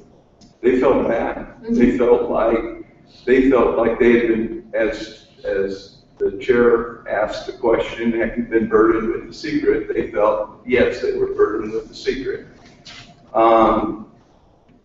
Perception, their perception, is their reality. Yes. And their reality is that as fraud investigators, they felt undermined, and that their process was undermined by that type of direction, that type of directive. And so I would say, you know, when we go forward and we are transparent and we are open and we are, we're putting it all out there. Yes. Hey, we had a glitch in the system. This is how we're going to fix it. We talked to DOL, which you did. Yes. Mr. Wilkinson did. And DOL is in concurrent. Yes. Concurs with this decision, and we're going to move forward. I don't think there'd be any backlash. And might I add, just to clarify the record, and the governor's office knew about it, and the Department of Management knew about it, and the chief of staff knew about it, because I communicated it to them immediately upon the fact that we were going to try to do the impossible, get 30,000 hours paid. And that's really good, because when that question was asked to Mr. Wilkinson today, he did not know that you would address the issue with DOM or the governor. Correct. I don't usually inform him of all my phone calls that I make. But you know, he is the director of the department that's responsible for reporting to DOL. So I just Actually not. I am the director of the department. He said that he does all of the formal reporting to DOL. Of the bureau. Of the bureau that he's in charge of. That's correct. So I just think that he should probably know if DOM and the governor's office are brought into a situation and made aware of it on something this big that involves a multi-million-dollar payment situation. The final thing would be, I just want to clarify, because I was confused after hearing the comments. I watched press conference where you stood before the governor and talked about how you resolved the problem and that this involved 85 overpayments, which represented $27,000 to the actual fund, and that, you know, going after and collecting $27,000 for $1 billion fund would be counterproductive. I can certainly agree with that. But when I asked Mr. Wilkinson about how we got to 85 and how that number was used as the public disclosure, again, information, starving for information, he said, well, those were the 85 that called the state and said, hey, I got paid for something that I didn't earn, didn't work for, didn't need, didn't sign up for, and that he had no way of knowing what system-wide that really looked like.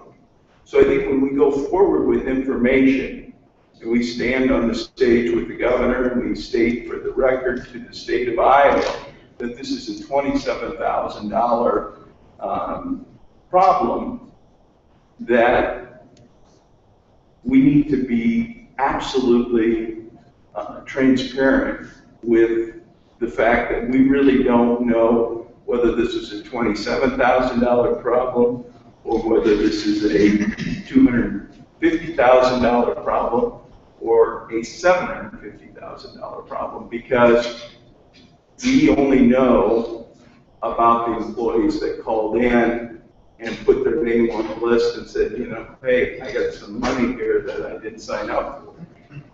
That wasn't the total story. And so, you know, crisis management, to get it all out at once, not drip by drip. And we now know that it involved more than 85 employees. How do you know that, Senator?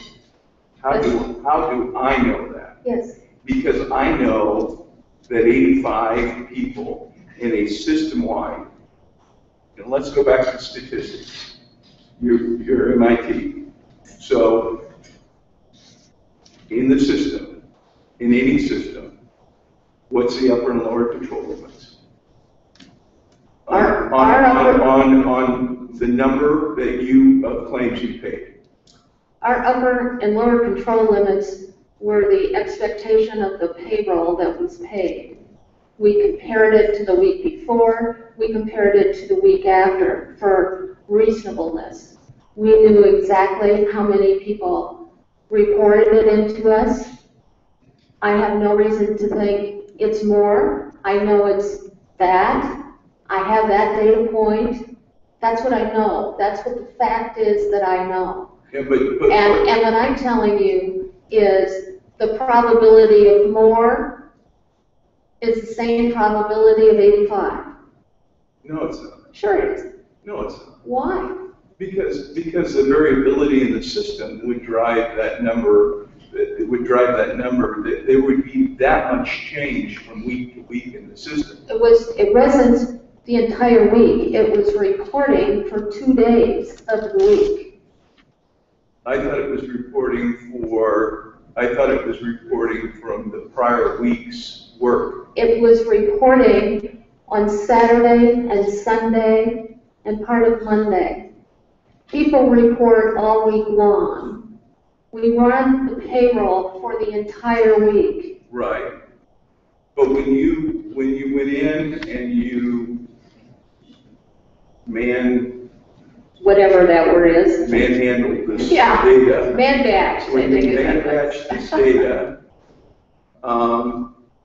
it was my understanding that we paid out all the employees or all the claimants that were paid the prior week. Correct. Okay. So it wasn't just Sunday and Monday, Saturday, Sunday, Monday reporting, because we paid everybody. No. It was Saturday and Sunday and Monday reporting because we excluded those that actually did get through the system, that actually did work. We didn't double pay those people. No, you didn't double pay, but you paid everybody that had filed the previous week. Correct. So my point is there was a week's worth of data there. That's incorrect. There was 3 days worth of data there. We paid for the entire week. Okay, so people report in the reports that they have to do on Monday, Tuesday, Wednesday, Thursday, Friday, Saturday, and Sunday. They report every single day of the week. And so we had all of the reports from the entire week except for the 3 days, 2.5 days, Saturday, Sunday, and partial Monday, when the information was not getting through. So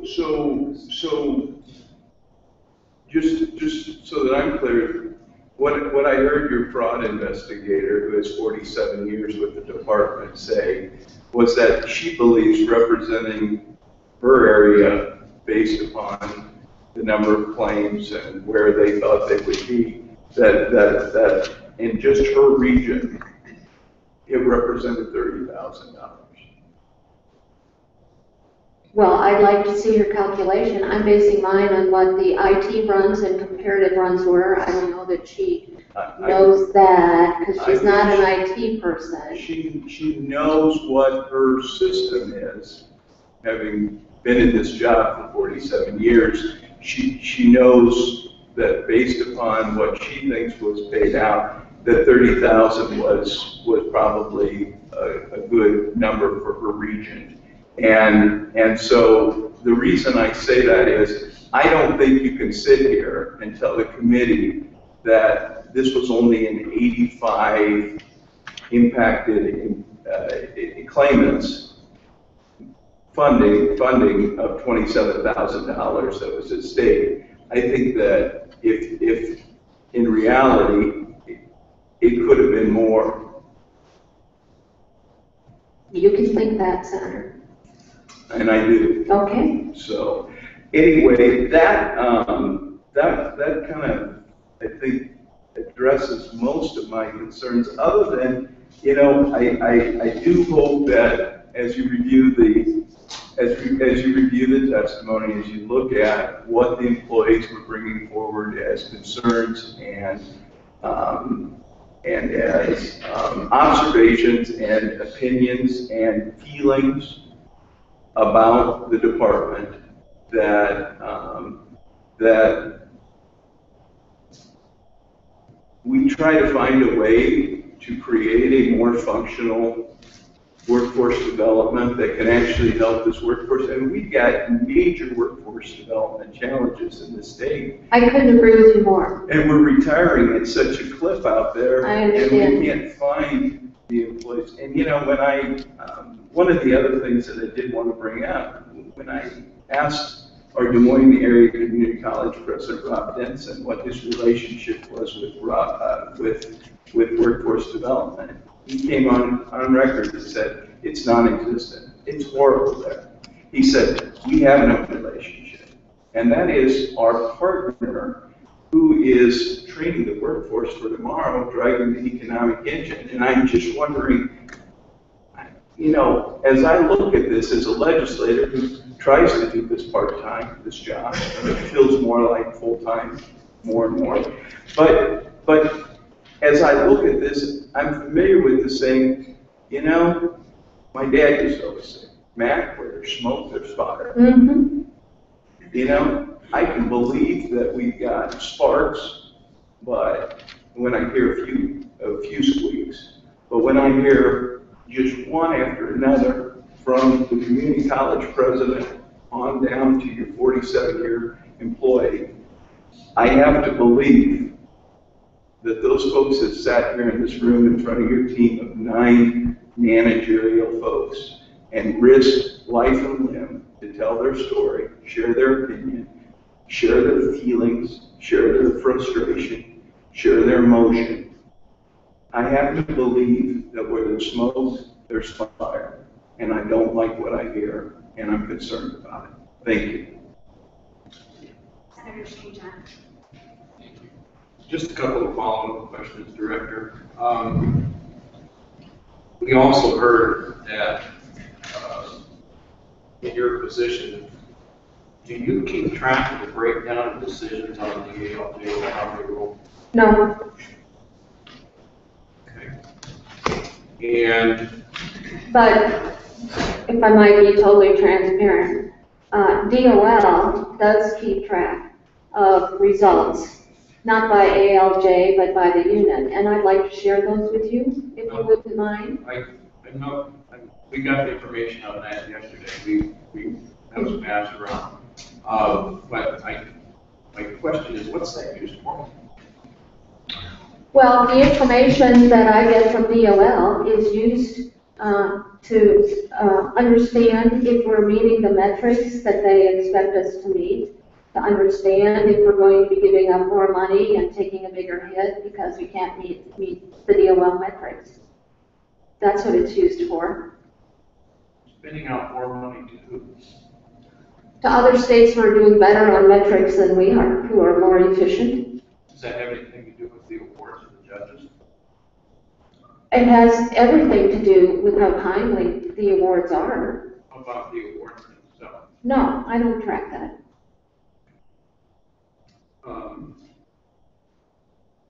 Let's look just a second then with the Department of Labor. What was their directive as far as investigators are concerned? I have had no directives from the Department of Labor with investigators. Okay, you have their review yet? They come out and they review us all the time. We have just received our corrective action plan for last year. It usually comes out a year after the results have actually happened. And actually that review that we received from them, we have fewer findings than we've had for many years. They are very concerned nationally about fraud because there is a large amount of money nationally, as we know, about fraud and trust funds and fraudulent companies and fraudulent people. And so obviously the more investigators you have, the more time you can spend searching for fraudulent practices. That's why last year they gave us a grant of $500,000 to pursue an alternative where no other state had really pursued this alternative, with a software package that had analytics in it to help us understand how fraud is in our system and how to identify that. And that was the information I shared with the public on the system called Pondera, who is our new partner, who runs that software for us, and who can identify people from other states, people who are incarcerated, people who have sham companies who then apply for a lot of unemployment benefits in the trust fund. And actually they were so impressed with the product that they asked our two folks to come to one of their national meetings and give a presentation on it as an alternative for states to help with their investigation of fraud. So one thing you can do is you can throw a lot of people at something and do the same old thing. That's kind of that definition of insanity. Keep doing the same thing and hope the results are different.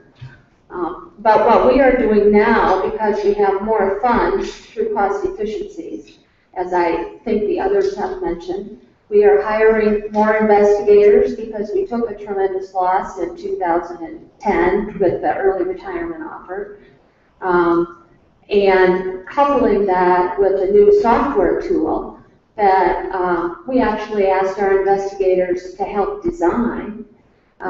And Karen was one of those folks that helped us put in the parameters of what they really needed for information to help their work as investigators.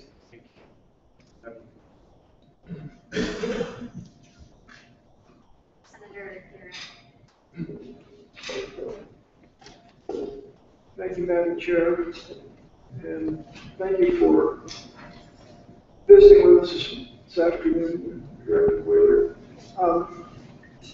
I'd like you to give me a little more detail on the impact and the standards regarding federal money to the agency and what determines how much you get. And I understand there have been some issues, and some of that may have been in jeopardy. Can you just give me a little summary of the situation regarding funding of your agency? The Agency of Iowa Workforce Development is about 80% federally funded, the entire agency. And those federal funds, a large amount of them come in the form of unemployment benefit administration, which includes collecting taxes, administration of the fund, doing quality assurance audits, doing claims, doing appeals. It covers DIA and some of their functions when they hear appeals. So there's about 8 or 9 different units that draw out of that unemployment federal fund. We also receive a fair amount of money from the federal government on training programs. So things that we use in our offices to help people retrain themselves to find a new job. We use a lot of this fund to help us with the Skilled Iowa program so that we can help certification and upskill people so they can be qualified for the gap that we have in middle skill jobs, people who aren't quite qualified.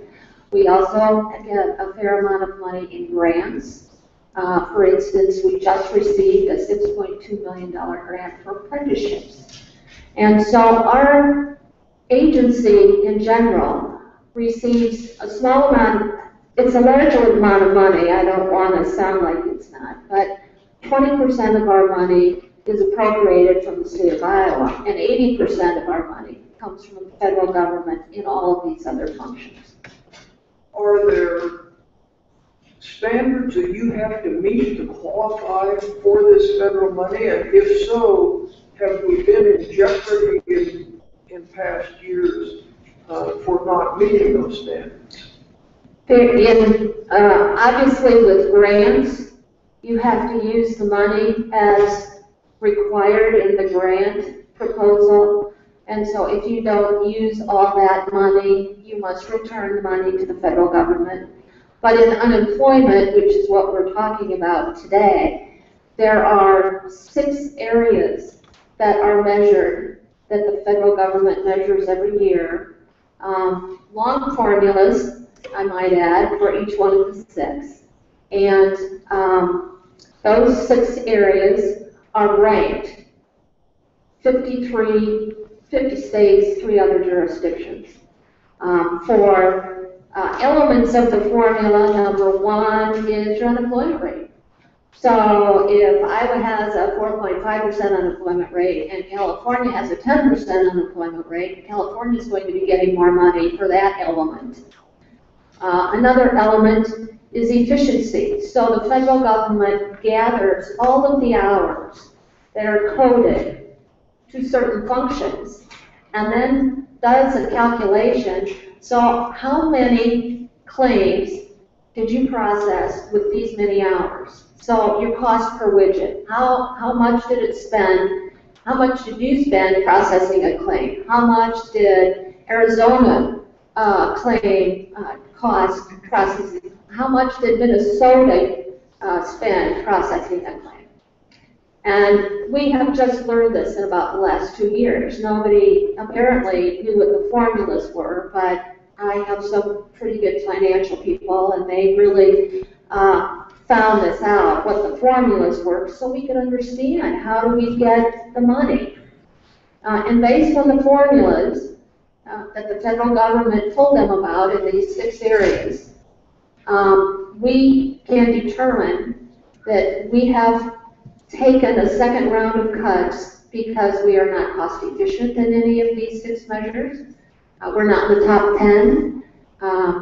many times we're in the 41, 42, 43rd place instead of maybe 10 or 11. And what we've seen over the last 2 years is the more technology and the more advancement we make in automating our processes, the more efficient we've become and the better we are in our rankings.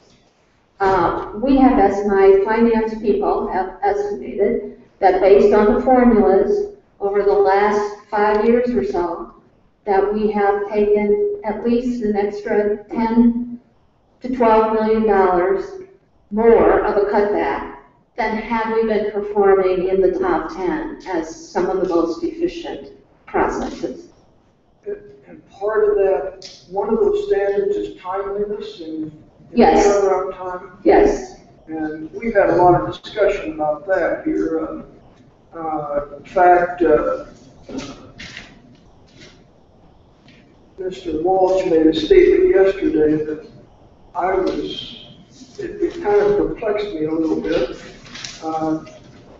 He claimed that when he, let's see, I think here's his quote, when I took over, appeals was issuing less than 10% in 30 days or less. By the end of my first year, we were regularly meeting the 30-day standard on a month-by-month basis.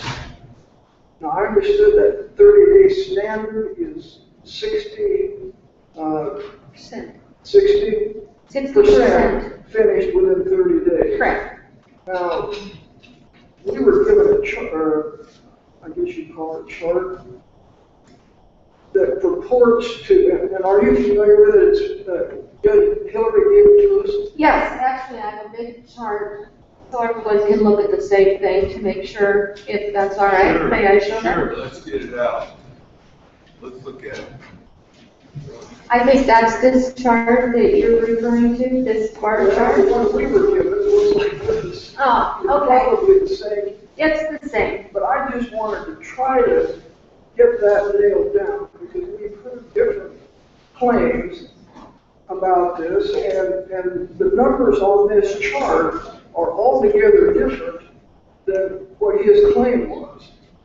And so I wonder if you could try to lay this to rest so we've got the accurate facts on what our turnaround time was over the last couple of years. I can. Or whatever time period. Sure. Because I understand we've had some problems in the past with that. Yes. These come directly, this chart, I believe you all have a copy of this chart, comes directly from DOL. Okay. These aren't your numbers, these are DOL. These are DOL numbers. Yes. The judges report in after every time they make a decision. And DOL computes this every month for every state. And so at the far end is September of 2012. And red line is a 60% metric of DOL that we're required to meet. And here's our results today since September of 2012. Now, I understand Mr. Walsh and his statement, but the problem with his statement is the measurements that he is using are 3 years old. So they are the past 3 years. So by the time you get to the effect of 2012, it will be 2015 because it's a 3-year rolling effect that they take of history in the process. So the good numbers that Mr. Walsh was able to talk about actually reflects Chief ALJ Dan Anderson and his good work before Mr. Walsh was there on meeting the metrics. These are the numbers directly from DOL as to how we are doing now.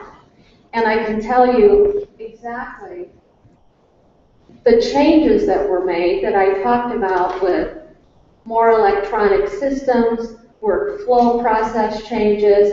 Even the clerks have ideas on how to get things moving differently and faster, how to mechanize more things.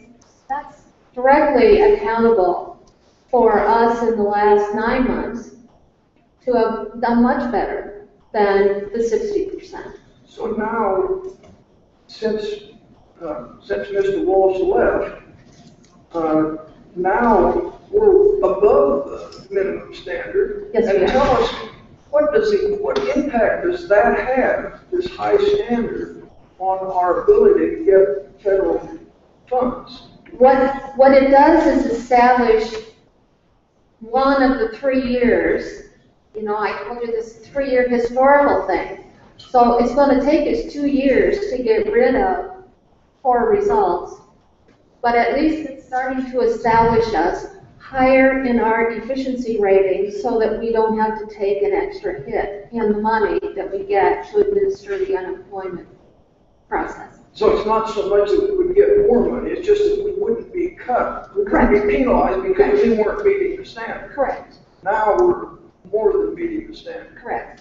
Okay. Well, I was very confused yesterday when I heard this statement because that hadn't squared with what I thought I knew. Well, a lot of these metrics, and I know that you have many of the reports from the Department of Labor, usually have a historical aspect to them. So it's not usually just the latest 2 or 3 quarters. It usually carries a history with it of 3 or 4 years, and it is the culmination as you move forward to be able to demonstrate sustainability, be able to demonstrate, I mean, everyone else is chasing you as well, trying to improve their efficiency as well. So that's what the DOL does, is it maintains that history. So you can't just do well for a quarter or 2. You've got to do well for 3 or 4 years.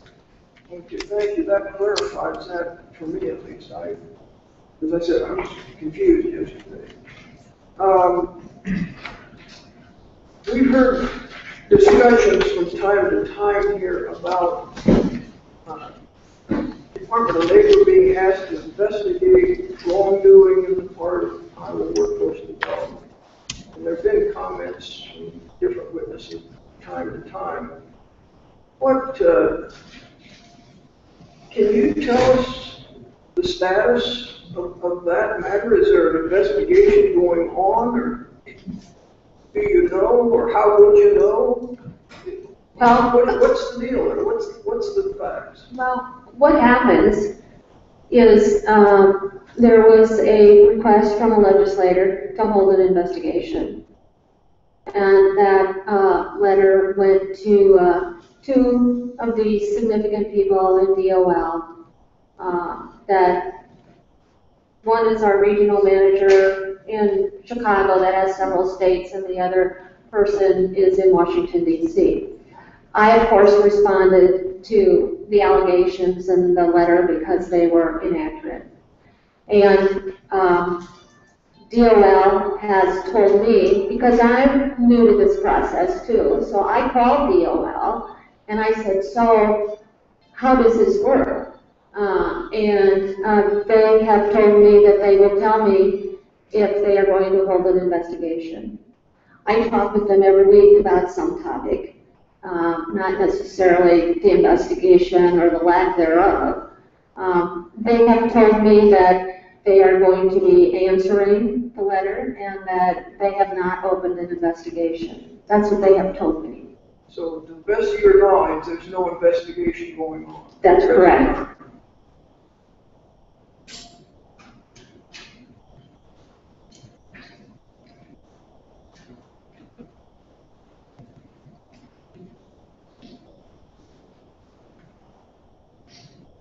I think we ought to end on a more positive note here, perhaps.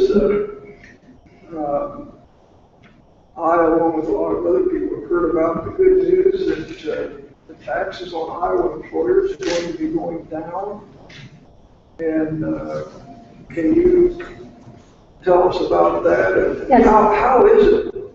What has happened to cause, to enable the state to do that, to lower the taxes on our employers, to give them more money to hire workers and expand their business and so on?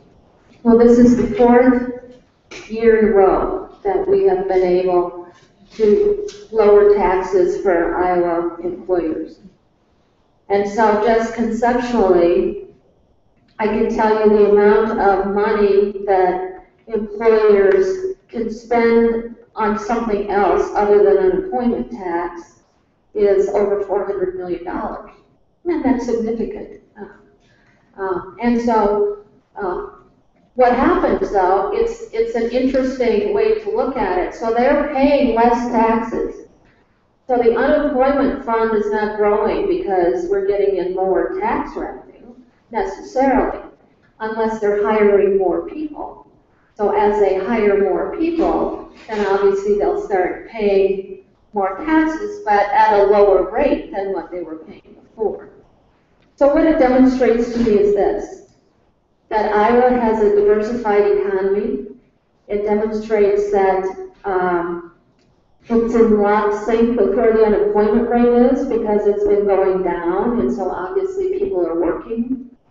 We have more people in the workplace now than we've had for many, many, many years. And so it demonstrates, I think, the congruence between the unemployment rate, jobs that are being created, people going to work, and the new opportunities that Iowans have to stay here and to work. And I can tell you that it's not easy to have it.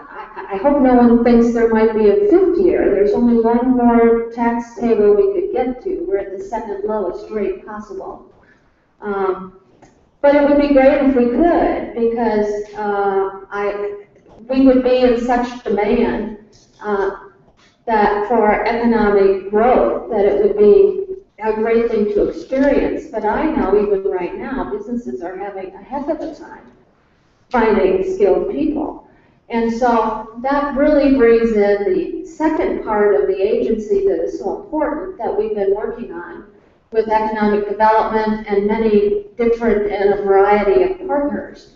And that is to help people have the skills that are needed in tomorrow's workplace and in tomorrow's job. I can tell you one of the things I'm most proud of is that we have been able to get into the 9th grade, down to a freshman in high school, the qualifications that business look for through the Skilled Iowa program. And they can work on that at no cost through their entire high school career, so that whether they go on to formal education or not, they understand what's expected to get a job. And businesses are communicating at very different, really more clear levels to everybody. What are the qualifications you need to demonstrate to me so I will hire you for a job? And so I'm really most proud of the fact that we're making a difference with kids, with our own kids, that they will come out of high school, and I would anticipate that within a couple of years, every single student would be my goal, would have a certification that is a nationally recognized certification that goes on their resume, that travels throughout the country even if they get moved, and the business in California recognizes that same certification as we do here in Iowa. Well, I think that's very important that we hear too often students, people graduating from high school and even college sometimes without the skills to go out, Correct. to find work. So I'm glad you're working on that. And I can tell you that this past year has been really the first year that every single public high school in the state of Iowa has that opportunity, has that capability, and that 8,000 plus students went through that certification this last year. And I see that number just skyrocketing because school districts from all over the state are asking us to continue to be involved and to continue moving in that direction because it's a new tool they have to offer their students, their counselors, their parents at no cost, and it's at no cost to the school as well, that we can actually do something positive. It's obviously a choice item. They don't have to go through the process. But it's fun to watch a kid change their whole self-esteem in front of your very eyes when you go to some of these events that we have and see that they really believe in themselves, that they can do a lot of things that perhaps they didn't think they had the opportunity to do before. When you started your testimony, there was a comment or two about you might want to comment on something or other to correct something or other that had come up. Yes. And we've gone through a lot of things, I know, but I don't want to end without bringing that subject back up again and asking you, are there issues, an issue or two maybe that we haven't covered that you feel like you should respond to? If so, please go ahead and do that. I do. I guess one very important item, because of this judicial independence that we had a discussion about, was this Exhibit A that this morning you gave to one of our clerks, who is the assignment clerk, for cases. And I've gone back in the last couple of hours just to provide you all of the data around that particular case. And there is significant data around that case. Carrie, did you pass out? Our Legislative Services Agency will make sure we receive it. Thank you. And what this demonstrates is that I didn't assign this case to Blair. I assigned the case to be heard to the first open slot. I believe you heard, and that happened to be Blair. And that's how the communication in this unit goes. But if you notice, in your packet, I've given you all the data that shows this case started in March. And it was continued and moved and continued 5 or 6 different times through various judges.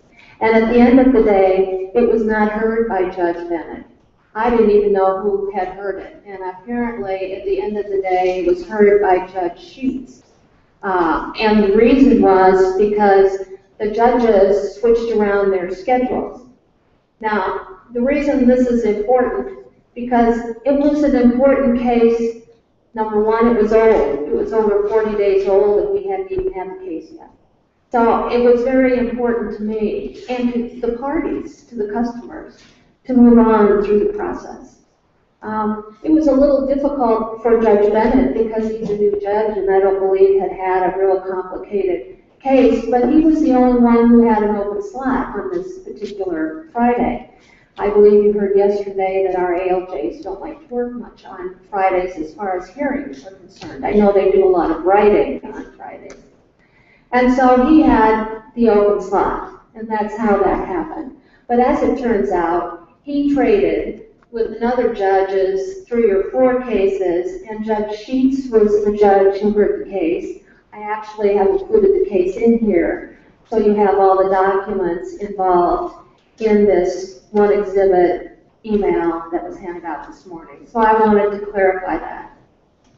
And just to make it crystal clear, it looked to me like this Exhibit A was handed out to show, oh, she assigns particular cases to particular judges. And we've heard your explanation, that sounds perfectly logical to me, that this wasn't done for any backroom or prejudicial type reasons. It was done to get the case decided and get it to a judge that would be able to decide it. The only judge that had a slot. Yes. And I'm assuming that this is a pretty unique situation. This is not normal practice at all. I don't have access to any of their databases. I don't have access to any of their assignment processes. I don't have access to any of their files. So I can't even get in if I wanted to. I don't have any access to their system.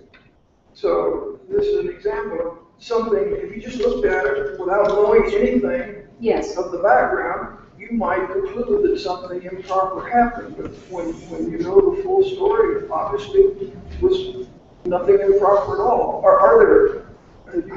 There were a couple of other items I wanted to clarify. I believe we talked about the Employment Appeals Board and how every judge has that opportunity to be criticized or critiqued or given some more information from their perspective about cases.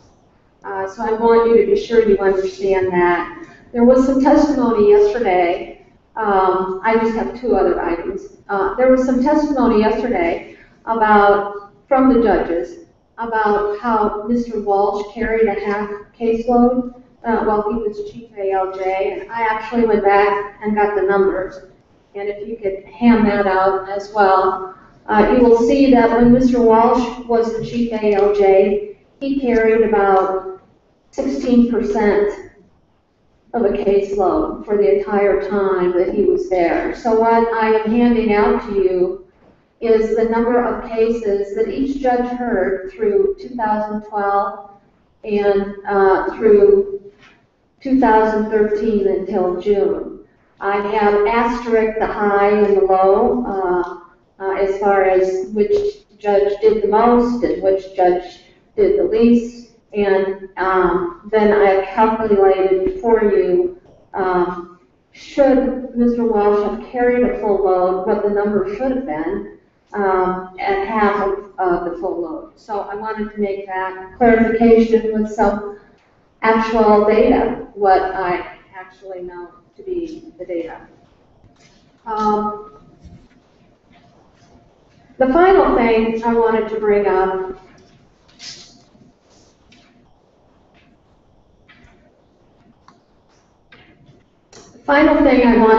up was the DOL data for the state of Iowa and this assertion that I'm trying to get people to rule in favor of businesses.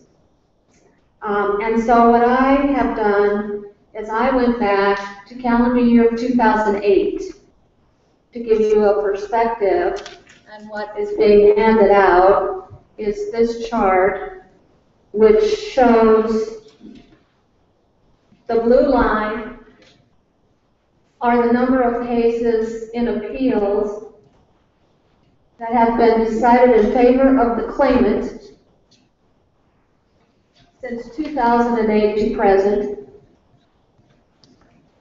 And then the red line are the number of appeals that have been decided in favor of the employer. And so to think that I have been influencing people to rule on behalf of employers, the data just does not support that. And this, again, is not my data, it's data from USDOL.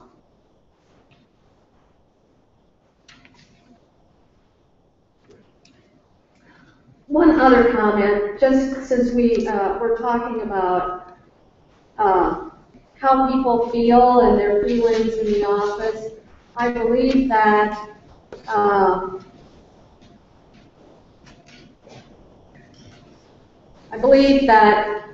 Judge Ackerman made a statement about how I would not let her work from home when she was not feeling well, but she thought she could hear cases from home, and that I refused to let her work from home. And I thought it was important that you could hear exactly what I said to her on that request. And we have this email as well. I don't know if it's one that was requested or not, but here is the email, and it says, Susan, I am sorry to hear that you are not feeling well. My suggestion is to take sick leave and to try to get healthy. We will worry about the work, so no need for you to try and work, just get well. So that was my statement to her about staying home and getting healthy. Finally, the last item I'd like to bring up is the fraudulent email that was sent to the Des Moines Register. It was not an original email. It was a press release by a legislator that commented about what a poor supervisor I was, sharing somebody's personal anguish with everyone else in the office. That was not what happened. And I'm very sensitive to that because I don't share people's personal issues with anybody else unless they've given me permission to do so. Now, according to the judicial code, an ALJ who knew that happened should have raised her hand and said, that's not my email. I did bring a copy of that judicial code, but Susan Ackerman didn't do that. That's the reason we had a conversation. I didn't, but several people did, just asking her because we wanted to protect her as well if she was being harmed by having a falsified email, part of a press release by a legislator. We asked the reporter, how could you have possibly written the story if you had the original email? And the reporter gave us the falsified email that he said was given to him by the Senate staff. That was the time that the legislator happened to have written the DOL about this investigation. And so at that time, I was required to call DOL and to tell them that if this was one of the attachments that happened to be on the request for investigation, that it was a falsified email. I apologized on behalf of the state of Iowa. I told them this, nobody really knows how this happened, but it was presented from the Senate staff to the Des Moines Register as the original. It would have only taken one FOIA request to get the original email. And so I just want to make the point that I was not the person that shared one person's personal anguish with the entire office. Thank you. Senator McCoy. Thank you, Director. If we could go back to the chart. Yes. And can we hold that up? Sure. Like we did just a minute ago? I just want to be clear about something because I'm like Senator Garrett. Feel like a mushroom. The lights just went on.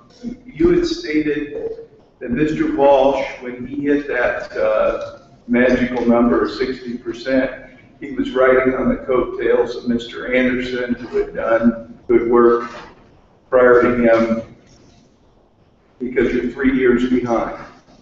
I'm saying that the metric that he used included the previous 3 years.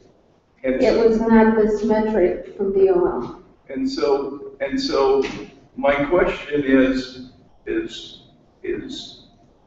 how do you know what metric he was using? Because he described it. And the metric showed where he was with the number of cases? Partly. Did it show that during the time that he was working in this capacity, what the rate of unemployment was and the number of claims during that time period? I don't have a copy of what was on his exhibit. And I get that, but I just think that data is only good if we understand. Correct. I agree with that. And one of the things that I would say is he made it very clear that the state of Iowa was in a historic downturn with the highest rate of jobless rates, claims going up, unemployment going up, and during that time period, they were getting slammed And so I think to be fair to Judge Walsh during that time period, I think we have to understand what the claims data was then versus now. And I'd like to see some analysis on that. Okay. I'm done with that chart. Could I just add one more thing? No, Because it's important to know. I've got another question that I wanted to ask, because I'm getting slammed with all this data that I'm seeing for the first time. So I got to keep this tight because I'm trying to understand how to get to the issues that you've raised. The issue that you talked about at length regarding the falsified email is of great interest to me. And so I would like to present an email to you to review. And I think it's the email in question that you were referring to as a falsified email. That email actually came through Legislative Service Bureau as part of a FOIA on behalf of the Senate Democratic Caucus of this committee. Yes. Are you prepared to tell us today whether that was the email that you were referring to? No. Because you don't have the first email. That is what was given to this committee by the Legislative Service Bureau, our nonpartisan agency that gathered this and was reviewed by the Attorney General. Correct. And then forwarded onto this committee. And so for you to make an allegation that our Senate Democratic staff was in any way responsible for disinformation to the Des Moines Register, I think is outrageous. Well, that's fine. I can give you the email from the reporter, actually, that showed us the falsified email. But this is all we received from the nonpartisan Legislative Service Bureau, and this was actually reviewed by the Attorney General and then given to this committee.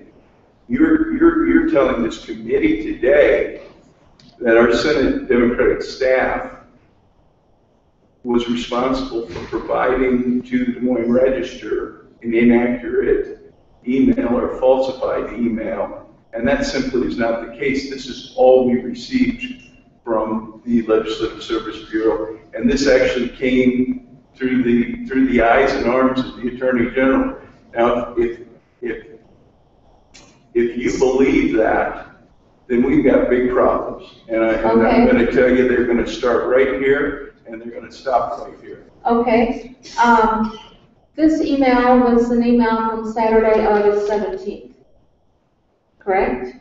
Correct. Okay, the email that Susan Ackerman wrote to all of the CCs was written on Friday, August 16th. That's the next page.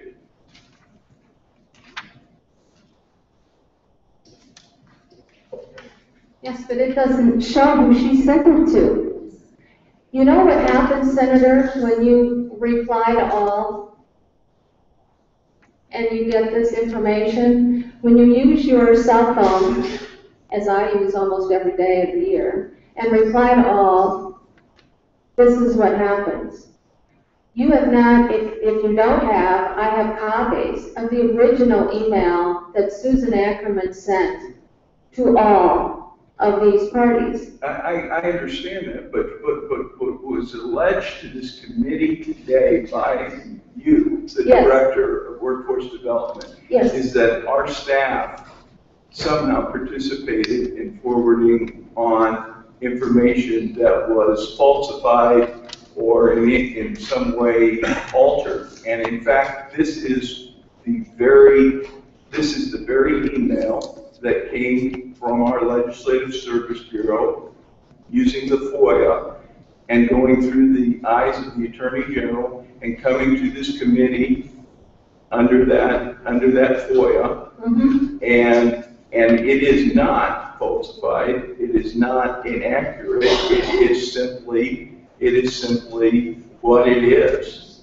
It is a public document today, and as committee members and as staff, this is what we had to work with.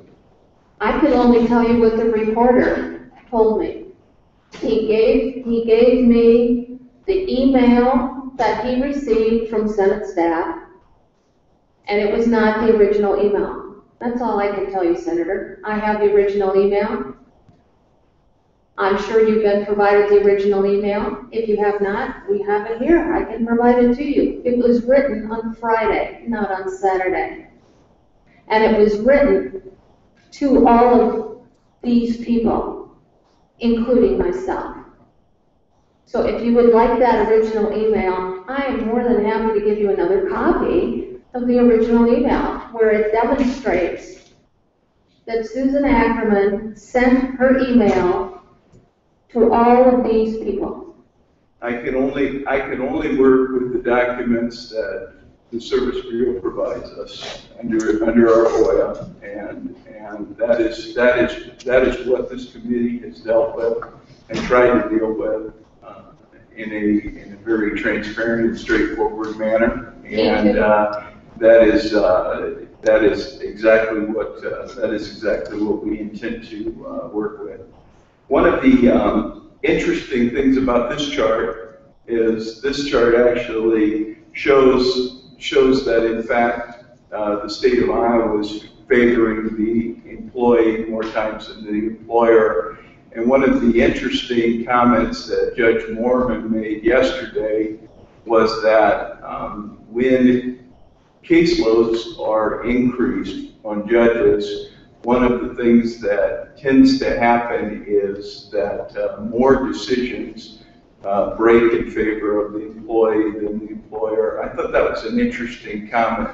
I only share that with you because of what he said yesterday related to employers and employees and how that breaks. And he said this, as they get more and more pressed for time, that tends to be an outcome of that. And I assume that he had good reason for stating that.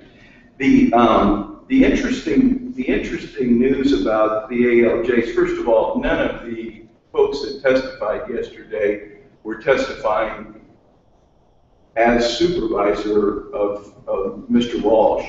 And so none of them, when they said, well, he kept a full caseload, they probably believed that to be true, that he was, doing a half caseload was what maybe was what was said. But the reason I bring that up is because you made it very clear in your chart here, which shows all of the responsibilities that your lead workers are doing on behalf of you and the department. They're making training manuals, they're doing new orientation manuals, they're training employees, they're engaged in technology improvements.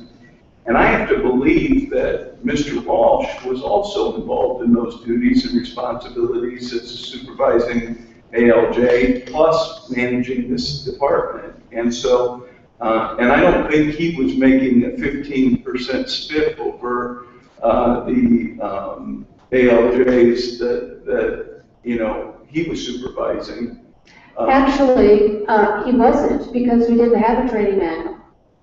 Well, that's why we had to spend so much time on a training manual.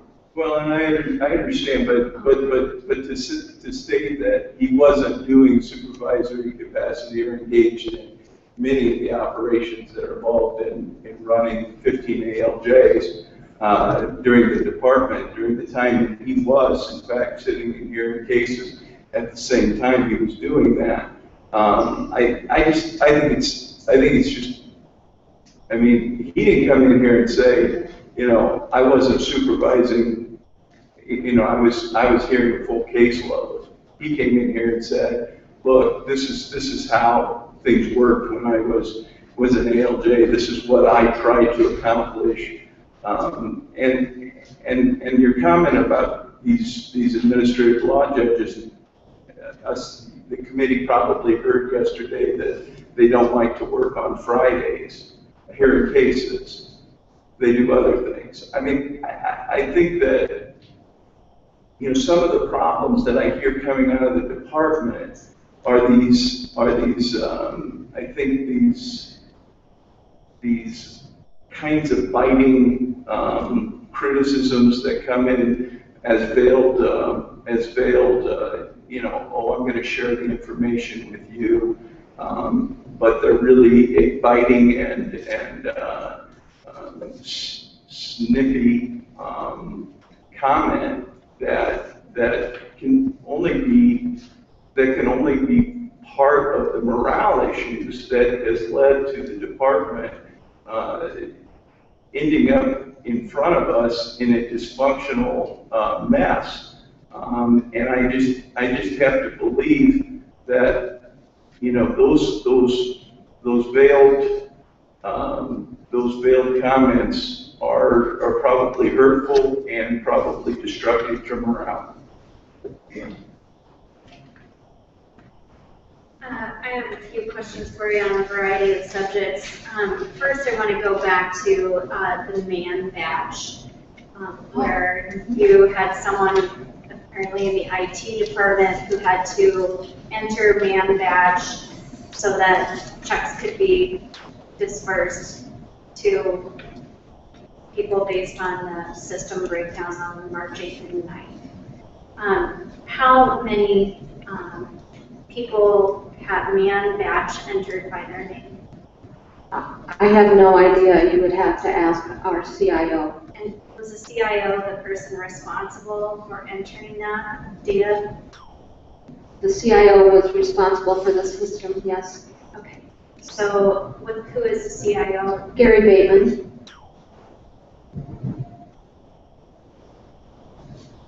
If someone had man badge by their name, would you have any idea whether they had called into the system or not? I can't answer those questions. I don't know. Right, you don't know. No, I depend on the information I get from the CIO and from Dave Eklund and Mike Wilkinson, so I think they can probably answer that question. Okay. The point I want to make is when you said that only 85 payments were made, that cannot be accurate because you have no proof on every person who has man badge by their name for that week on whether or not they truly deserve their unemployment payment.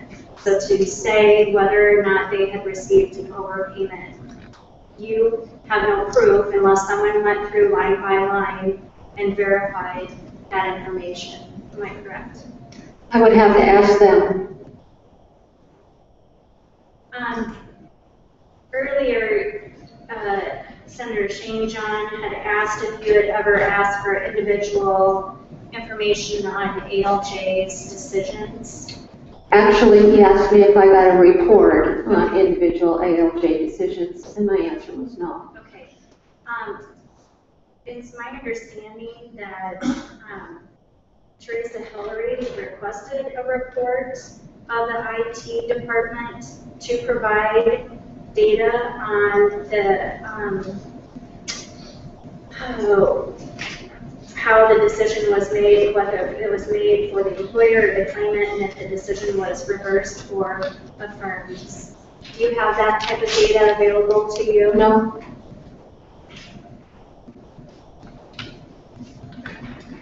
Yesterday, I asked Devon Lewis if she ever recorded any of her conversations with the ALJs, and she said never. Yet, according to an email that we received on our FOIA request, it is directed to you from her on October 7th of 2013. I'll just read part of it. I'm sure you've probably reviewed it. This is, she's talking about a case, and she says, this and the Duggan Heels unforced quits, while RS has remained notably and uncharacteristically silent, made me baffled. I recorded it if you would like to listen to it. Do you remember receiving an email about one of your lead workers recording a conversation she had made, or she had with an ALJ regarding some concerns about his decision?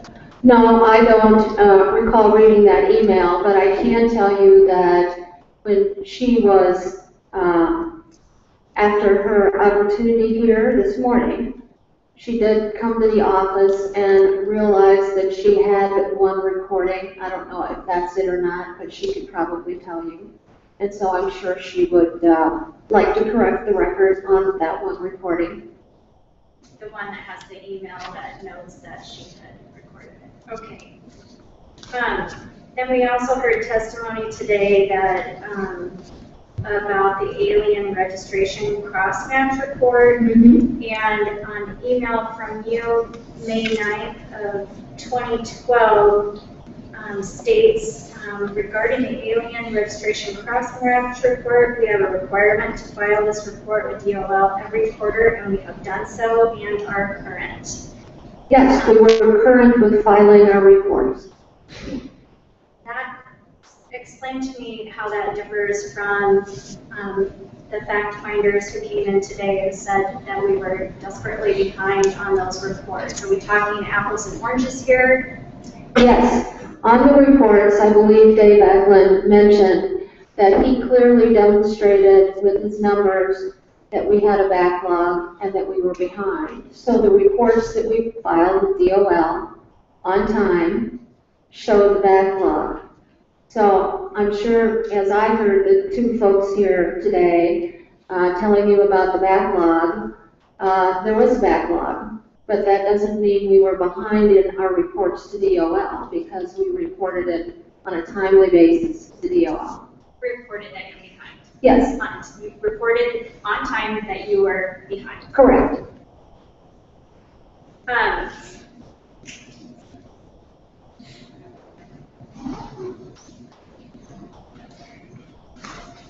Another email that came across from our FOIA request is from Lori Adams, and I'll just read it here. Everyone, Teresa met with me today regarding a conversation she has had with Phil Freeman at the Clark County Electric Cooperative in Osceola.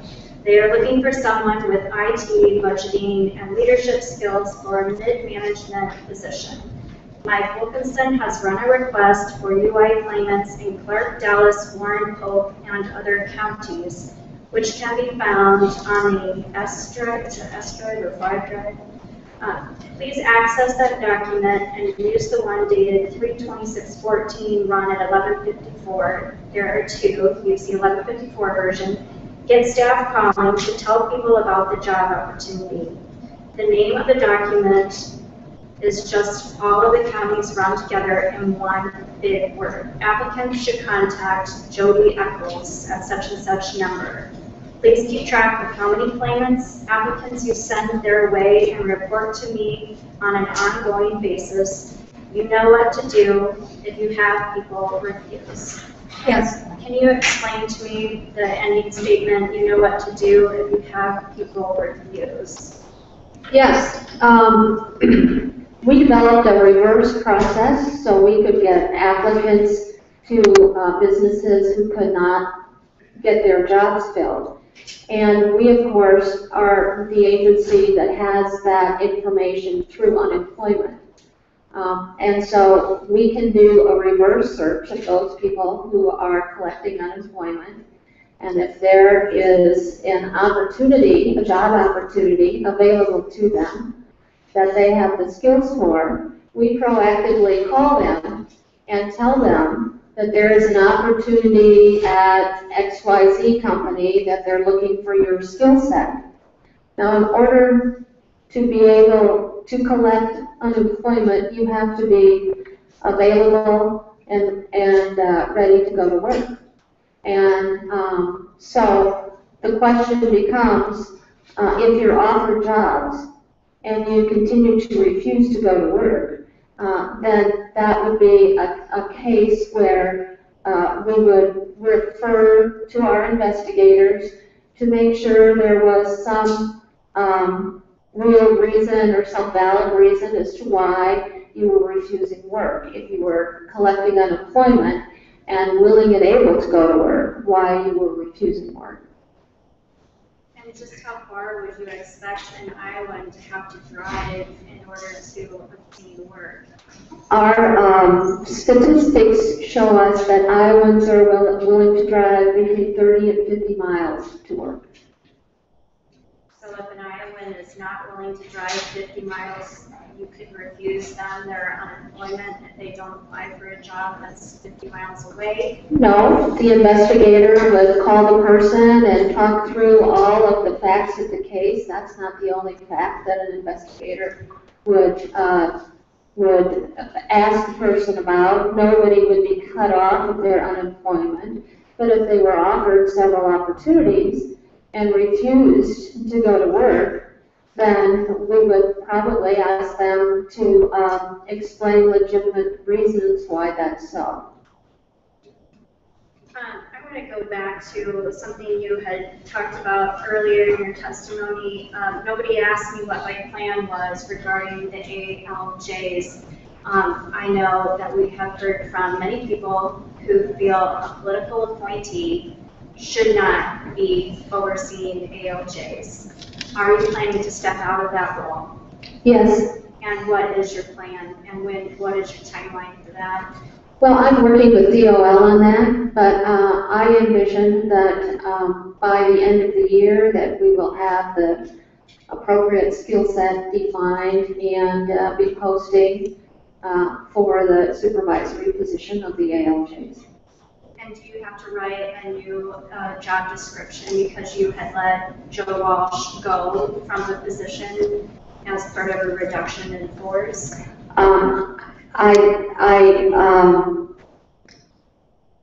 I laid off the position, so I canceled the chief ALJ position. That doesn't mean I canceled the supervision of the ALJ. So yes, I have to write a new job description, and it will not be the job description of a chief ALJ.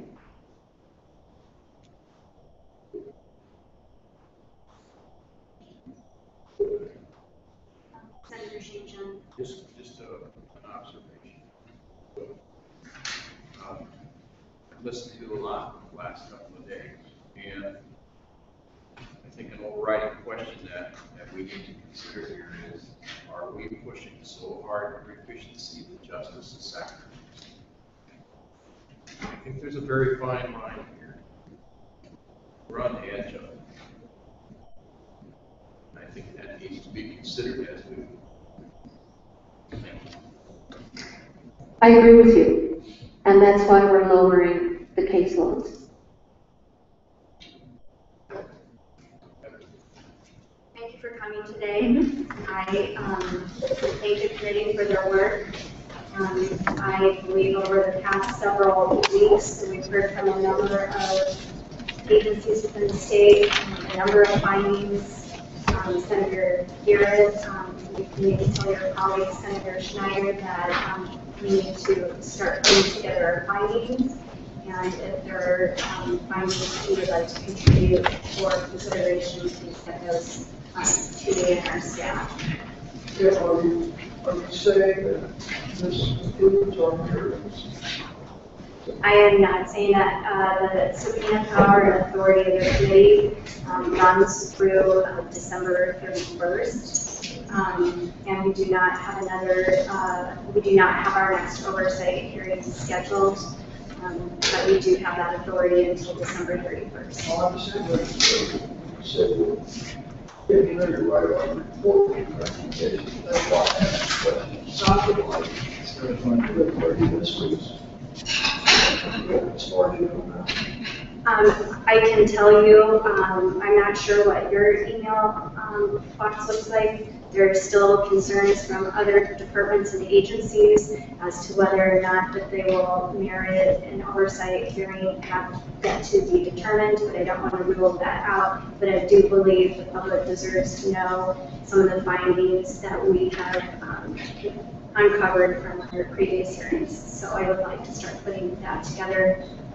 As you know, time for drafting legislation begins in October, November timeframe. So I would like to start letting our committee chairs know of legislative action we believe should be taken from our work in our committee. What is the process you have as part of that staff? Work on some recommendations? I'll be working on mine and ask my colleagues in my caucus to work on them as well, and I'd ask you to do the same. And then what's the? We have not. Do you contemplate a committee? I would like for us to bring our findings before our committee. It won't be 5 individual suggestions, it'll be you're anticipating committee recommendations. I would like for our committee to vote on the committee recommendation.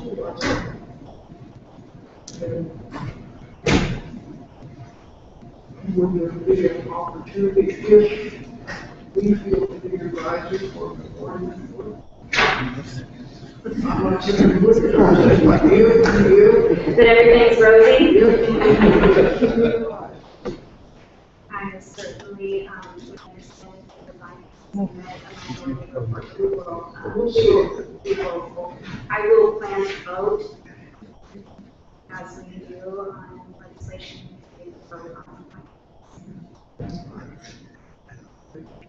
Thank you. I also want to say, last night when I was at home, I received a number of emails and phone calls from people who had concerns about testimony that they believed was not factual. And if people have concerns about that, they can certainly submit their concerns to the Legislative Services Agency for the entire committee to review, so that everyone has access to those documents. And with that, I will adjourn the meeting. Thank you.